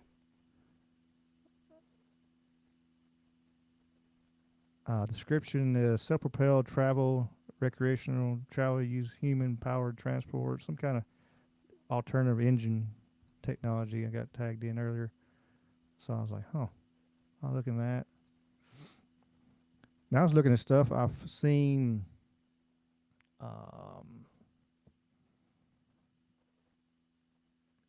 we always like taught in history, like Benjamin Franklin, like discovered electricity and because of the lightning and all that. But there was actually a guy that actually proved Benjamin Franklin's theory before he did. Did you know that? No, but that doesn't surprise me. Uh, yeah, yeah. Thomas Francois Hmm. Dalibard. He was French, so oui. But he actually was the first successful to experiment and uh, and demonstrate that lightning was a form of electricity. He actually translated some of his Benjamin Franklin's theories and stuff into French, and then but yeah, he actually proved it before Benjamin did with the key and all that. Hmm. It'll be a did you know coming up soon. There Um, you go. so subscribe so you can catch the shorts on all the did you know. This is random information.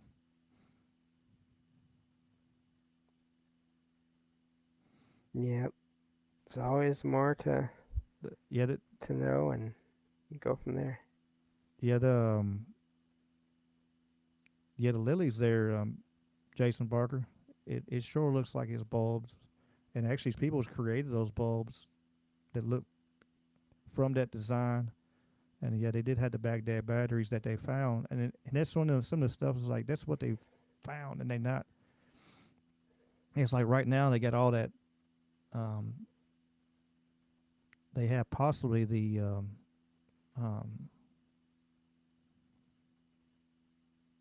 uh, what is the word I'm looking for? Damn it!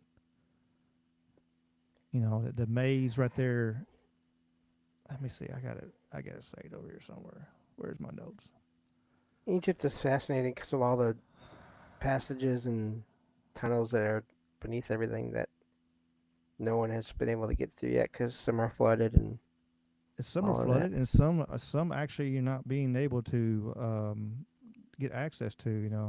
Like the labyrinth. Doggone it! Be my damn brain. The labyrinth of Harara. You know, they've underground. Surveys and non-invasive surveys show it's there, but you know, the powers that be does not want to um, let anything happen. So I mean, who knows what's sitting right there? Who knows what's actually sitting there? So the um, you know, like so we found Baghdad batters, but who knows? God knows what's sitting in there. They were described back in the day of how amazing they were. Um, let me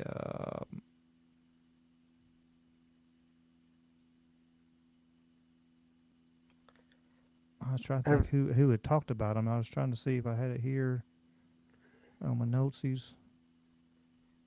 I did a show a while ago, quite a while ago, talking about ancient structures and how there's still reports of paranormal activity, apparitions, things like that around them, and I forget now the details, but different houses and places around the pyramids, people say they've seen apparitions around them, and then you have the Egyptian Museum in Great Britain, Britain or in England, um, where they have all those artifacts from over there. And there's this one subway station right by that museum, and people, I guess it's closed. I think it's closed now. I'm forgetting, but people actually saw apparitions and look solid, but the apparitions of people in Egyptian style, ancient Egyptian style clothing Hmm. near that place. So, um, yeah, all these places like that, with there's that stereotypical image of like a haunted house from 100 years ago or maybe 200 years ago, but that's not obviously not all there is to it. Mm-hmm. Oh yeah, they find stuff in them like the ancient temples and um, it makes you wonder. Like we get to actually some of those places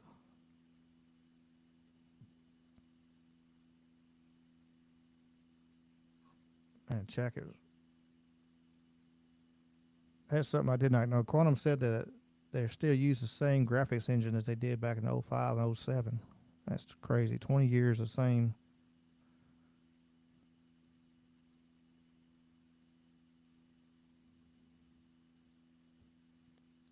That's wild. Hmm. It's like a lot of the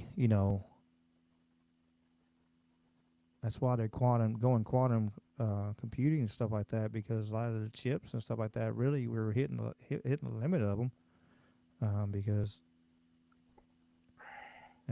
you're hitting cores, but we had hit the limit.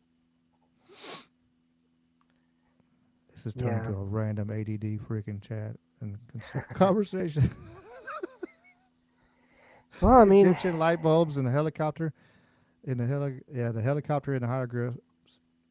I seen them talk about in the chat. They're talking about the helicopter and the hieroglyphs in Egypt. I did see they're talking about there was like two different glyphs on top of each other, but it is interesting, and there's especially because back in the history, there's so many stories of like India, um, and they had flying machines in India, and there's a talk of a battle, basically a nuclear battle in India in their ancient manuscripts, um, and they had flying machines flying around, and they were because the way they described the people after it was nuclear fallout and stuff like that. It was wild. Um, I still I'm a Graham Hancock kind of guy. I believe we are people with amnesia. We have forgotten more stuff than we can only imagine. Um, I'm not super, it's got to be aliens, just right. quotation mark. It's got to be aliens. It don't have to be aliens. I think like right now, we as a people are dumbing down absolutely if we really look at it. Um, I don't know. You see the video. I see videos. People are like taking their freaking IQ tests, and they're like the average is 91, and they got like 85, and they're like dancing like, "Ha ha, yeah, I got 85. I'm a dumbass." It's like, oh, okay. Uh, Hmm.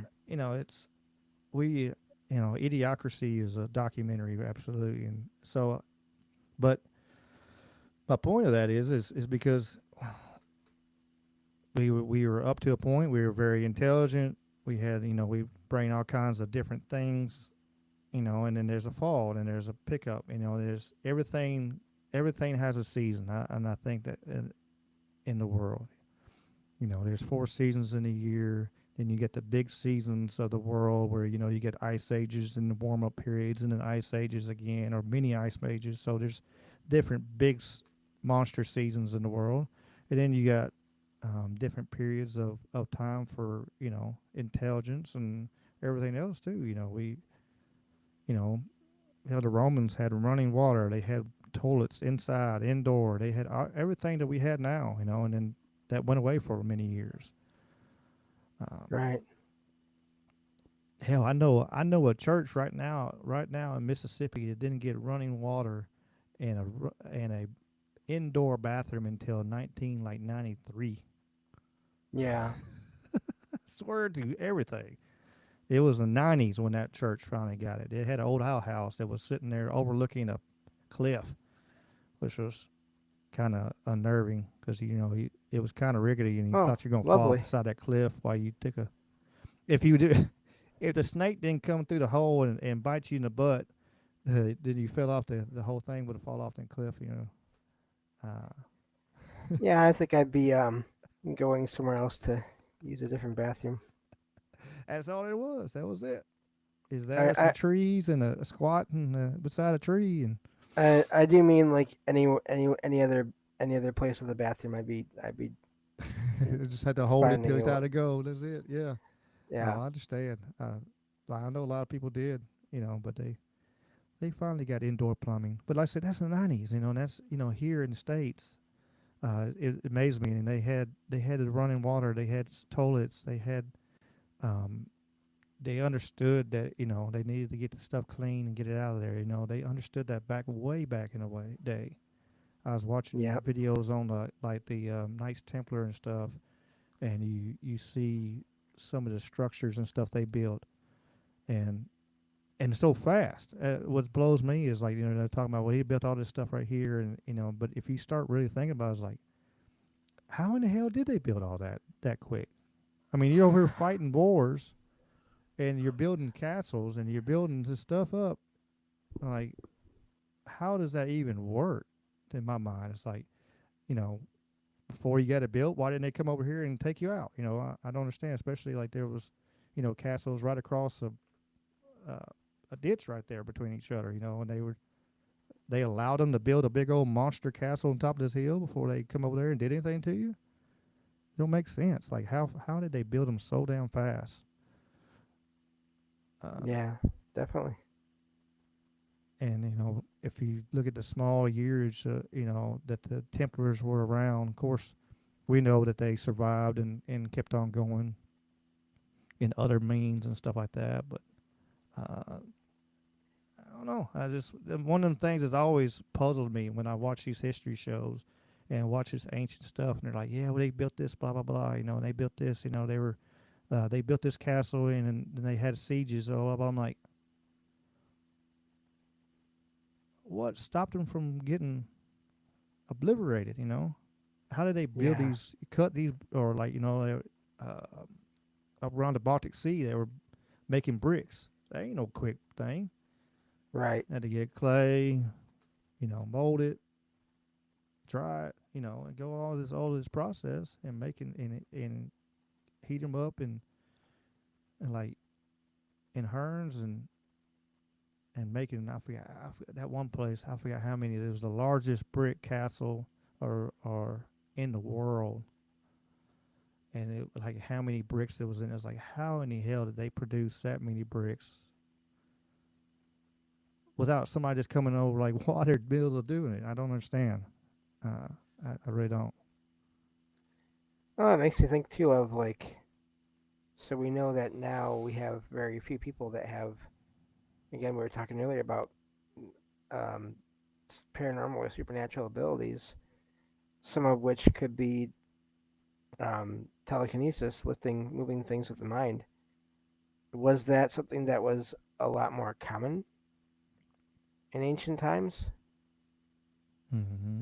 I always wonder about that. Where it was because it was one of actually Troubled Minds show where and I forget who it was, but it came up that someone brought up that might have been Jen the Arcade Observer, but I'm not sure.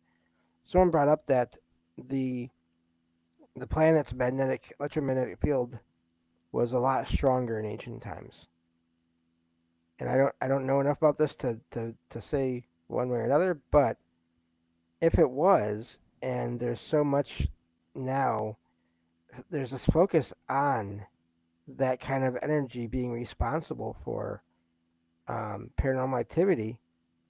Well, couldn't that also possibly allow people in this level, in the physical world, to do things if they're surrounded by so much more energy?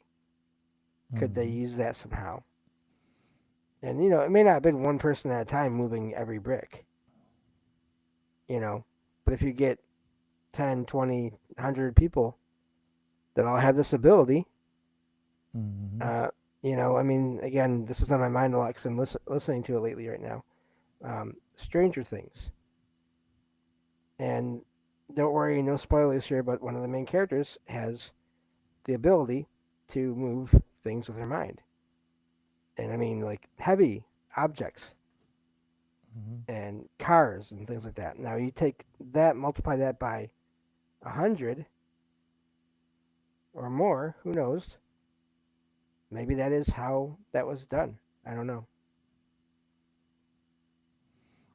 It could be. I mean, they do. Almost brain farted. Wanted to say, they say like I've seen a lot of reports and theories. That like even back in like Moses' time and stuff like that, they were a hell of a lot taller than we are now. They're a lot bigger. Mm. Like Nephilim, giants, and and that. And so I mean, if you had that kind of um, bigger people, and then having some kind of technology that to help them along, uh, you know I did see a fun one the other day though, James. It was they were they used dinosaurs to move the Oh well, stones and stuff. they found the answer. There's dinosaurs. Everything's solved. No more mysteries. Dang it! You just put us out of business, Ricky. I'm sorry. Dinosaur. We had to get a dinosaur shirt now. Dinosaur shirt. Quotation marks. Yeah, that's the new ancient aliens thing instead of ancient aliens. Like, how'd they do that? Dinosaurs. Yep. Why'd they do that? What was the reason? Dinosaurs. I love the Ancient Alien. Man, and I I actually got the first few seasons. I had it downloaded somewhere. Uh, Michael Strange says dinos and Tartaria is a psyop. No, Mike, you're wrong. Everything is dinosaurs. I'm Dinosaurs sorry. and Tartaria. That's it. That's the missing link. That is the Uh, missing link. Tartaria. I don't know some of the stuff in Tartaria. I get questions and some of it I can see and then some of it's like I don't know. I think they're overreach a little bit. But the Great Wall of China slash Tartaria now it is some curiosities there because it does show like it was the other way around, like it was built like to keep the Chinese out or Chinese in, and then because the way the walls were and stuff like that, the way it's built, especially the older sections, you can see that it was built.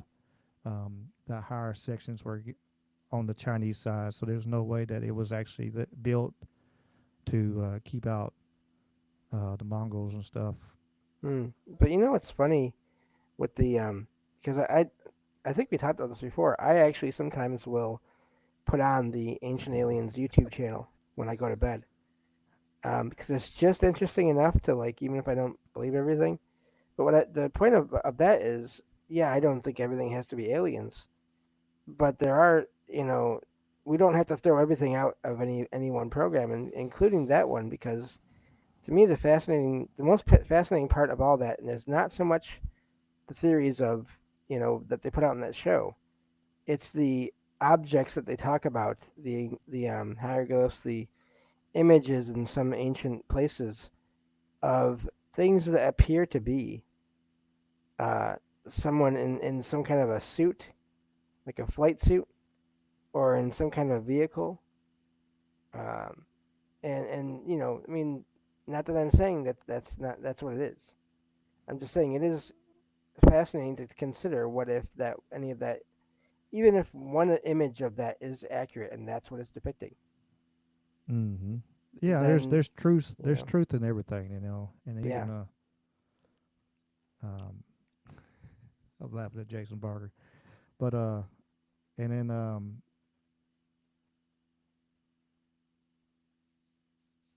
yeah, um, yeah, Duff, yeah, I think I think maybe the Tartaria stuff is maybe a cover up for you know more of the Atlantis. Uh, and I think Atlantis was real. I think that it was a society. Um, it was you know pre Younger Dryas, there was guaranteed that there was a society before Younger Dryas, and it was very complex. Gobekli Tepe shows us that. What's the other? Is it Karen Tepe? Yeah, Karen Tepe. Um, those, just seeing those, and a lot of the other ones are showing, how, you know, one of the ones that got me into alternative thought process way back in the day was that awesome documentary with uh, Charlton Heston narrating, and with Robert Schoch and John Anthony West, talking about the Sphinx, and and it makes sense. Like, he was looking at it, and it's one of the things that's another one that's always confusing me about it. Like, why don't people talk together? Why do you know this group that's specialists don't talk to this other specialist? And I don't understand that. Why don't they actually, like, hey, let's coincide? Like, okay, so you could for sure make sure you're on both sides or numbers are right. Why double check kind of thing. But they don't talk to each other, and geologists looking at it, and I say, hey, if you any geologists and everyone's that said it, like, you just look at it and you say, hey, this water erosion. You ever seen water erosion? And you've seen there's other things with sand erosion. You can see it, and it looks totally different. And um, Robert Schoch was one of the ones that got me questioning narratives and, like, asking them questions. Like, wait a minute, and when I was a kid, I remember watching that, and I was like, man, it don't make sense. Why? It looks like water run through that damn thing. So we know, truly, we know there's an ancient society that, it don't have to be aliens. It don't have to be the ancient aliens. It don't have to be that. It's just so people been on this earth a long damn time. And there for sure was a flood, just like the Bible said. Many Um, things say. and many things say. I got a list somewhere in here. It was I want to do a show. I want to do a pre-recorded stuff on it um, coming up, and it was, oh, I hate how this did it. It was talking about the floods and so many different cultures. Um, let's see, was it on here or was it on the other one? I don't remember.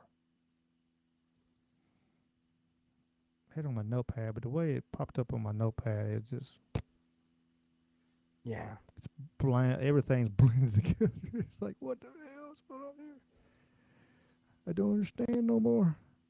But uh, so many cultures. There's thousands. I mean, I think truly. Um, yeah, I knew I did it on my. I have Grok on it's my cheat sheet, whatever. And then I do it actually on my X sometimes, and just it's real quick, and I can do it, and then I can go back in my history, and then I can dig into stuff. That way, if I have an idea, I can look it up real quick, and then I go back and then I grab it and I go actually dig into it and look at stuff up and kind of have a little notes, and it gives me a rough idea. But man, there's hundreds of societies. The Hopi Indians in Americas, the Samoa Hmm. tribes, the Sui in China. In India, they have flood myths. In Thailand, they have flood myths. Mongolia, Turkey, Germany, Greece. I mean, all over the world. That many people can't be on different continents. Can't be just pulling stuff out their butt. You know, there's something to it, and there's data that shows it. There's geological data that shows it. Um, Randall Carlson. Um, have you listened to him talk, James? Not looked into, but I've heard him. couple times on a couple of shows I've listened to over the years, and it is pretty amazing. Yeah, I mean I don't get a lot of it. It's a lot of it's above my head, but yeah, Yeah. it is fascinating. Yeah, he can um in one way make you feel stupid because he's like, man, he's just like, I'm like, oh, Yeah, slow slow down, down, please. buddy, Yeah. slow down. But yeah, like a lot of stuff, like right out there in North Africa, um, there's proof that the waters came in so far, like, um, Yeah. and it's there's so much geological proof around the world that that there was a great flood. So um, we there's so much loss. I mean, how many lives and cities and everything that was destroyed. That was, the proof that had all this, like, well, where's the proof? Where's, they always say, well, where's the proof? Where's the tools? Well, it's in the bottom of the ocean, under 500,000 feet of silt. So where's that? Yeah. Because to this day, where do most major cities own? They're on water. Right. If they had a major catastrophe, what's going to be the major places that get catastrophied? I guess I don't think that's a word or not. I'm just making it up. But Words are hard. it'd be the places right on the side of on the water. Well, not only that too. People, there's been that's a whole other topic, but out of place artifacts, and this is not just a new thing that like that a skeptic would say, oh, that's just a modern thing people have made up to support the idea. No, Charles Fort was talking about that stuff in the beginning of the last century in his writings. People finding strange coins or different things like gold chain buried in layers and layers of coal, you know, and so that's not a new thing that to me that doesn't the idea that they're being placed there now to support the idea of ancient civilizations by people. Okay, maybe one or two, but it's not the whole story. And again, I can apply the same thing to Fort's findings.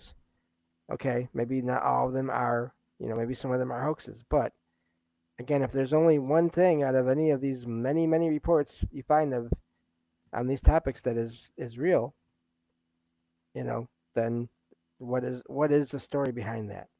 Mm-hmm. I'm trying to catch up on YouTube chat over here. Duffy and Quantum are going back and forth. Duffy, you can change your on the chat. You can change your YouTube and change it to a dark mode, so you don't have that white screen in the back. Yes, And I do that. It makes a world of difference. So you everything. can change that so you're actually put it on dark mode. Um, Yeah, and it don't hurt your eyes and stuff. It hurts my eyes too. I won't even want to lie. Um, so everything needs dark mode. yeah, I put everything in dark mode. I won't lie. I do too. Um, I seen him talking Duffy and Quantum going back and forth. I didn't see him talking about colors and stuff like that. I seen him talking about colors the other day. It's amazing. Like, what is happening in the world? What is happening? Just on another conspiracy ADD moment.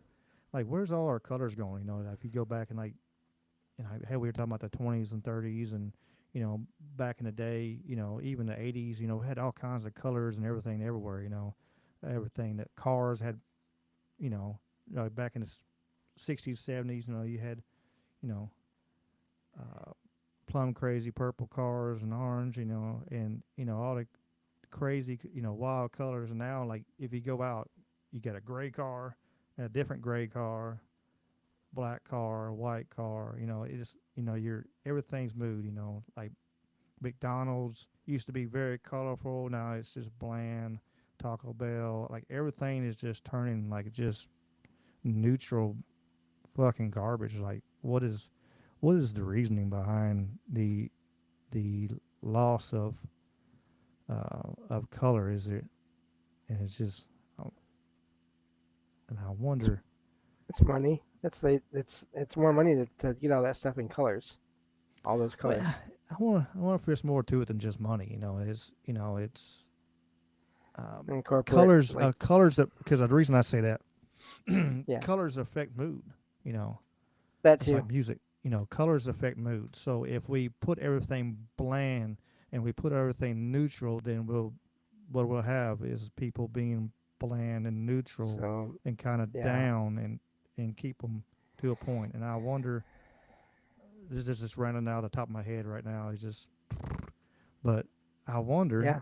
um, is that is the key go behind that, because like if you do, you go like if you go, to a garden with all the amazing colors and stuff, man, it makes you feel good because you've seen all the pretty flowers and different Mm, colors, and then just or you see pictures, amazing pictures on either on your screen or something like the colors are amazing, and but now like um, but now it's everything is just monotone, and I think that's a it maybe that's a personality, and maybe there's a reasoning behind it for um, mood control and personality control and yeah.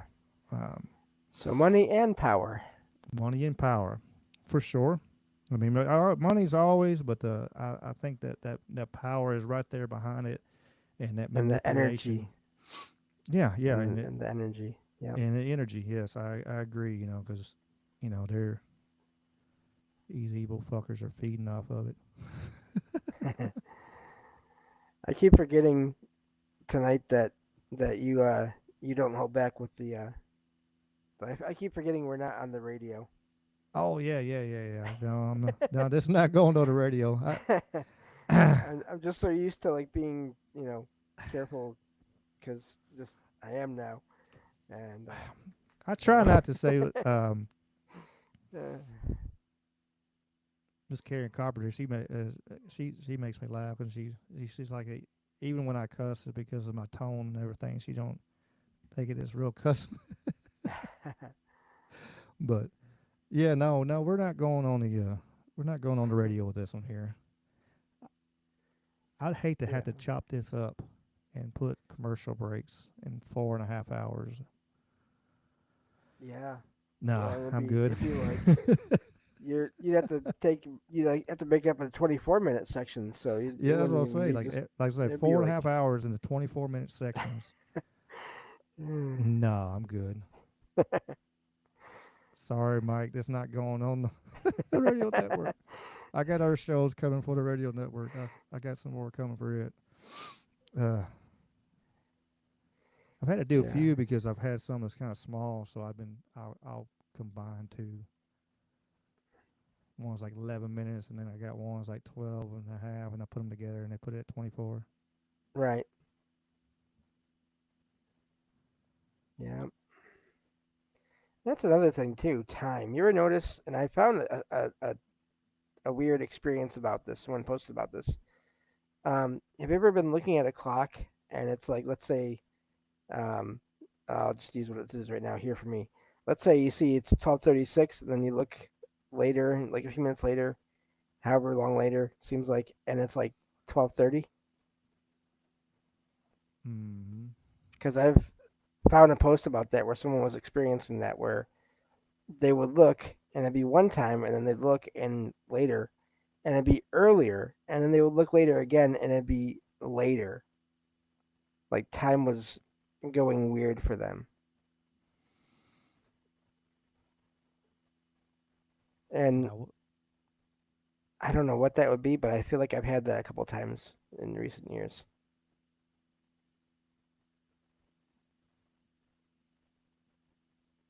yeah, it's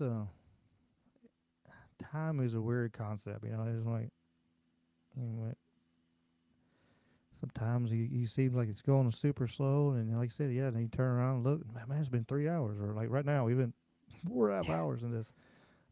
It don't seem that way. It does not seem like we've been No. going almost 5 hours. Um, I get over 5 hours, and Riverside's gonna be mad. Well, then we It should don't probably like wrap doing up anything soon. for me. It won't let me edit the videos and stuff. But it'd be all right. I just I just save it out of a. If I got to, I just save it out of a YouTube and copy it off there and put it on Spotify. I'll make it work. But yeah, it gets funny. It's like, what are you doing? I did it one day, and I was sitting there, and I was like, man, I can't edit my videos, blah blah blah. And they won't let me do this, and won't let me do that. And the guy come on, I was sitting there, and finally I got rid of the damn AI chat, and got a person. And he was like, holy shit, you went over 5 hours. I'm like, yeah. He said with 35 screen shares. I'm like, yeah. Stan, what's your point? I don't care about that. Why can't I do what I want to do? So your system can't handle that, man. Uh, all right, Mr. Strange, appreciate you coming and hanging out with us tonight. Enjoy your dinner. Take care, Mike.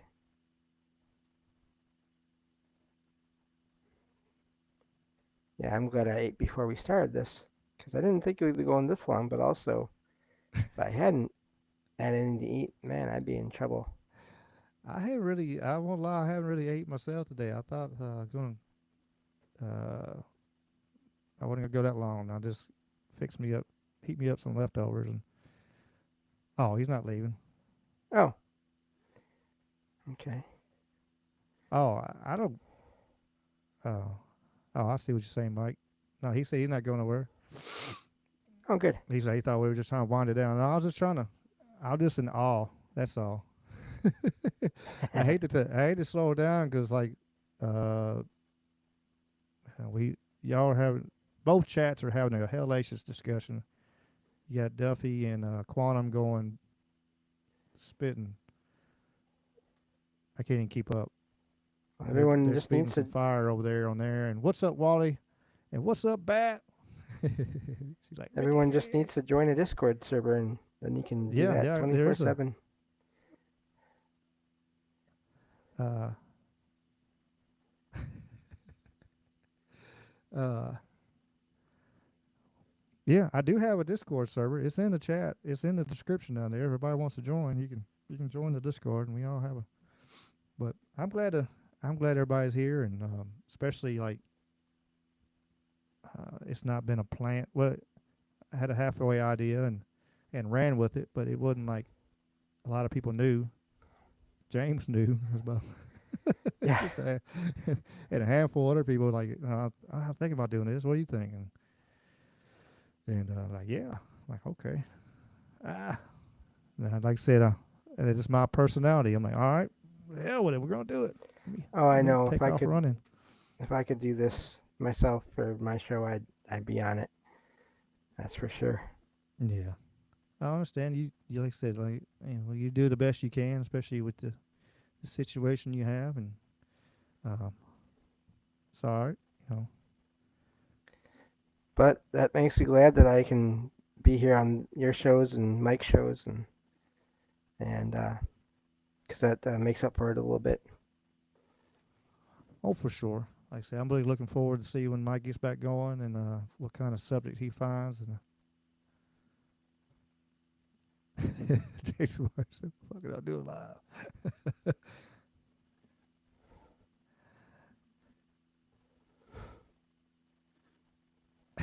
Now they're talking bad about Discord. Y'all talking. Oh no, I mean, when it works, Discord is amazing. Yeah, yeah, and When it works, if it doesn't lock you out twice and make you have you make multiple accounts to get back in. I hadn't done that to me yet. Luckily I have not been cursed on that. Oh my gosh. Well, I'd be mad. it's I probably wouldn't have done it. I don't know. I was. it's the one platform that for me works really well. So I was like, dang it, all right, fine. And but Oh, yeah, puff puff. I know he's. Yeah, I know you weren't saying mine. it's the problem is the two-factor authentication. This goes to the technology thing. Yeah. It's not good for people that can't use um so like modern tablets or smartphones easily because that's how they want you to do the the two device thing, and I can't do that Yeah. easily, and that's what locked me out both times. So, Mm. but oh Well, well. good.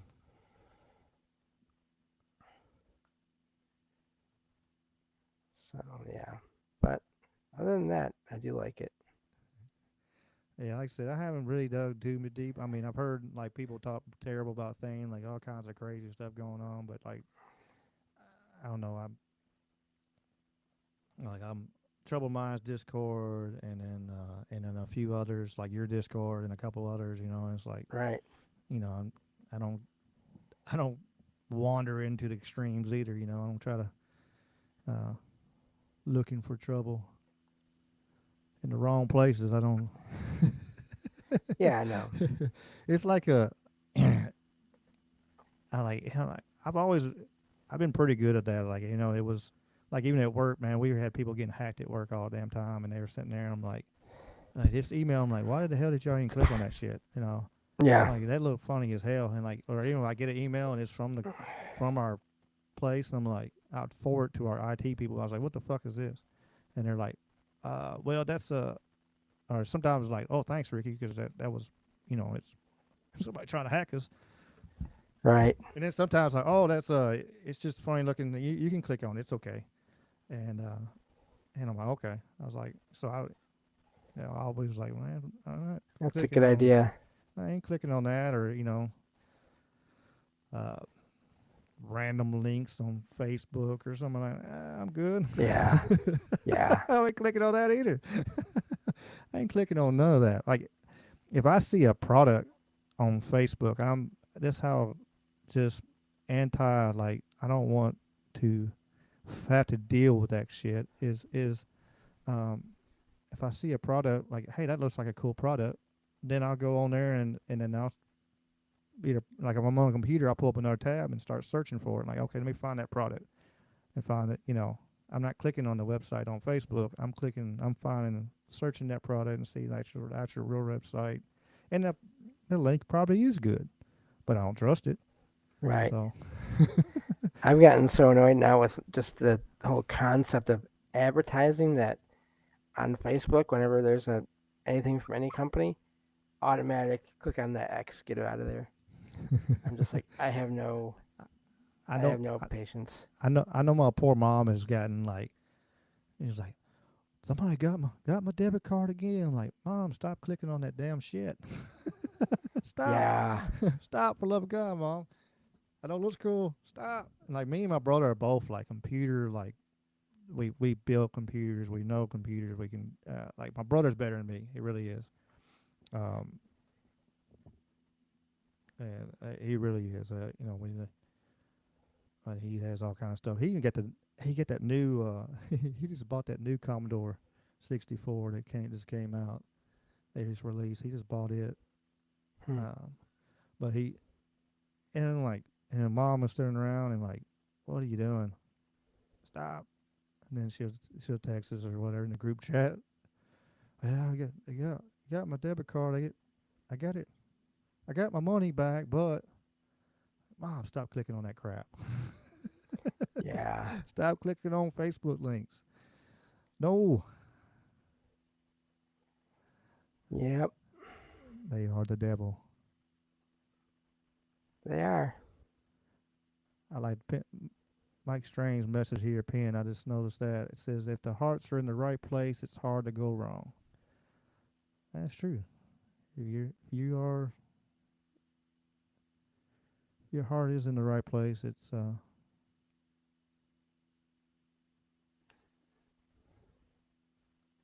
at least you tried. Yep.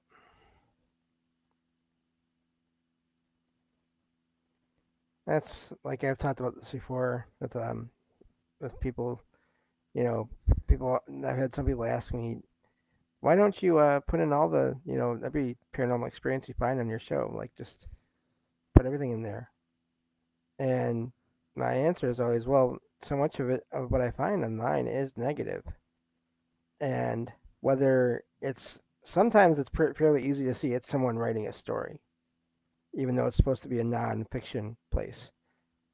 Other times it's not, but the point is, again, if that's most of what I put in there into my show, then it's mostly going to be negative, and I don't want that. Mm-hmm. Now, there are people I've heard that do shows that where they do cover negative things, but they are very good at sort of talking about it in a compassionate way and talking with even like the guests, the people that had the experiences. I give them all the credit. They're doing amazing work in that way. Um, but that's not something I feel like I'm equipped to do. So I'm not going to do that. And then there's other shows I've heard that I don't listen to where they do go with they follow the Hollywood um, direction where they only go for the scariest, most negative stuff. And I just nope. Once I find a show like that, I'm done. I'm not listening anymore. Yeah, I mean, I don't blame you one bit. I mean, you need to, because like a lot of them, they won't have balance. They'll just be all, like you said, it'll be all negative, all gloom and doom, or like this, Yeah, this evil spirit, and they attack this won't person. be Which I watched a bunch of shows on it, but like you said, you can't, like that's all you watch, like and them and they them won't shock be docs. yeah, and they won't be they won't a lot of them won't bother trying to help the person out or be try to comfort them or give compassion or what they'll just put out those negative shocking stories and that's it. And so anyway, yeah. Also, I do watch. I haven't in a little while. I was watching some a lot of them shock docs and stuff like that on some of the stuff, like the devil made me do it and all that. Right. It's some wild, crazy stuff. But So yeah, I what do mean, you there's. think of the Warrens? Speaking of that, Oh hell, here we go. because I've I've How long does everybody heard want to? How long everybody I've want to heard hang so out with much us now? conflicting stuff about them. I saw that. Have you watched that episode on the Y Files where AJ talks about them and stuff and No, I can't uh stand the little animated like the comedy bits in there. Like that just you turns need to me watch off. the yeah, I understand. He does have the what's he call it? Somebody in the chat. Sweets but he has them where he does them like where it's just straight. It's just Okay. him talking. He's got the with the fish and then he got the heckle fish. Okay. Yahtzee. Yeah, Yeah. it's like straight says it's fucking fish. Yeah, no, but he does have the ones that he does that's not um man, what is it called? I'm gonna have to look it up. And then I'll tell you. I'll tell you my thought process on it. See, I don't like to really reach any conclusions about anything these days based on just what I find or hear about online. So like I said, all I would say about them is I've heard, they're fine, and I've heard they're terrible. So it's like, okay, I don't know. Yeah, you know, um,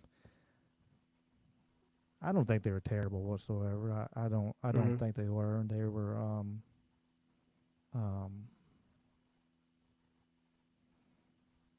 they did try to go around and help people, and I know there was just a few times that they, like I don't know, one that they showed up and asked not to do it, and they still kind of did a séance and had that situation happen. But um, I mean, there were times that they have done some stuff kind of questionable.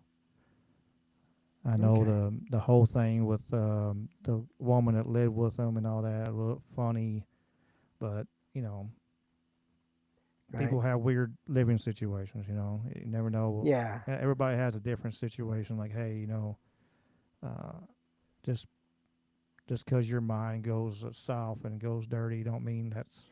Exactly. That's why. People are good to Yeah. people and like, hey, this person here is like like my daughter, or whatever. They're not going to. Uh, some people don't understand that. Right. It's um, like some people don't. For me, like some people don't understand. Like my adoptive kids that they don't understand. Well, you and their mom aren't together. Why are you in their life? Because I've been in their life for 20 years now. Right. Why am I, and I haven't been with their mom in forever. But I'm like, I'm not, just because I'm not with her don't mean, and then the kids want to be in my life don't mean I'm not going to cut them out. Like, oh, Right. forget you. Um, and I know some people, have problems with that. And not tell them where to go when they do, but Yep. they, Yeah. they don't like to hear what I had to say, and they leave me alone afterwards. But because I'm kind of very, one of the things I don't play around was on the kids and stuff. I don't play with at Oh all. yeah. Um, No, I was just curious because, like I said, I don't personally have a hard stance on them because again, you, how do you know what sources are completely accurate anymore? So I'm just I'm aware of both sides of the claims of it because I know there's one show I listen to that I like a lot, but they are just completely. And I'm not going to say what it is because it's not the point, but they are just completely turned against them, like you know, and I'm just like, wow. So either they found evidence of something that no one else has found, or they just really bought, you know, the negative side of whatever is being said. So I don't know. yeah, I mean, I think that's what I think what that is. Like they get on that negative side and they kind of and just push. Oh, that's what. Oh, that's how they are. Right, And you get two people talking about somebody, and then you add a third, and then it goes. Down the line it goes. I think that's right. part of it. Um, that I know they did help a lot of try to help people. Uh, that we've had some amazing stories come out of it for sure. Had some amazing Oh yeah, movies come out of it. Um, yeah. They have a you whole know, book series that I haven't even looked into yet. uh, that damn Annabelle doll. That shit. I don't care what they damn say. There's some charlatans they say, well, there's charlatans, say blah blah blah. There's something up with Annabelle doll. I don't give a damn what anybody says, because it keeps proving its point over and over again. Yeah, and even It's after, already killed somebody else again, and done all kinds of crap. No, leave yeah, me alone. Uh, yeah, same here. yeah, I don't want no part of none of that. That's like I don't want to go Zach Baggins Museum either. I don't want to go that damn thing either. There's too much stuff in there that possibly could say hi to me, and I don't want. I'm good. Right. But yeah, I think there's some truth. There's always there's some truth and false, and like of course some of it.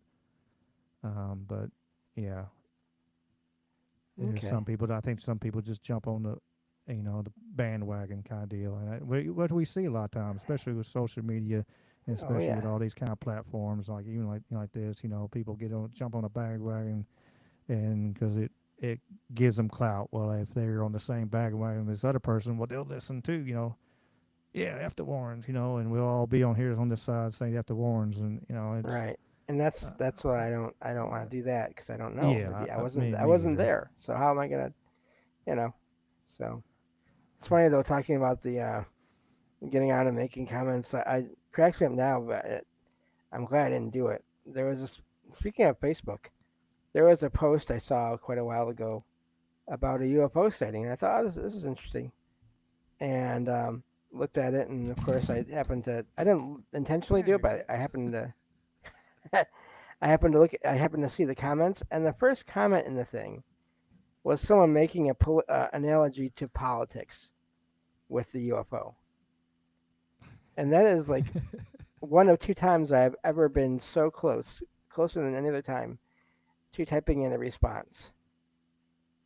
Because I was Uh, so annoyed. Like, what the fuck are you doing? yeah, everybody tries to put everything in like why? Why are you doing that? And I was in the text field. I was going to, and then I stopped, and I just got out of there. I was like, nope, nope, not I doing it. scroll past a lot. I usually send it to stuff. I like send it to Jamie. I send a lot of stuff to Jamie and Dave and stuff like that. I'm like, Yeah. ah. And then like the other day, I still like every once in a while, I'm like, ah.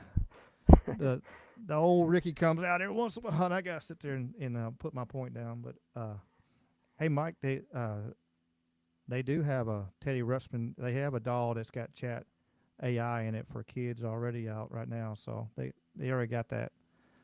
Um, you can pick you up one for your kids and for they can have AI to talk to if you want. It's fine. No spirit will come in and take control of the doll and kill everyone. That's no problem. And I see in the chat, Duffy said the Roman Empire is still alive.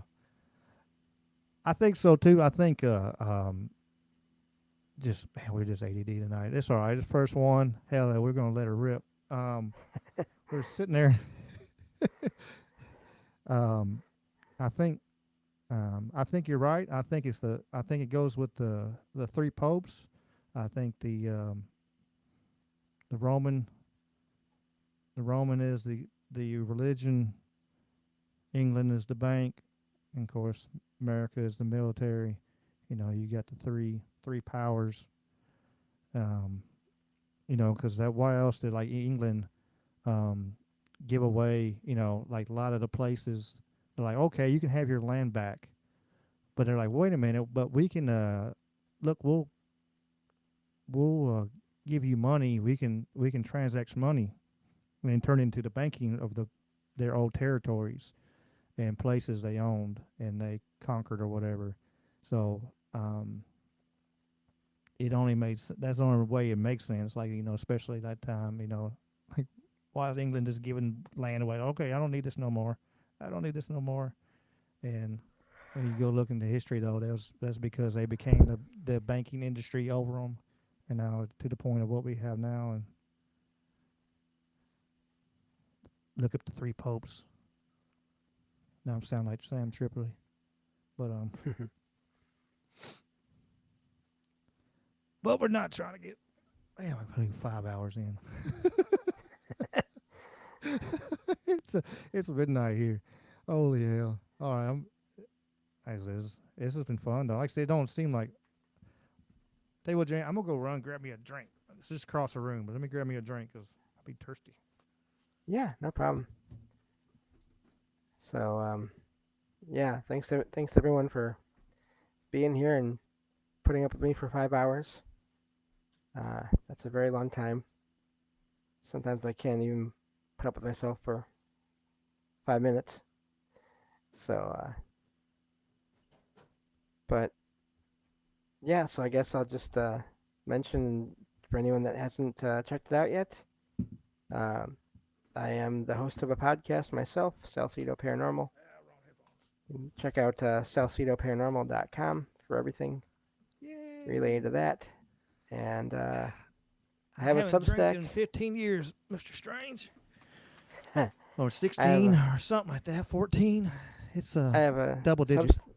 Substack. Sorry, yeah. And I'm going to be starting a new series of posts on there in the new year with some of my old material from my shows that I have just been just it's in the archives, so to speak. So might as well put it out there and make some blog posts. So anyway,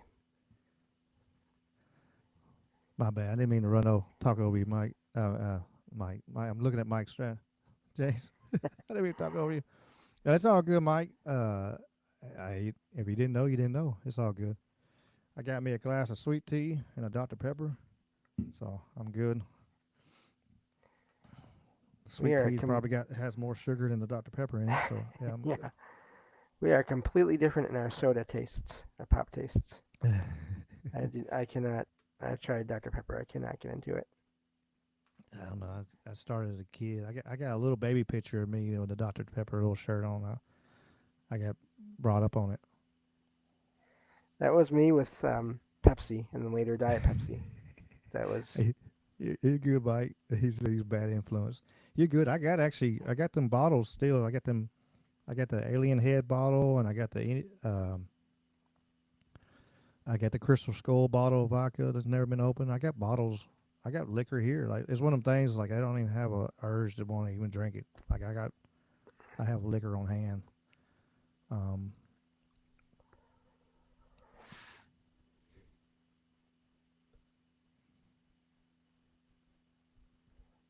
what the year was Dr Pepper in? 23. No, 1883. No, shit. Hmm.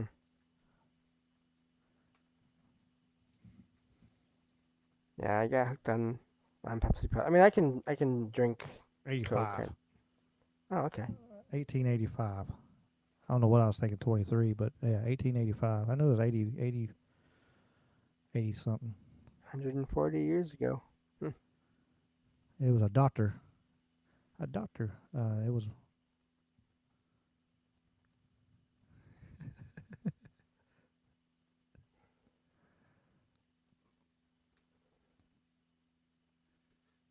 But Yeah, I was born right after the Civil War. I was aged really well. hmm. Wolverine. Yeah, he's quite the character. So, let's see, catch up on the chat. Yeah. That's Logan's namesake, actually, my cat. Oh hell, I didn't. Because That's cool. when my mom's cat had kittens, my mom thought that Logan was a boy.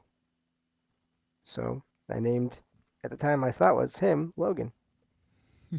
And it was going to be Emma if it was a girl. But by the time I found out, which was when I took him to the vet, and there found out that he was actually she, I tried changing her name to Emma for Emma Frost because, I mean, cats, Emma Frost, same kind of personality.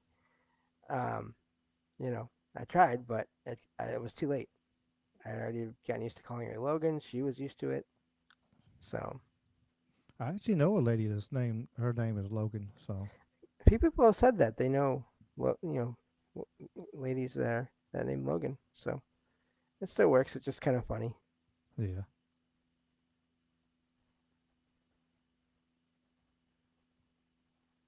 But yep. yeah. The chat's all Dr Pepper. Now my absolute favorite flavor, even though I don't get it anymore because it's terrible for you, is like cream soda. I like some cream soda. I like root beers. Yeah, Um, root beer is good. Yep. I like trying. If I go around and I see one like in a glass bottle, I really like them. I'll buy every once in a while, like a treat. I'll buy a glass bottle, root Right. beer. I wish I'll buy them glass bottle Dr Peppers too if I find one, but that's hard. That's really hard to find. But Mm. uh, if I can find them in glass bottles, I'd rather. It's some expensive though, but they're so good. They just taste better. You don't get all the other crap Right. flavors.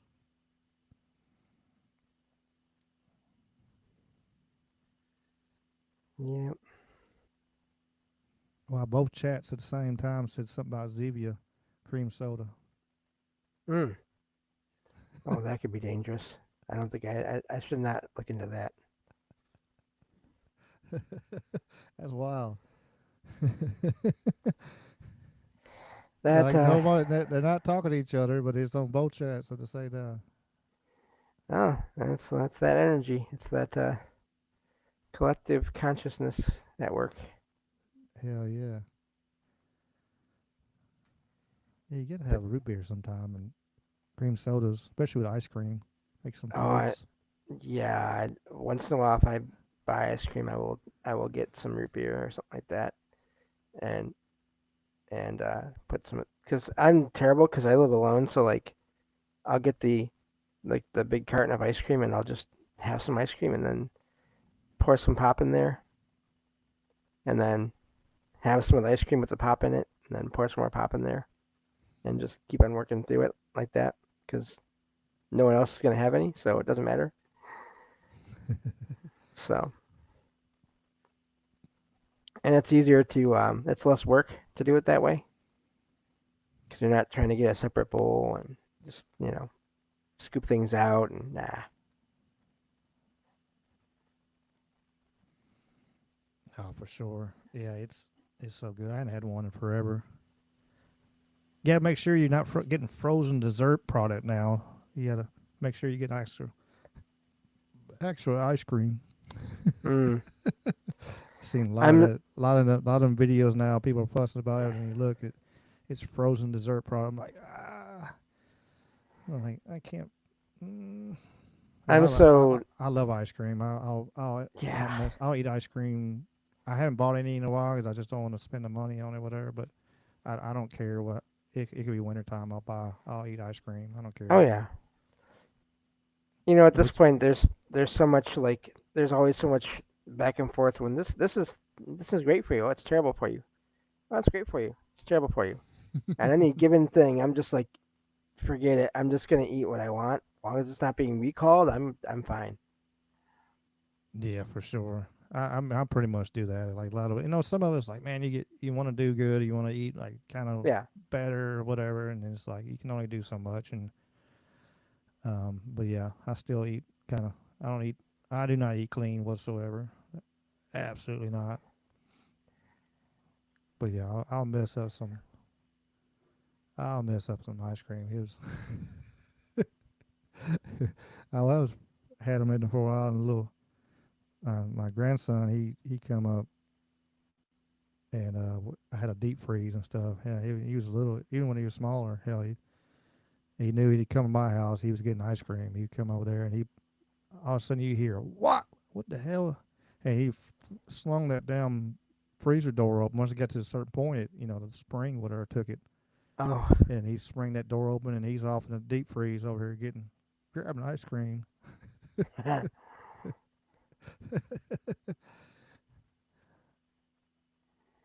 Yeah.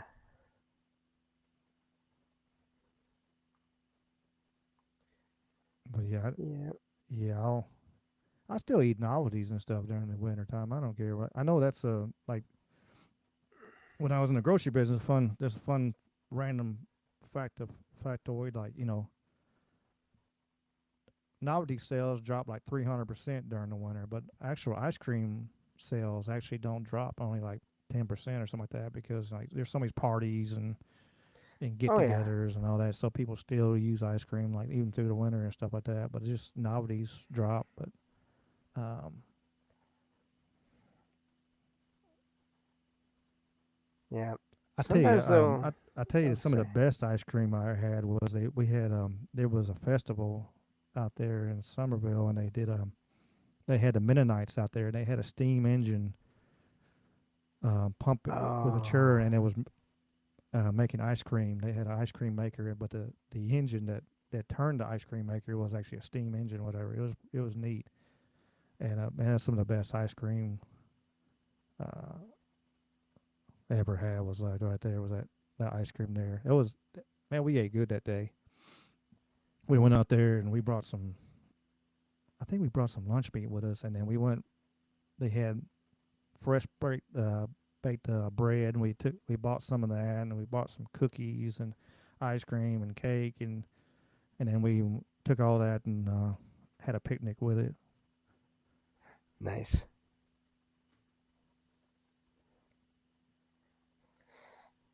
Yeah. Now sometimes if I don't want to be like super terrible and like get a whole huge thing of ice cream, I will just get like the ice cream sandwiches Mm-hmm. and just get by with those. So Yeah, them sandwiches. Yeah, that's what I was buying for a while there. But like I said, I haven't bought any in a while. No, me either.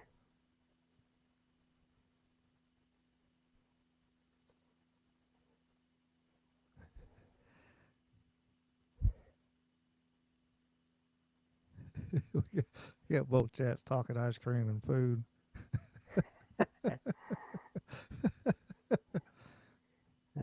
Everyone's gonna be going and getting food after this, and Heck yeah, they're people are gonna be like, people in their households are gonna be like, "What are you doing?" going there raiding the fridge. Damn, Ricky and James, they over here got us hungry. Talking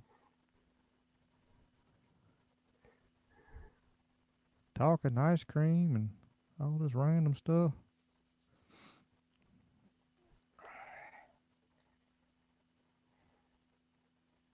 Yeah.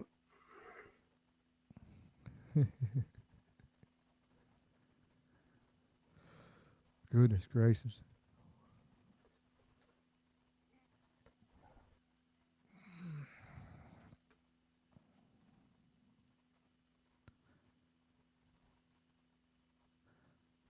We're trying to read the chat again. It's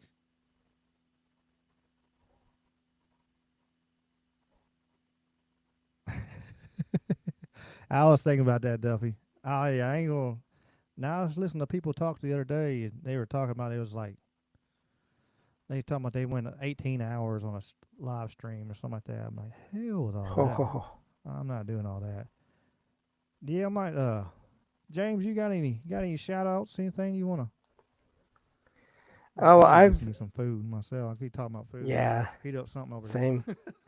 No, just everyone in the chat. I don't have those either any of those platforms open right now. So just everyone, thank you for being here. Like I said, I've got my podcast. I already told you about that, but just in case, again, Salsido Paranormal is the podcast that I do. SalsidoParanormal.com is where you can find most everything and most social media. Well, the main ones anyway. And yeah, so I do my podcast on Discord. I record it there. Um, and I usually record Mondays, Wednesdays, Fridays, and Saturdays. Usually at 10 p.m. Eastern. And so just check out any of my episodes. I've been making sure I put a link to the Discord server in the episode description, and so you can get an invite that way. If you want to listen live and be part of the chat, that's there during the shows. So, but of course, listening to the podcast and all that is just fine too. If you have an experience you'd like to share on my show, you can either write it up and send it to me in an email or in a direct message through Discord. My email again is salsidoparanormal@gmail.com, and we can go from there. And I can either read it on the show, or we can have you on the show if you want to try Discord, and we can talk about the experiences as well. So, um, and yeah, and of course, you can find also my show on the Troubled Minds Radio Network, KUAP Digital Broadcasting, along with Ricky's. So, but yeah, thank you, Ricky, for having me on. Yeah, no problem. Yeah, many more shows are on there. Many shows are on that Trouble Minds Radio Network, and I appreciate everybody coming up on the first show. We had a great audience. We had a great chat. I think everybody learned something today. All across the board. I think even me and James, we learned stuff. Um, and it's great to have such smart chats and just open dialogue is the big key. On all things on paranormal and just the world and everything. And again, if you want to come talk and tell a story, talk, you know, whatever, Bigfoot. I gave Mr. Duffy about him coming on for doing some Bigfoot stuff. He might come on either this one or Wednesday. We'll figure it out. We'll figure out how it goes. I'm open, as y'all know, as y'all seen from this show alone. Talk about anything for 5 hours. So, whatever y'all want to talk about, if y'all want to come on, just let me know. I am getting gotten a few bookings already for January, so reach out. We can get together and we can figure out stuff. Um, Hopefully, you want to do it on the live. That's my best, for the ones listening right now for sure, And if you want to do pre-recorded stuff, for especially for the ones that listen later, I'm good with that too. Whatever. I'm good for. We just have to figure out times and stuff. Um, Check all the links in the description. We got James' website there. We got the Trouble Minds link in there. We have some of our friends in there. Um, Let me click on one. Thank you for that, by the way. Yeah, yeah, yeah. And had James on the intro there. We had this pop up. Um, yeah, no, you're on here. You get there. We got. I'm trying to. We got several links. Like I said, we got several links in the description. Especially for Whitney Lavender. For an Yes. adaptability home.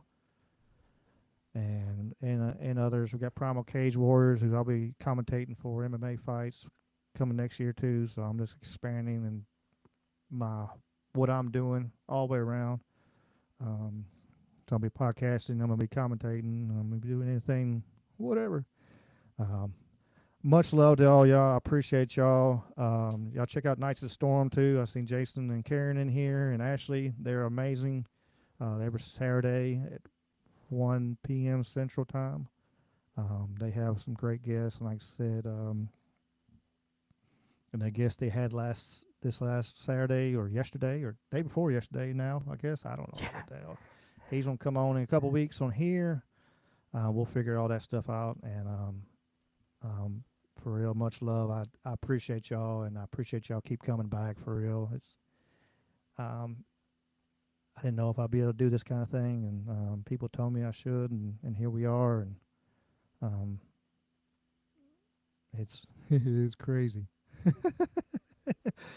Starting my second live show, got 87 episodes or something like that. 77 episodes on Talking with Conspiracy. Over 100 on the pre-recorded stuff, plus shorts.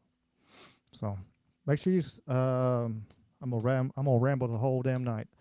Like I said, like, subscribe, all that kind of stuff. If you haven't already, I imagine all y'all have. I do appreciate y'all. Much love, and we'll see y'all soon.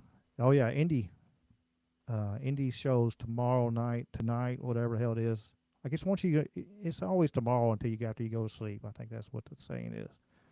So yeah, check out indie show. She's gonna have music, and then I think it's this week is music. Then they'll have discussion of whatever politics and whatever, and so it'll be a good one. Um, Sweets, drop a link if she can. I know she will. Sweets is So, amazing. um, so check out her show tomorrow. It'll be a great discussion. She's on Rumble. She's on YouTube. So for ones who do like the YouTube, she is on Rumble, and so check out. Let's see. Let me before I get out of here. Make sure. I've been seeing some posts about some pretty cool looking shirts with that. Yeah. I did add some more shirts. Thanks, James. I appreciate that. I forget this. My brain. It don't matter if I were doing this for 5 hours or 15 minutes. I'd forget. I I hear you. did do the. What did I do? Let's see. What did I do here? I did on the bonfire site. Is in the chat. I did put some new shirts out. I don't even remember what the name of it. Oh, trust me, I'm a conspiratologist, and so I heard that word, and I was like, hey, that'd be a cool shirt. So I made a couple shirts, and then I just got one that says conspiratologist, And then so I got that plus all the other shirts. So we got hats, so we got yard flags, we got all kinds of stuff on the website. So if y'all want to support the channel, please do. And like I said, I'll keep on rambling all night. So y'all check out that I'll guess real quick. Me and my dog. I want y'all to see my shirt. I haven't done any screen share today, so I gotta at least get one in. So, yep. Trust me. Get out here, Riverside. Trust me, I got the little aliens and tinfoil hat, pyramid with an eye. It's got a little bit of everything in this on there. So you won't get it before Christmas. You're too late. But first part of next year, I know it'll ship for sure. So, all right, now I'm done rambling.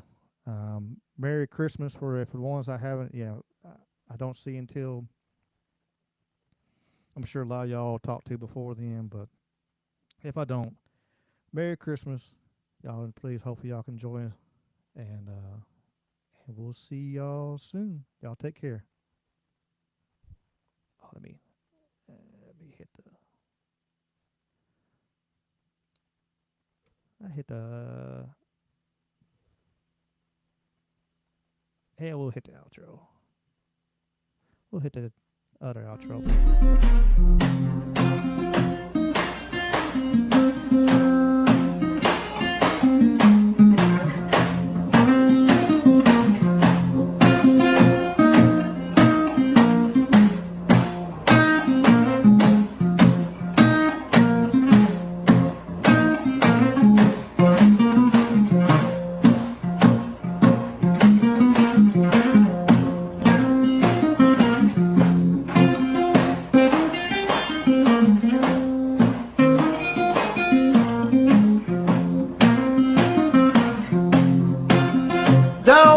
Shackles, don't want no shackles on me.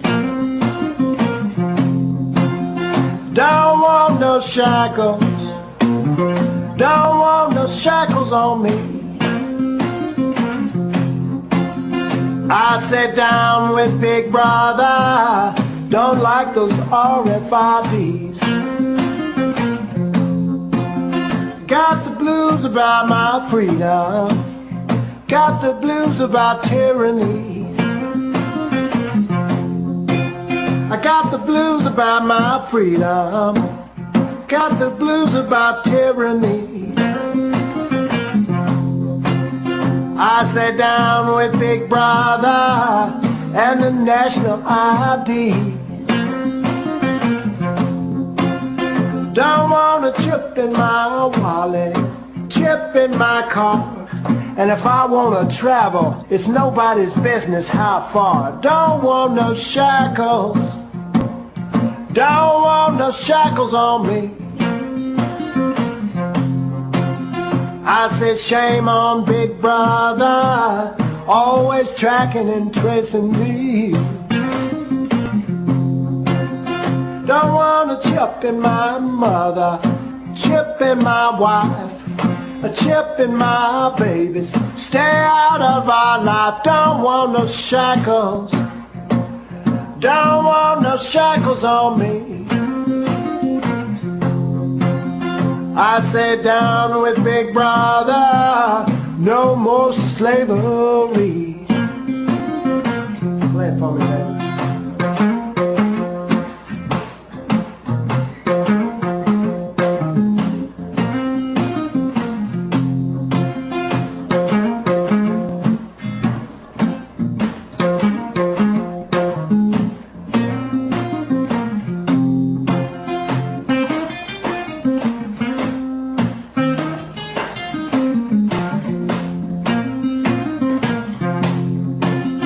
Now, do you want a chip in your forehead, a chip in your arm, always tweaking your brain and causing you harm? Don't want no shackles.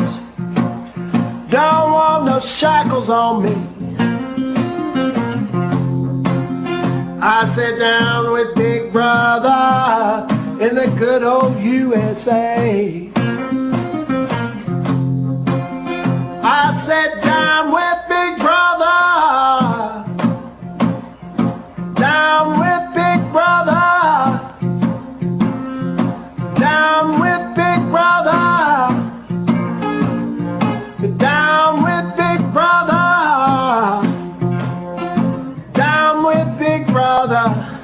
Don't want a spot chip in me. Everybody, I sat down with Big Brother, down with Big Brother, down with Big Brother, down with Big Brother, down with Big Brother. It's all about liberty. I have come here to chew bubblegum and kick ass. And I'm all out of bubblegum.